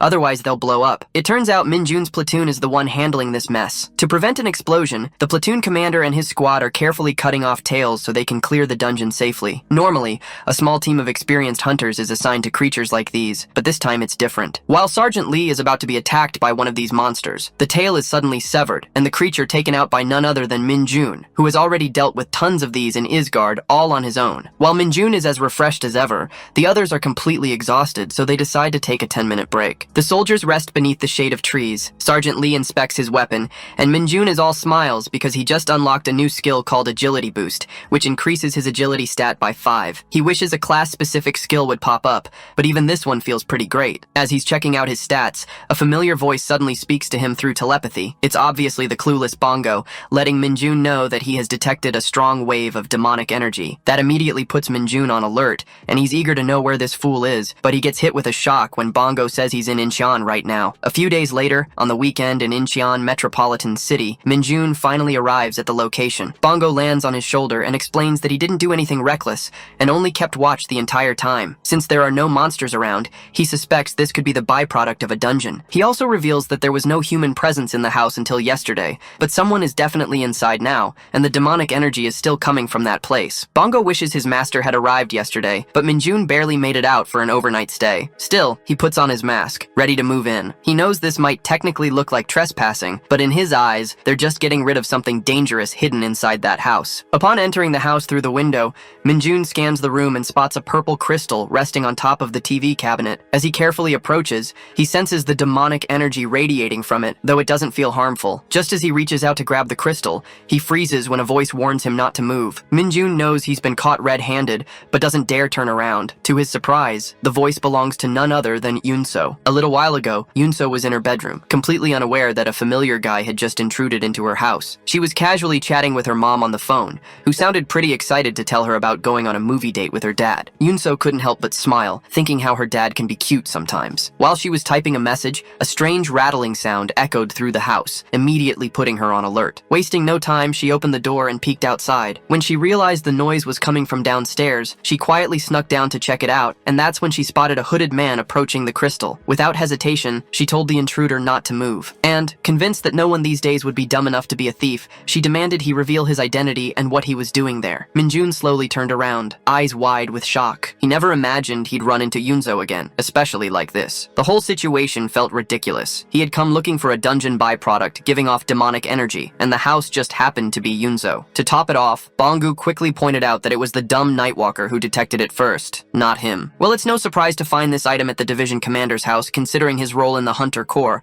but the real coincidence is that this girl just happens to be home today. It's like fate keeps throwing them together no matter what, just like it did back in Huachin, and that thought alone makes Minjun frustrated, but his attention quickly shifts to the alert girl behind him, who is now commanding him to put his hands behind his back and freeze. Of course, Minjun, being greedy as always, decides he's not leaving after coming all this way. When he ignores her warning, Yunso launches a high kick, but Minjun dodges it with ease while digging through his pocket for a pen and a folded piece of paper he had been randomly carrying around. Still focused on getting this so-called robber to leave, Yunso throws a flurry of punches using her boxing skills, but Minjun, staying true to himself, keeps dodging every single one while casually scribbling on the paper. When she jumps into the air for a kick, Minjun's gaze shifts to her movements, and he admits to himself that she's really good and will probably get promoted to sergeant soon. Eventually, after dodging enough and clearly getting bored, he blocks one of her attacks, grabs her wrist, and shoves the paper into her hand. Yunso starts sensing that this guy isn't just some thief, but someone who's clearly trained. She tries to hit him one more time with a kick, but as expected, he dodges it again and uses the chance to create some distance while keeping his eyes on the crystal. Then, with a clever dash, Minjun rushes forward, but instead of attacking, he grabs the crystal and leaps out the balcony window like it's nothing. Yunso stands there on the balcony, frustrated that she didn't land a single hit, and then notices the paper he forced into her hand. Out of curiosity, she opens it, and her face turns crimson red as she becomes absolutely livid, because all he wrote on it was the word burb, just to piss her off, like always. Minjun manages to escape the house and finds a safe spot near the woods. Without wasting time, he pulls out the crystal and starts inspecting it, immediately noticing that it holds more demonic energy than most monsters he's encountered. The fact that a 2-star from the Hunter Corps had this just lying around at home tells him it's clearly harmless to humans, but that doesn't explain the weird energy coming from it. He's certain now that it's a monster crystal, but it's unlike any he's ever seen, even back in Isgard. Monster crystals are rare minerals found in monsters, and they vary based on the age and danger level of the creature. Each one contains a certain amount of mana proportional to its size, which is why they're considered valuable loot for any hunter. But a crystal packed with demonic energy? That's something completely new to Minjun. He's never seen or even heard of such a thing. Dropping it on the ground, the crystal splits open, and without missing the chance, Minjun immediately absorbs all the demonic energy into his body. Right away, a system notification pops up, telling him that his demonic energy stat has shot up by a ridiculous amount. Getting such a major power boost without even lifting a finger makes the whole trip more than worth it. Whatever the same test might be planning behind the scenes, Minjun knows he can't waste time worrying about it. Just then, another update appears from the system, informing him that he has unlocked 2 new skills, Demonic Energy Singularity and Demonic Energy Grasp. Minjun is more than happy to gain new skills and quickly checks the details for Demonic Energy Singularity, which allows his demonic energy to become colorless and odorless, making it undetectable to the surroundings. This puts him at ease since he was getting worried that the higher his demonic energy stats rose, the harder it was becoming to control the pressure it released, so this skill was exactly what he needed. On top of that, the Demonic Grasp skill lets him physically control demonic energy. To test it out, he extends his hand and points at dumb Bongo, who immediately gets lifted into the air. Minjun isn't sure if there's a weight limit, but it's still impressive. After that, he gives both Bongo and Nightwalker a task, to search for dungeons and their byproducts suspected of holding demonic energy. As a small reward, he tosses each of them a bit of demonic energy to snack on, but of course the 2 idiots start fighting over whose portion is better. When Minjun turns around to glare at them, they suddenly act like lifelong brothers brothers who have never had a disagreement. In a surprisingly good mood, Minjun asks Bongo if he's ever had Korean food before, and just like that, the three of them head to a Korean restaurant. The table is filled with all kinds of dishes, and the moment Bongo takes his first bite, he bursts into tears, overwhelmed by how delicious the food is. His dramatic reaction makes Minjun question just how dumb this guy is, while the waiter stands there completely stunned by the performance. Still, as Minjun watches him eat, a small smile creeps onto his face. He remembers what they used to eat in Isgard, dry, flavorless biscuits, and realizes this might be Bongo's very first real meal. Instantly, Minjun's phone starts vibrating in his pocket. When he checks it, he sees a flood of messages from Guangshik, practically begging him to respond. Guangshik sounds like he's on the verge of a breakdown, urgently reminding the sergeant that their guerrilla training starts next week, and that the schedule looks absolutely insane. Fast forward a bit, and the guerrilla warfare training has officially kicked off for the awakened soldiers who have surpassed the limits of normal humans. At first, the training looks pretty standard. Squats, burpees, the usual. But while most of the soldiers are struggling to keep up, looking half dead already, Minjun is the only one actually enjoying himself. By the time they get to the third course with 3 rope bridges, he's swinging across them like a kid on a playground, while the rest are clenching every muscle just to avoid falling off. Then come the drop-down drills, which he nails effortlessly too. Finally, a man in a hazmat suit shows up and gives a random lecture, forcing everyone to memorize the national anthem until the 4th verse and the full Hunter military pledge. After that, they're dismissed. Most of the soldiers drag themselves straight to their beds, which are just as uncomfortable as the food they're about to face. Others sit in misery, staring down at the disgusting meal in front of them, clearly regretting everything. They expected rest and something edible after training, but instead, they're stuck with food that's barely fit for consumption. At this point, some of them genuinely wonder if the division master holds a personal grudge against them. On the contrary, Minjun is actually acting like a lunatic, devouring the food like he's dining on a 7-course meal at a 5-star restaurant. One of the guys nearby is too scared to eat much, terrified of what the washroom might be like afterward. Later that night, the platoon commander, Captain Seo Jong-woon, arrives at the camp. Sergeant Lee immediately stands up and salutes the seniors. The commander tells everyone to be at ease and informs them that since everyone is clearly exhausted, the instructors will be standing watch at the camp instead. He also congratulates them for doing well in the training so far, but his tone shifts as he brings up something more serious. With full determination, he suddenly shouts, commanding everyone to give their absolute best in tomorrow's trench combat. The next morning, each platoon is hyped up, cheering on their own squads. The trench combat itself is pretty straightforward. In a square arena meant to simulate a trench, the objective is to either push your opponent out or defeat them within the bounds. 2 heavy soldiers are currently dominating, throwing people around like rag dolls and slamming them into the ground. The losing soldiers pile up one after another as the referee calls an end to the match. It's the 16th round, 3rd fight, and the 1st Battalion, 2nd Company, 1st Platoon, 1st Squad takes the win. No weapons are allowed, and no one is allowed to bring in outsiders. It's all about raw physical strength. Despite how it looks, trench combat holds special meaning for the 4 battalions of the 104th Division during this hunter-guerrilla training. The 2nd Battalion commander, Colonel Lee Jun-byum, is stunned to see them win, finding their strength insane, especially since these are the same guys who dominated last year. Colonel Jong Sung-kyun from the 2nd Battalion agrees and reminds him that these guys were just corporals last year, and now they're sergeants. Even when 10 squads charged in together, that heavy guy, Choi Sung-woo, pushed them all out by himself. But then the 3rd Battalion commander, Colonel Ko Jong-cheol, casually drops the info that Sergeant Choi Seung-woo recently passed his promotion exam, yet the 1st Battalion has been stalling it. This instantly sets off Jun-byum, and he starts yelling at Sung-kyun, accusing him of delaying the man's promotion just so he could keep using him in trench combat, since a higher rank would have made him ineligible. Sung-kyun loses it too, denying everything and insisting he never agreed to any of that. This kind of clash was expected. Trench combat always turns into a proxy war between battalion commanders. While Colonel Ko Jong-cheol watches with a smug grin, enjoying the chaos, the 4th Battalion commander, Yuji Hai, keeps quiet. When the referee announces that next up is the 4th Battalion, 4th Company, 4th Squad, Yuji Hai looks a bit nervous since only one squad from her entire battalion made it this far. Everyone knows that the training gets tougher for battalions that underperform. Choi Sung-woo and his team step away from the stage, while Min-jun and his team are sitting at the corner watching the match. That is when Choi Sung-woo spots Min-jun and greets him for the very first time. He confirms that he is the same hunter Min-jun from the 2nd Battalion. At first, first, he seems to be very happy to meet Minjun, claiming that he never thought he would meet a celebrity here, the fastest to become the sergeant. But then, he scoffs, as he had high expectations because of the rumors, declaring that Minjun is really stupid. As soon as Guangshik and Jung Han-yoon hear this, they both get angry and stand up to deal with this shit, but they both get frozen in their place when that giant guy puts his hands on both the guys to stop them, declaring that he meant to say it in his heart. With a smirk, he apologizes and leaves with his squad with a mocking laugh. Both Guangshik and Han-yoon are left angry, their faces crimson red, but Minjun tells them that it is all okay. However, Guangshik's anger is not letting him hold back, and he wants to crush that guy into pieces. Meanwhile, Minjun, who seemed to look calm seconds ago,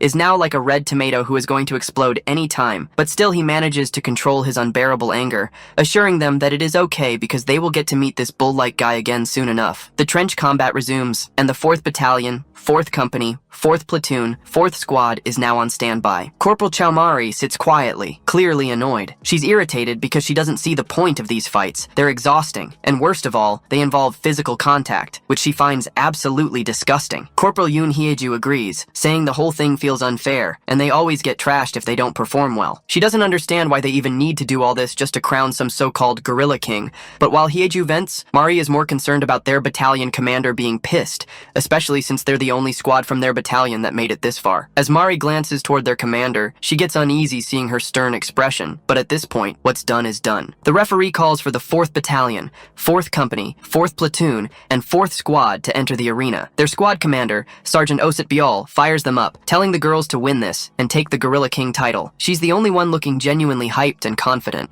while the rest are just trying to hold it together. The round begins, and Mari starts running around the arena trying to avoid being touched, while Hyeju is holding her ground, pushing her opponent back with effort. In the back, Ha Jae-yoon and Kim Na-yoon are struggling as a massive soldier grabs both of them at once. Suddenly, a single hand grips the guy by the collar and slams him across the arena like a rag doll. It's Sergeant Osetbiol, completely stealing the spotlight with her absurd strength. Before the guy can even react, she's already in her stance, and without warning, she charges in and tackles him with a brutal spear move, knocking him out cold. His body skids outside the ring, officially out of the fight. Sitbiol casually dusts her hands and turns to her squad, her eyes locking on Mari, who's still darting around like her life depends on it. Just when a soldier chasing Mari grins, thinking he's finally got her, she suddenly grabs his wrist and slams him to the ground so hard that a loud thud echoes through the arena, leaving the crowd stunned. Osetbiol can't help but smirk with pride, while Mari glances back at the unconscious man and reminds him that he was warned to stay away from her. After dealing with that weak guy, her attention shifts to Yoon Hyeju, who's still locked in a struggle with her opponent. The guy smirks when his friend runs over, pointing out what he thinks is an opening to take Hyeju down, but in the chaos, he doesn't even realize he's the one about to get knocked out. Before he can react, he's flipped upside down in the air and launched out of the arena. This time, it's none other than Yoon Seo, using her precise combat instincts to finish him off. The guy fighting Hyeju, caught off guard by what just happened, lets his guard down too, and Hyeju doesn't waste the opportunity. She grabs his arm and slams his back to the ground with all the strength she's got. Now that the small fries are out of the picture, only two massive bulky guys remain. They never imagined the girls would manage to push even one of them out, but now that it's happened, they're ready to take things seriously. With confidence, they charge in, claiming they'll be the ones to win this round. But before they can even land a proper hit, both are stopped dead in their tracks by Osetbiol, who's holding them back with both arms. The guys laugh at first, thinking she's crazy for trying to take them on alone, but that laughter fades fast when they realize they can't even get strong this girl really is. The rest of the squad charges in, and together they launch both bulky guys out of the arena in a single sweep, leaving everyone watching in complete shock. The referee announces their victory, and the whole squad erupts in celebration. At this moment, Minjun quietly observes from the sidelines, acknowledging that the girls actually have solid teamwork, and on top of that, they're clearly well-trained and skilled. Even Guangshek and Han-young nod in agreement, convinced that this squad will be the one to go up against that giant bull Choi Sung-woo in the quarterfinals. They're both excited at the idea of watching that beast finally lose. Still, Han-young hopes Sung-woo makes it to the finals, because he wants to face him himself and teach him a lesson. But looking at how strong the girls' squad is, they start wondering if they'll even get that chance. Then again, they remind themselves they've got Min-jun and Lee Sung-ho on their side, so there's no way they're losing. Just then, Mari spots her crush Min-jun and instantly waves at him, who stays serious as usual. Meanwhile, Guangshek and Han-young both blush like fools, assuming she's waving at them instead. Yoon Hyeju, completely fed up, tells Mari to stop being such a simp, while the guys are even worse simps, now deciding to cheer for the 4th Battalion instead of focusing on fighting that giant bull. Watching them act like this this, Minjun lets out a quiet chuckle, fully convinced that these two are absolute idiots. At the judges' panel, Colonel Lee Jun-byung looks visibly disappointed, especially since he had high expectations for the boys. He points toward the 4th Battalion commander, asking if she's proud now, but she stays silent and doesn't give him a response. Next up, the referee calls out the next 2 squads for the battle, and this time, it includes Minjun's squad. At that moment, Yuji Hai's gaze shifts to Minjun, as she remembers he's the same guy Seo Kyung is oddly obsessed with. Her curiosity kicks in, and she becomes genuinely interested in seeing what he's capable of. As all the boys walk toward the arena, Han-young casually informs Minjun that if they take first place in this competition, their squad will earn a vacation. The second he hears that, Minjun's mood drops. He has zero interest in going on a trip with a bunch of idiots. Gwang-shik and Han-young burst into laughter at his reaction, joking that maybe they should just give up on first place. Ignoring their nonsense, Minjun keeps his eyes locked on the arena, a smirk tugging at his lips as he confidently declares that they'll still enjoy that vacation, but separately. The test begins as both teams stand face to face, waiting for the signal. The coach tells them to get ready, and the moment the whistle blows, the match kicks off. Han-young and Lee Sung-ho charge straight at their opponents, while Sergeant Kim Min-jun stays perfectly still. Lee Sung-ho grabs 2 opponents by the waist and starts pushing them back with ease. Gwang-shik locks onto another guy, grabbing him by the waist and remarking how light they feel. He and Brownhead lift their opponents effortlessly, but among the other team stands a guy built like a tank, Muscle Man. He sizes up Han-young and then Lee Sung-ho, clearly trying to decide who to go after. Just then, Min-jun finally steps forward. As he approaches Muscleman, he sizes him up, thinking the guy might be pretty useful for testing something. Muscleman doesn't hesitate and charges at Min-jun. With a small grin, Min-jun admits his control still needs work, but at the very least, he can mess with balance. He activates his E-rank skill, Demonic Energy's Grasp, and instantly throws Muscleman off balance, making him crash to the ground. Confused and pissed, Muscleman gets back up and charges again. Min-jun calmly uses his ability once more, yanking the guy's arm and slamming him to the ground again. Now Muscleman is both shaken and terrified, unable to make sense of what's happening, but Min-jun knows better than to keep using the skill in plain sight. He figures if he keeps messing with a guy like this, someone might start getting suspicious. He signals for his opponent to get up and come at him again. This time, Sergeant Kim Min-jun doesn't rely on his ability, and instead puts his faith entirely in his agility and physical strength. As soon as Muscleman stands, Min-jun charges in at full speed, grabs him by the waist, and throws him back, ending the match with ease. Their team wins and advances smoothly to the final round. However, Min-jun points out that even though they won, they won't be facing the 4th squad from the 4th Battalion in the final, contrary to what Gwang-shik and Han-young had hoped. The coach announces that the final battle will begin shortly and instructs both teams to head to the arena. The opposing team features a powerhouse named Choi Sung-woo, known for his strength. As both squads make their way into the arena, Han-young turns to Gwang-shik and asks if Choi Sung-woo used to be a wrestler. Gwang-shik confirms that Sung-woo wrestled until high school, only quitting because of his awakening. Han-young remarks that, judging by his moves, the guy was definitely skilled back then. Gwang-shik adds that he's heard Sung-woo won pretty much every competition he entered. That only pisses Han-young off more, especially since Sung-woo now uses cheap tactics to win matches. Both Han-young and Gwang-shik are fuming, practically steaming from the head, but Lee Sung-ho tries to hold them back. Min-jun explains the real reason behind their anger. It's not just that Choi Sung-woo's team won the quarterfinals, it's how they won. Their opponents in that round were all girls, and the final score was 6-0. Not a single one was pushed out of bounds. Min-jun says it's not exactly Sung-woo's fault for winning within the rules and not throwing any punches. It's more about how weak the opposing team was. But Gwang-shik isn't having it, and shouts at Sung-woo, promising to teach him some manners. Meanwhile, Min-jun watches them and thinks they still have a long way to go. If they're this mad at Sung-woo, then the only real answer is to crush him in the match. There's really no need to get so fired up before the round, but tension is already in the air. Both teams finally step into the arena and stand face to face. Han-young glares at Choi Sung-woo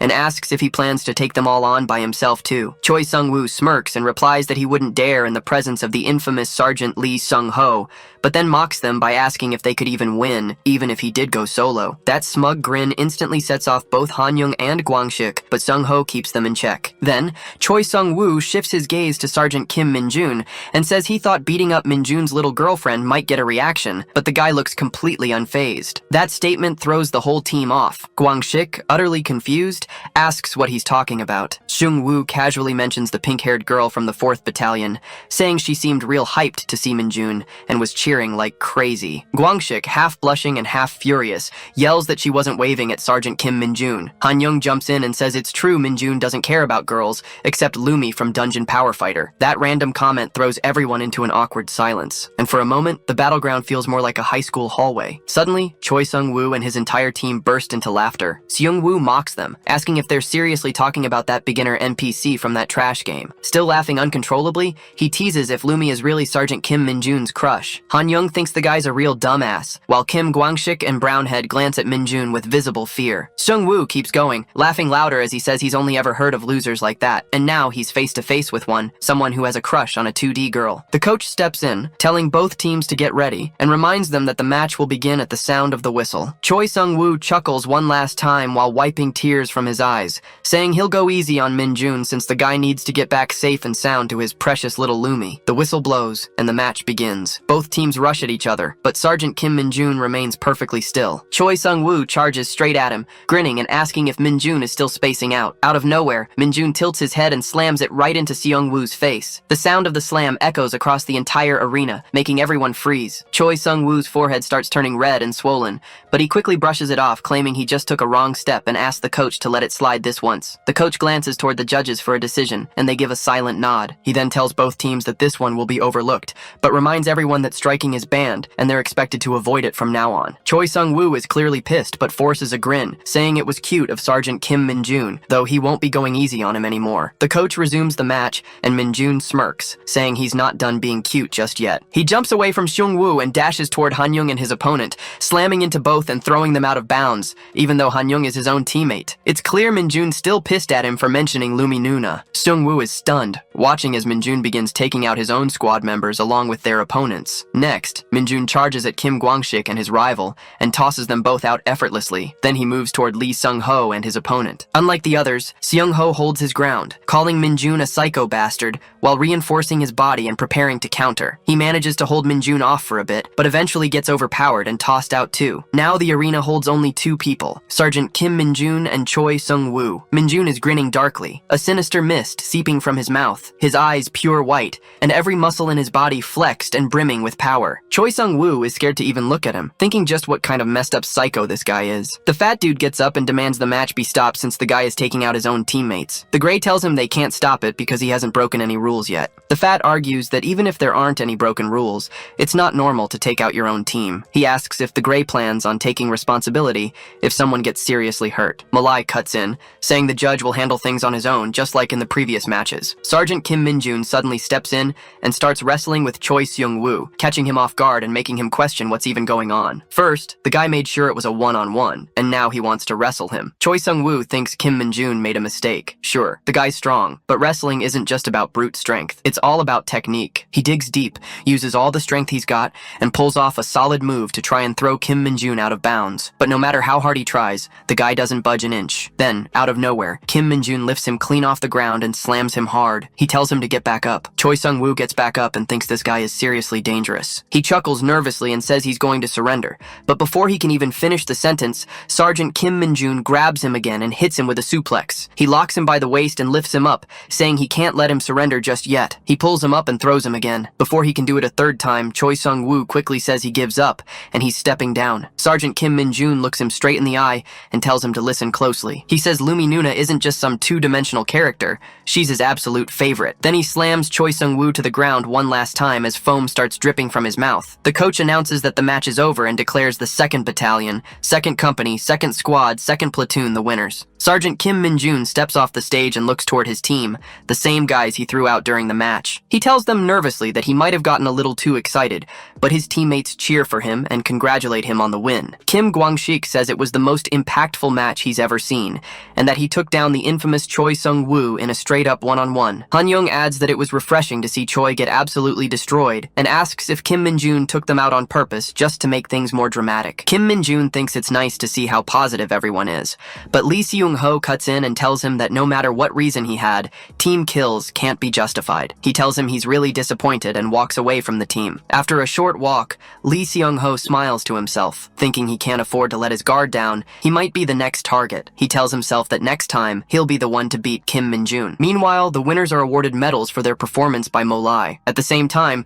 Sir Hunter steps out of the tent to use the bathroom, wondering why they have to go through guerrilla training during times like this when they are part of the Hunter Corps. Just then, a voice calls out to Eyebrows from behind. He turns around and blushes as he sees Yoon Seo standing there. The next day, right after the short but intense guerrilla training of the 104th Division, the gang starts plotting something. Kim Kwang-sik says they need to approach this carefully. Han Young adds that even if they get punished for it later, they still have to push forward. Brownhead looks nervous because of the sergeant, but Kim Kwang-sik tells him not to be scared now. He says they just need to lure them to the rendezvous point, and once they're there, they won't be able to do anything. Han Young turns to Mohawk and says his role is the most important, asking if he can handle it. Mohawk stays silent. They were already scheming before the exhaustion from training had even worn off. Kim Kwang-sik reminds them they don't have much time and need to stay as efficient as possible. Han Young agrees that picking the right rendezvous point is key, and asks Kim Kwang-sik what location would be best. Lee Dong-jin suggests the eastern part of Gyeonggi since it's the borderline, and going any farther would take too long. Kim Kwang-sik agrees and tells him to keep throwing out more options. Suddenly, they get a message from Hunter's son Yoon Seo. They chat briefly about locking in dates to use the vacation they earned from the game,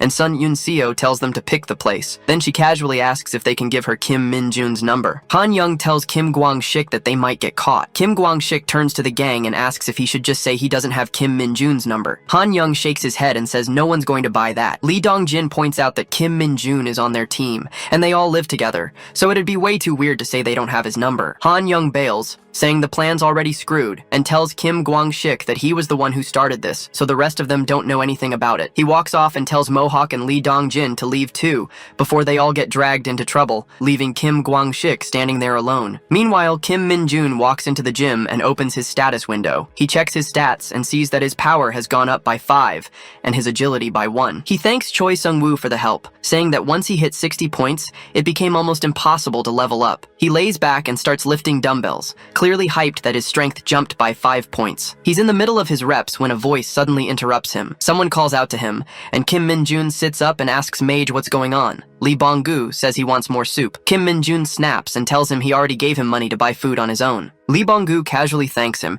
and says he forgot to mention something about a mysterious aura. Kim Min-jun pulls a face and says he should have led with that. He asks what kind of aura it is, wondering if it's some kind of demonic energy or something. Lee Bong-gu says it's not demonic, but it's definitely foreign. He says he's never felt anything like it in Isgard. Kim Min-jun asks him why he suddenly stopped talking. Lee Bong-gu says the soup just arrived and he'll share the rest of the details after eating. Kim Min-jun curses at him in frustration, calling him a piece of shit. Right then, he gets a text from Sun Yoon Seo asking if this is Hunter Kim Min-jun's number. He groans, wondering what's going on today and why everyone suddenly wants to talk to him. He questions how she even got his number and decides he's just going to block her. But before he can do it, Kim Kwang-sik comes running toward him and begs him not to. Kim Min-jun has no idea what he's talking about. Kwang-sik asks if he got a text from Sun Yoon Seo and tells him this is a rare chance, pleading with him to think about his squad members. He grabs onto Min-jun's arm and says he's sure Min-jun is going to climb high in rank, and it's only natural he'll need to start managing his subordinates' mental health. Kim Min-jun looks at him, completely confused, and asks if he was the one who gave his number to Sun Yoon Seo. Kwang-sik keeps holding his arm, and finally admits that, yeah, it was him. He tells Min-jun to be a little more understanding, reminding him they're all giving their best to the military, and something like this is the only thing that keeps them going. Kim Min-jun gets furious and asks if he's planned something. Kwang-sik blinks in confusion and asks if Min-jun didn't already hear it from Hunter Sun Yoon Seo. Kim Min-jun looks at him with a grim expression and tells him they're in the training room, so he better answer straight. Kim Kwang-sik stares back at him with a terrified look, like his soul just left his body. A week later, the gang arrives at Thunderland, all dressed in their military uniforms. Han Young thanks Sergeant Kim Min-jun, saying he never imagined they'd actually make it there. Kim Kwang-sik shoots Han Young a glare and snaps that a traitor like him has no right to thank anyone after ditching him during the plan. Kim Min-jun cuts in and tells Kwang-sik that they're not here because of him. It was all thanks to Cheol-ho. Han Young says he didn't expect Sergeant Lee Seung-ho to approve the plan so easily, and jokes that maybe Kim Min-jun really is just a regular guy after all. Kim Min-jun tells his platoon that the only reason he agreed to this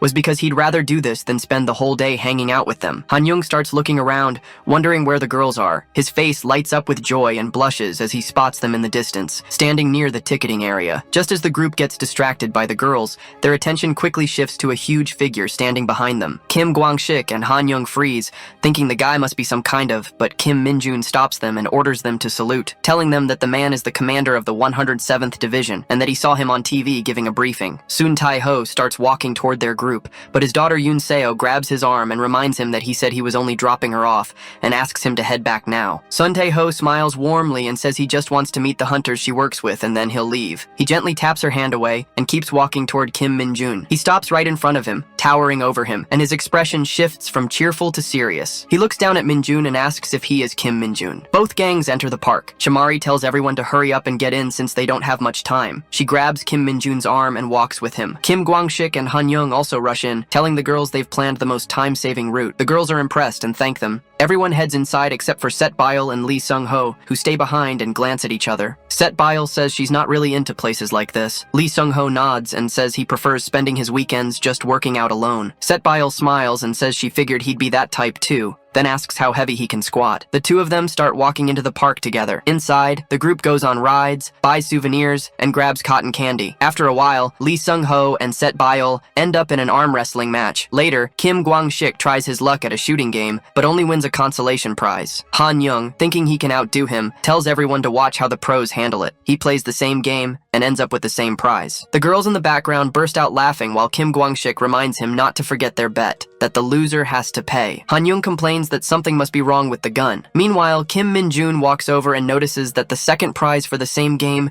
is a Dungeon Power Fighter first anniversary limited Lumi Nuna keyring. He grabs the rifle, fully determined to win the prize no matter what. With sharp focus, he hits all the targets in quick succession. The store owner tells him there's still one shot left in the gun, but Kim Min-jun replies that he doesn't need it. His goal was to win the second prize from the start. Emerald and Ginger talk among themselves, with Emerald pointing out how cleanly he hit every target, while Ginger wonders why he didn't bother with the last one. The store owner hands him the Lumi Nuna keyring. The girls look on, confused about what the prize even is. Meanwhile, Kim Min-jun is visibly thrilled, saying it was totally worth coming here. Han Young and Kim Gwang-shik laugh in their usual weird way, while Chamori simply smiles, happy to see him enjoying himself. The rest of the team moves ahead, but Kim Min-jun lingers behind, staring at his prize. Just then, Yoon Seo calls out to him and asks what he talked about with her father. In a flashback, Kim Min-jun is seen standing in the parking lot with her father, Sun Tai-ho. Sun Tai-ho apologizes for pulling him away, even though he's technically on vacation. Kim Min-jun says it's no problem and asks what he wanted to discuss. Sun Tai-ho looks at him seriously and places a hand on his shoulder, tightening his grip. But Kim Min-jun stays calm and doesn't flinch. After a moment, Sun Tai-ho lets go and says it seems Kim Min-jun is well trained. He then reaches into his car and mentioning that his daughter Oz Min-jun pulls out an item from a dungeon. He explains that the item is typically meant for general rank hunters,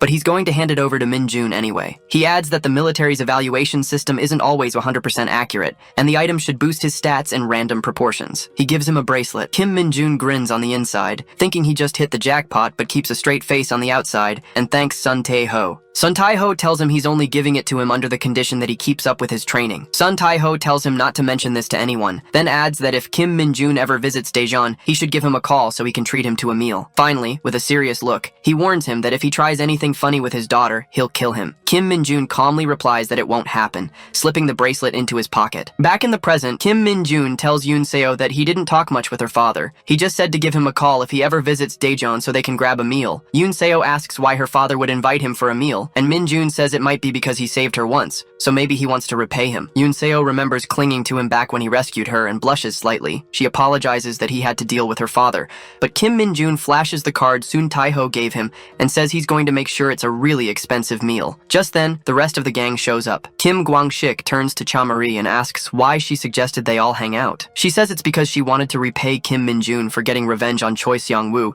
after he crushed her team during trench combat. Sayet-beal joins in, agreeing with her and telling the guys that lunch is on them today so they can order whatever they want. The boys stare in disappointment, realizing that this whole outing was planned just for Kim Min-jun, and even the so-called revenge he took wasn't for them. It was all for Lumi Nuna. Meanwhile, back in Daejeon, a group of soldiers stands outside a dungeon gate as a crow with glowing purple eyes perches nearby. The 107th Division's 3rd Battalion commander, Colonel Lee Sang-jin, looks down at his tablet and sees a report showing 100 kilograms of mana stone inside the cave-type dungeon. He smirks, his face full of greed, while the crow watches silently from the pole behind him. Meanwhile, both platoons wrap up for the day and say their goodbyes outside Thunderland. Afterward, the boys head toward the bus station to return to base. Kim Min-jun gets called out by Lee Bong-gu, who says there's a problem. Kim Min-jun warns him that if he's about to ask for food again, he's going going to kill him, but Lee Bong-gu quickly says it's about a dungeon. It turns out the crow that was spotted near the dungeon in Daejeon was actually Lee Bong-gu. He tells Kim Min-jun that the dungeon looks suspicious. Kim Min-jun reminds him that he said the dungeon was still under investigation, and now he's on vacation in Daejeon planning to rest. Lee Bong-gu explains that while it's true the dungeon was restricted and guarded before,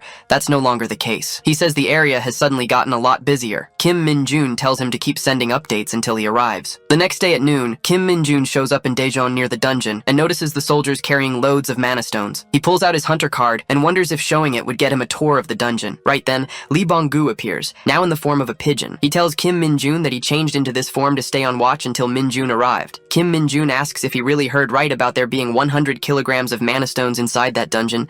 Lee Bong-gu confirms that's exactly what he heard. He says he's not sure exactly how much that is, but it definitely seems like a lot. Kim Min-jun tells him it's about 100 times more than what he could ever find in Isgard, even if he got lucky. He explains that this is an enormous amount of energy, and Earth is already working on ways to weaponize it. Suddenly, a wave of otherworldly energy bursts out from the dungeon, and Kim Min-jun asks Lee Bong-gu if it's the same energy he sensed before. Lee Bong-gu confirms that it is, but says he still can't quite figure out what this aura is. He doesn't sense any monsters, but the energy feels deeply ominous. Kim Min-jun says it makes sense that Bong-gu can't recognize it. After all, he's only seen this type of energy once in his life. Without wasting time, Kim Min-jun rushes toward the dungeon. Out of nowhere, large tentacles begin pouring out from it. The commander immediately orders his platoon to stand back, abandon the man of stones, and fall back. One of the soldiers shouts that there are still platoon members inside, but the commander tells him to follow orders and stay put. Kim Min-jun watches and says, "This energy confirms it. This is a fake dungeon." One of the soldiers stops him, asking who he is and warning him to stay back since the situation is dangerous. Kim Min-jun calmly walks past and tells him he is Sergeant Kim Min-jun of the 104th Division, 2nd Battalion, 2nd Company. He says he's going to open the dungeon from the inside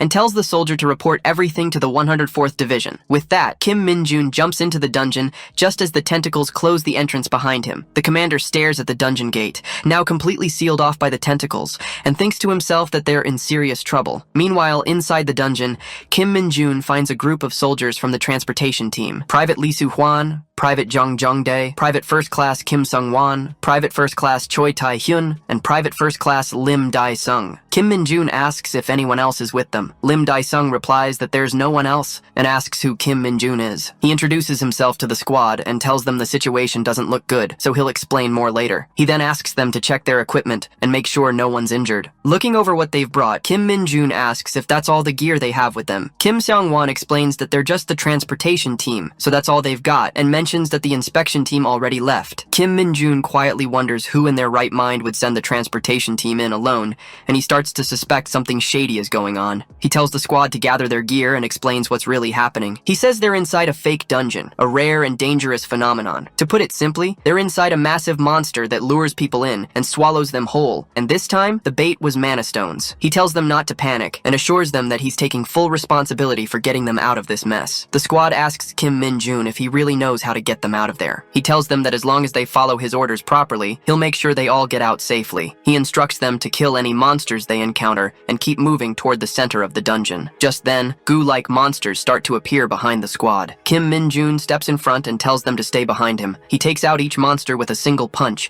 clearing the path effortlessly. Watching in awe, Lim Da-song turns to his squad and says that Kim Min-jun is exactly the guy everyone in the hunter community talks about, the one who became a sergeant in record time, the invincible monster of the Hunter Corps. Outside the dungeon, Sun Tai-ho arrives and grabs Lee Sang-jin by the collar of his uniform, furious that he sent the transportation team in alone. He demands to know what Lee Sang-jin has been doing. Lee Sang-jin nervously explains that he was just trying to retrieve mana stones from the dungeon. Sun Tai-ho yells at him, asking if he was ever ordered to do that. He reminds him that the directive was to investigate the dungeon, so how dare he deploy soldiers without a raid team, especially into a fake dungeon. Lee Sang-jin, clearly shaken, stammers that after 2 weeks of investigation, it was confirmed the dungeon was empty, which is why he decided to send the team. Sun Tai-ho, trembling with anger, snaps that 2 weeks isn't nearly enough, and that Lee Sang-jin sent soldiers without permission. He accuses him of doing it just to boost his own record. He warns that no matter how this turns out, Lee Sang-jin better be ready to take that uniform off. Letting go of his collar, he adds that if there's even a single casualty, he'll personally make sure he ends up in prison, and tells him to start praying that everyone comes out alive. Meanwhile, inside the dungeon, Kim Min-jun is still tearing through the goo monsters with ease. He turns to the squad, annoyed, and demands to know why they're getting involved when he clearly told them he'd handled the monsters himself. One of the squad members says they just want to help him too. Kim Min-jun sighs and asks if they remember his order to push through these parasites and reach the center. He explains that these monsters are created by the fake dungeon to absorb any prey that walks inside. Most importantly, once they reach the heart, which is at the center, the monsters will start swarming like crazy. He tells the squad they need to save their stamina for that moment, because if they get hurt now, it'll be a serious problem once they reach the core. The squad nods, fully convinced by his reasoning and ready to follow his orders. But Kim Min-jun has a different reason in mind. He thinks to himself that it's not about protecting the squad, it's because he's racking up a ton of experience points from this dungeon. A wicked grin forms in his mind as he laughs to himself and tells himself he's going to keep all those points for himself. With that greedy look still on his face, he orders the squad to keep moving forward and leads the way. After walking for a while, they finally reach the center where the dungeon core is located. Kim Min-jun looks back and sees the squad exhausted and out of breath. He thinks to himself that fake dungeons drain stamina if your stats are low,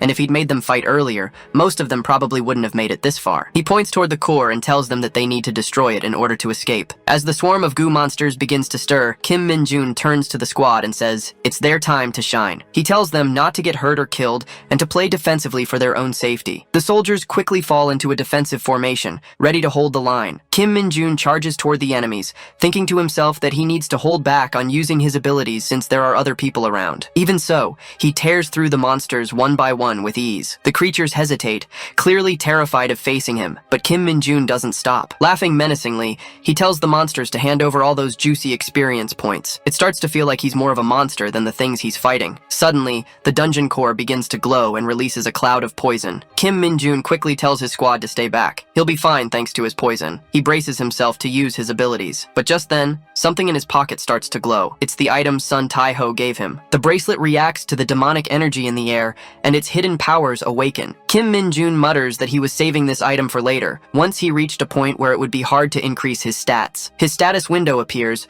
revealing that the bracelet allows the user to cast any spell they know of, even those they don't possess. But it will disappear once used. Kim Min-jun grins, realizing just how lucky he is to have this in a moment like this. Without hesitation, he activates the skill of the Dark Knight he once faced. He summons a demonic sword that tears through space, blasting nearby enemies into a dimensional rift. With one powerful swing, the sword opens another rift, sucking in all the surrounding monsters and landing a heavy blow on the dungeon core. As the battlefield quiets for a moment, Lee Bong-gu rushes over and tells Kim Min-jun they have a problem. The soldiers outside have planted a mana bomb at the panic, assuring him they're heading out soon, just as he smashes the last remaining pieces of the core. Outside the dungeon, the bomb is successfully installed. A soldier hands the trigger to Division Commander Sun Tai-ho. He holds it, thinking it would be great if they could use it to force the gate open, but the dungeon's reaction is too unpredictable to ignore. Just then, he's informed that Kim Min-jun from the 104th Division has gone inside. Another soldier confirms it, saying it's been verified that Kim Min-jun is in the dungeon along with their personnel. Sun Tai-ho yells, asking why he went inside when this isn't even his area of duty. The soldier explains that, according to witnesses,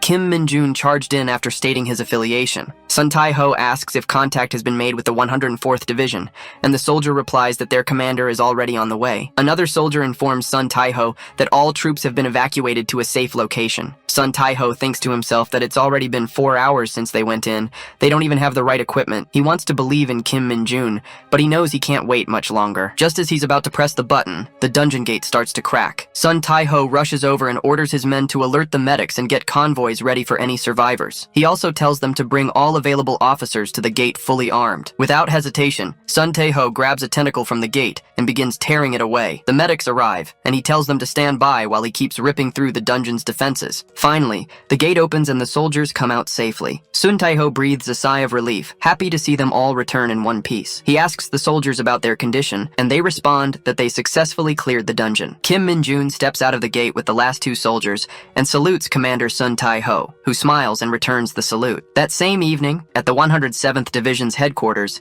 Kim Min-jun and Sun Tai-ho sit together for a conversation. Kim Min-jun explains that he was on vacation when he came to Sun Tai-ho asks why he was in Daejun in the first place. Kim Min-jun tells him he was there to meet with him since Sun Tae-ho had offered to treat him to a meal. Sun Tae-ho raises an eyebrow and says, so it just happened that while coming to meet him, Kim Min-jun passed by the dungeon, and when the incident broke out, he jumped right in. With a confident and cheerful smile, Kim Min-jun admits that's exactly what happened. He adds that when he saw the anomaly, his body just moved on its own before he even had time to think. Sun Tae-ho chuckles and says, the more he looks at Kim Min-jun, the more eccentric he seems. He praises him, saying that clearing a fake dungeon solo is a serious accomplishment, and he truly appreciates his effort. But he also warns him that he's starting to stand out too much. He's climbing ranks faster than usual, and after what happened today, the Hunter Corps headquarters is bound to start watching him. He tells Kim Min-jun that if any of that causes problems, he shouldn't hesitate to come to him. Kim Min-jun thanks him and says he'll definitely reach out if anything comes up. Sun Tae-ho says that he won't be able to treat him to a meal just yet, since he's buried in work. But if Kim Min-jun has anything else he wants to ask personally, he's welcome to. He says that if it's within his capabilities, he'll do it for him. Without missing a beat, Kim Min-jun immediately asks for a promotion, his eyes sparkling with hope. Sun Tae-ho quickly shuts it down, saying that's not something within his authority. Kim Min-jun pouts a little, but then his eyes drift to a crystal on Sun Tae-ho's desk. He senses a faint yet refined demonic energy radiating from it. Sun Tae-ho catches him eyeing it and asks if he wants it. Kim Min-jun's eyes light up again, and he says it's his first time seeing that kind of stone, but he'd love to add it to his collection. Sun Tae-ho tells him that his house was recently burglarized,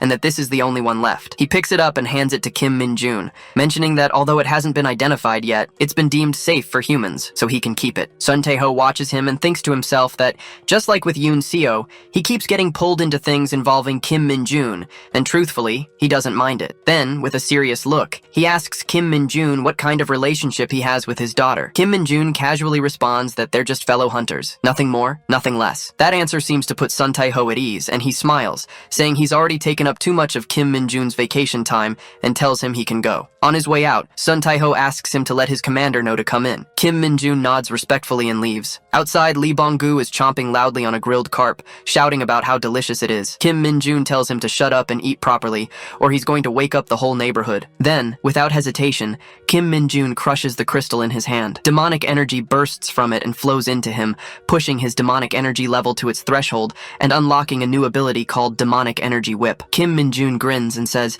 this completely changes the game. Meanwhile, somewhere deep in Hunter Corps headquarters, Lieutenant General Kim Tae-ho is shouting at Sun Tae-ho for his incompetence. He tells him that the 107th Division is about to be audited, so he better be prepared. He adds that Sun Tae-ho should consider himself lucky that it's ending with just this, because he could have easily stripped him of his uniform. He orders him to send Lee Sang-jin to HQ first thing tomorrow. Just then, the door swings open and another high-ranking officer walks in. Lieutenant General Kim Tae-ho immediately stands and salutes. The officer tells him not to push his subordinates too hard, mentioning that he could hear him yelling from outside. Kim Chang-mo quickly apologizes and says he'll take care of it right away. The officer takes a seat and says he's received the report, then asks if it was Kim Min-jun again. The officer is none other than the Hunter Corps commander himself, General Gu Hak-chil. Meanwhile, the commander rushes back to his barracks in his car. He gets out and heads straight into the commander's office, urgently looking around. Kim Min-chil salutes him. The commander asks where they are and if it's what he thinks it is. He confirms with Kim Min-chil whether he is the target, and Kim Min-chil tells him it's correct. The commander sits down and says those bastards clearly timed it to strike when he was away. Just an hour ago, two members from the Special Task Force arrived, First Sergeant Yu Tai-wan and Sergeant First Class Jang Min-soo. Kim Min-chil explains that he understands what they're saying, but they showed up early in the morning and are demanding to meet one of their soldiers who just returned from vacation. Yu Tai-wan interrupts him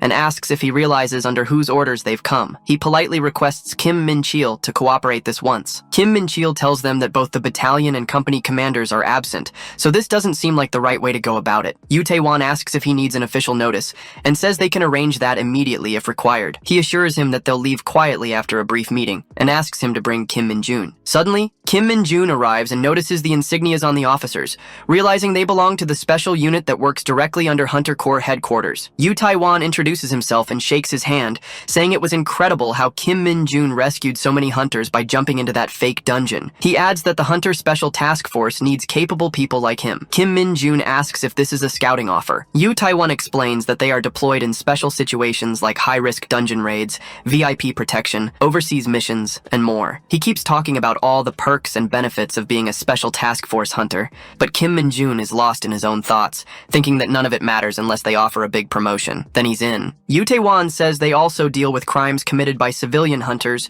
who aren't affiliated with the military, so strong combat skills are crucial. He tells Kim Min-jun that his outstanding performance hasn't gone unnoticed by headquarters, which is why he's here to offer him something he deserves, including a special promotion. Kim Min-jun gets excited hearing the words special promotion. Yoo Tae-won explains that their unit doesn't accept regular soldiers, so if Kim Min-jun joins the Hunter Special Task Force, headquarters will immediately promote him to Staff Sergeant. Jang Min-soo adds that the task force offers more chances for advancement than other corps since they're deployed to places where achievements stack fast. Kim Min-jun thinks there's no reason to turn this down. Just then, Yoo Tae-won's device starts buzzing. He takes it out and places it on the table. Kim Min-jun asks if that's a phone, and Jang Min-soo tells him it's a special device issued to the task force. It's not a smartphone, but a secure communication tool, since most of what they handle is confidential. Kim Min-jun suddenly tenses up and asks if he'll be allowed to use the internet and computers as much as he wants. Yoo Tae-won tells him that security is top priority in the special task force, so personal electronics and internet access are strictly prohibited in the barracks and even discouraged during vacations. Jang Min-soo says it's a small price to pay for serving the country at that level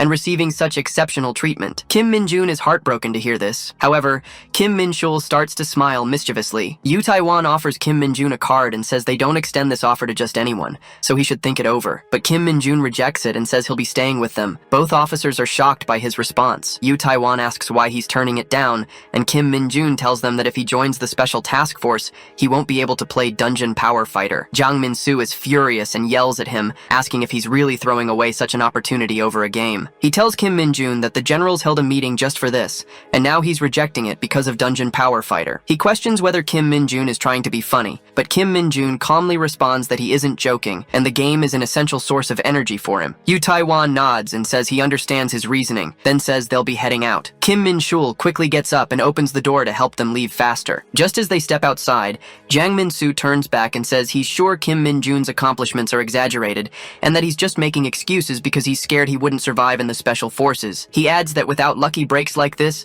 someone like him would never pass the entrance test. That's when Kim Min-jun finally snaps and asks how they can be so sure he wouldn't pass. Jang Min-soo walks back, stands face to face with him, and asks if he wants him to prove it. Kim Min-shul tells Kim Min-jun to stop and asks Jang Min-soo what he's trying to pull. Yoo Tae-won puts a hand on Kim Min-shul's shoulder and asks if they can use the training center for a while. Soon after, Kim Min-jun and Jang Min-soo face off in the training room. Jang Min-soo says the entrance test is a freestyle duel with a senior special forces member and offers Kim Min-jun a chance to back out if he's not ready. However, Kim Min-jun tells him that he has no intention of joining the special forces, but if he wins, then Jang Min-soo will have to apologize to him politely. Jang Min-soo is pissed and shouts how dare he step up with that joke of a weapon and talk like that. He says he's going to fix Kim Min-jun's attitude. Yoo Tae-won steps in to announce that the fight will be 3 rounds, each lasting 3 minutes, and starts the match. As soon as it begins, Jang Min-soo charges in, moving swiftly toward Kim Min-jun with an attack, but Kim Min-jun dodges it. Jang Min-soo immediately follows up with a second strike that connects and sends Kim Min-jun flying into the wall,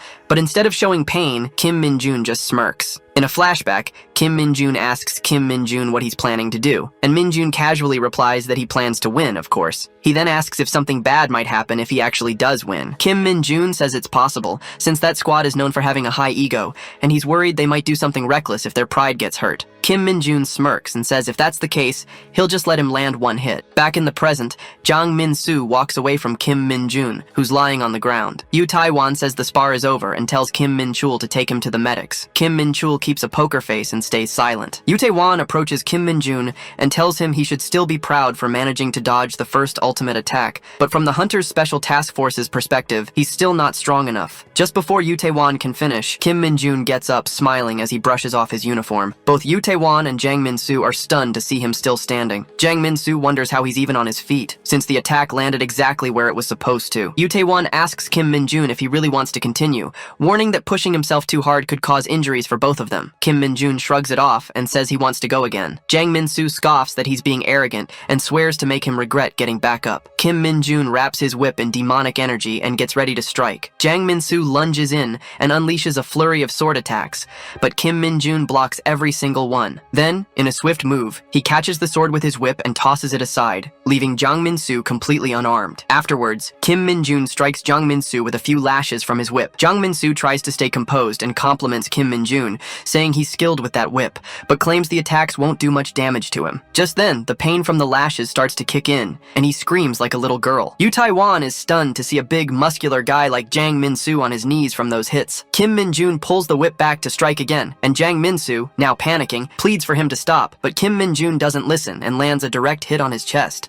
The pain nearly knocks Jang Min-soo out. Kim Min-jun thinks to himself that the attack was high level, and while the special task force is definitely elite, it seems like this is Jang Min-soo's first time getting hit by a whip infused with demonic energy. He notes that even thick-skinned orc warriors would drop after a single strike from that thing. He raises the whip again and tells Jang Min-soo he should stop strutting around like he's all that just because he's decent in combat. Yu Taiwan asks Kim Min-jun to stop, but with an evil grin, Min-jun cracks the whip again, this time landing it on the ground between Jang Min-soo's legs. Just imagining the impact causes Jang Min-soo to faint. Yu Taiwan rushes over to catch him, baffled that the same guy who didn't flinch while getting beat up by a horde of orcs is now unconscious from fear alone. He wonders if a training whip could really do that much damage. Turning to Kim Min-jun, he says that when a subordinate messes up, it's on the higher up. He offers a sincere apology in Jang Min-soo's place. Kim Min-jun admits he acted beyond his rank and apologizes in return. Yu Taiwan hands him a card and tells him to reach out if he ever changes his mind. Kim Min-jun mocks them and asks if they'd like to get treated by their medics. Yu Taiwan declines and says they need to leave soon. Back in the present, Lee Jun-byun laughs and asks where Kim Min-jun is. Kim Min-jun tells him that he's off training by himself right now. Lee Jun-byun says he'll report directly to Division Commander Seo Kyung that Sergeant Kim Min-jun has turned down the Special Task Force's offer. He adds that while Kim Min-jun rejected it today,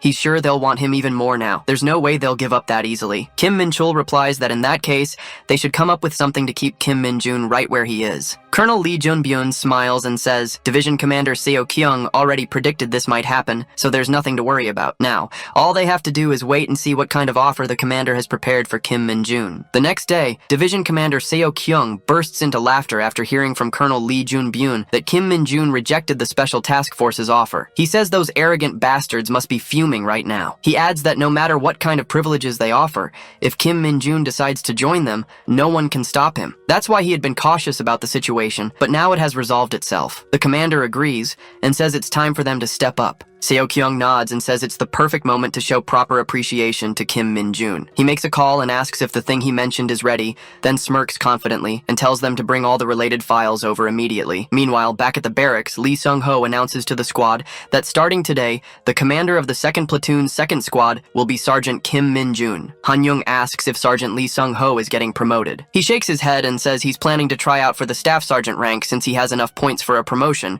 which is why he's handing over his position to Kim Min-jun. He asks if anyone has any objections to this decision. The squad responds that they're fine with it and agree that Kim Min-jun is the only one who could fill Sung-ho's shoes. Lee Dong-jin then says he has a question for Sergeant Kim Min-jun. He asks if the rumors are true. Was it really Kim Min-jun who cleared a fake dungeon all by himself? He adds that he was on vacation that day too. The rest of the squad joins in and says the entire hunter community is buzzing about what happened. Kim Min-jun casually confirms that it was him. He just happened to be in Daejeon right when the anomaly occurred and got swept into it. The whole squad is stunned that their sergeant is that powerful. Kim Kwang-shik asks if that's why he's being appointed as a captain and wonders if he received any rewards on top of it. Kim Min-jun admits that he did get a few perks for clearing that dungeon. The squad gets all fired up, curious about what those perks might be. A few days later at the Goblin Colony dungeon, some soldiers are fighting goblins while Han-young and Eyebrows talk about Kim Min-jun. Eyebrows asks if it's really true that Kim Min-jun received an offer from the Hunter Special Forces so quickly and then rejected it. Han-young confirms it and adds that he even beat up a first-class sergeant in a sparring match. Eyebrows finds it hard to believe and says that people outside the military probably wouldn't buy into any of it. He asks if it's also true that the division commander appointed Kim Min-jun as their squad commander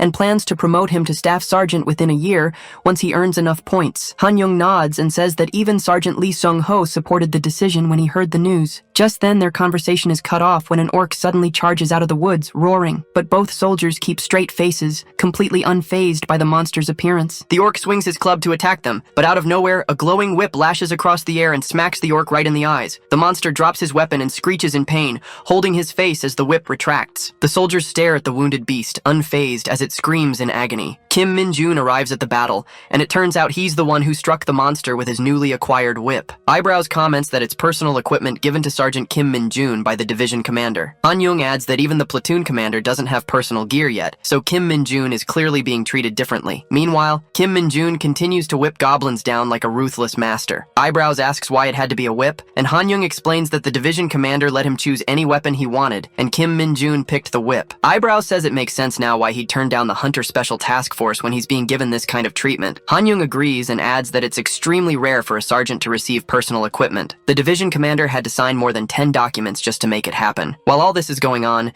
Kim Min-jun is deep in thought, realizing that this weapon is way better than he expected. Thanks to the Mana Stone, he doesn't even need to use his own demonic energy to make it powerful. He thinks that if this little guy stays with him, he'll climb the ranks way faster than a year. The next Saturday at a Chunchin restaurant, Kim Min-jun sits at the table, ready for dinner. Yoon-so is with him and asks if they should start eating. Kim Min-jun looks at her and asks why she's even asking him that, and more importantly, why she's having dinner with him in the first place. The old lady running the kitchen comes over and tells Yoon-seo the food is ready. Yoon-so smiles, thanks the chef, and starts eating. She looks at Kim Min-jun and asks if he's not going to eat. She tells him not to worry, she's paying, so he can eat as much as he wants. Kim Min-jun tells her that's not the issue. He asks how she knew he'd be out today, coming to Chunchin and to this exact restaurant. Suddenly a thought hits him. He asks Yoon-seo if it was Kim Kwang-sik who told her his plans. She glances around nervously and says it's all just a coincidence. Kim Min-jun doesn't buy it, and his expression darkens like a villain in a drama. She quickly apologizes and admits that it was Kwang-sik, but begs him not to be mad at him since she's the one who asked. Kim Min-jun, clearly pissed, says it's up to him to decide how mad to get,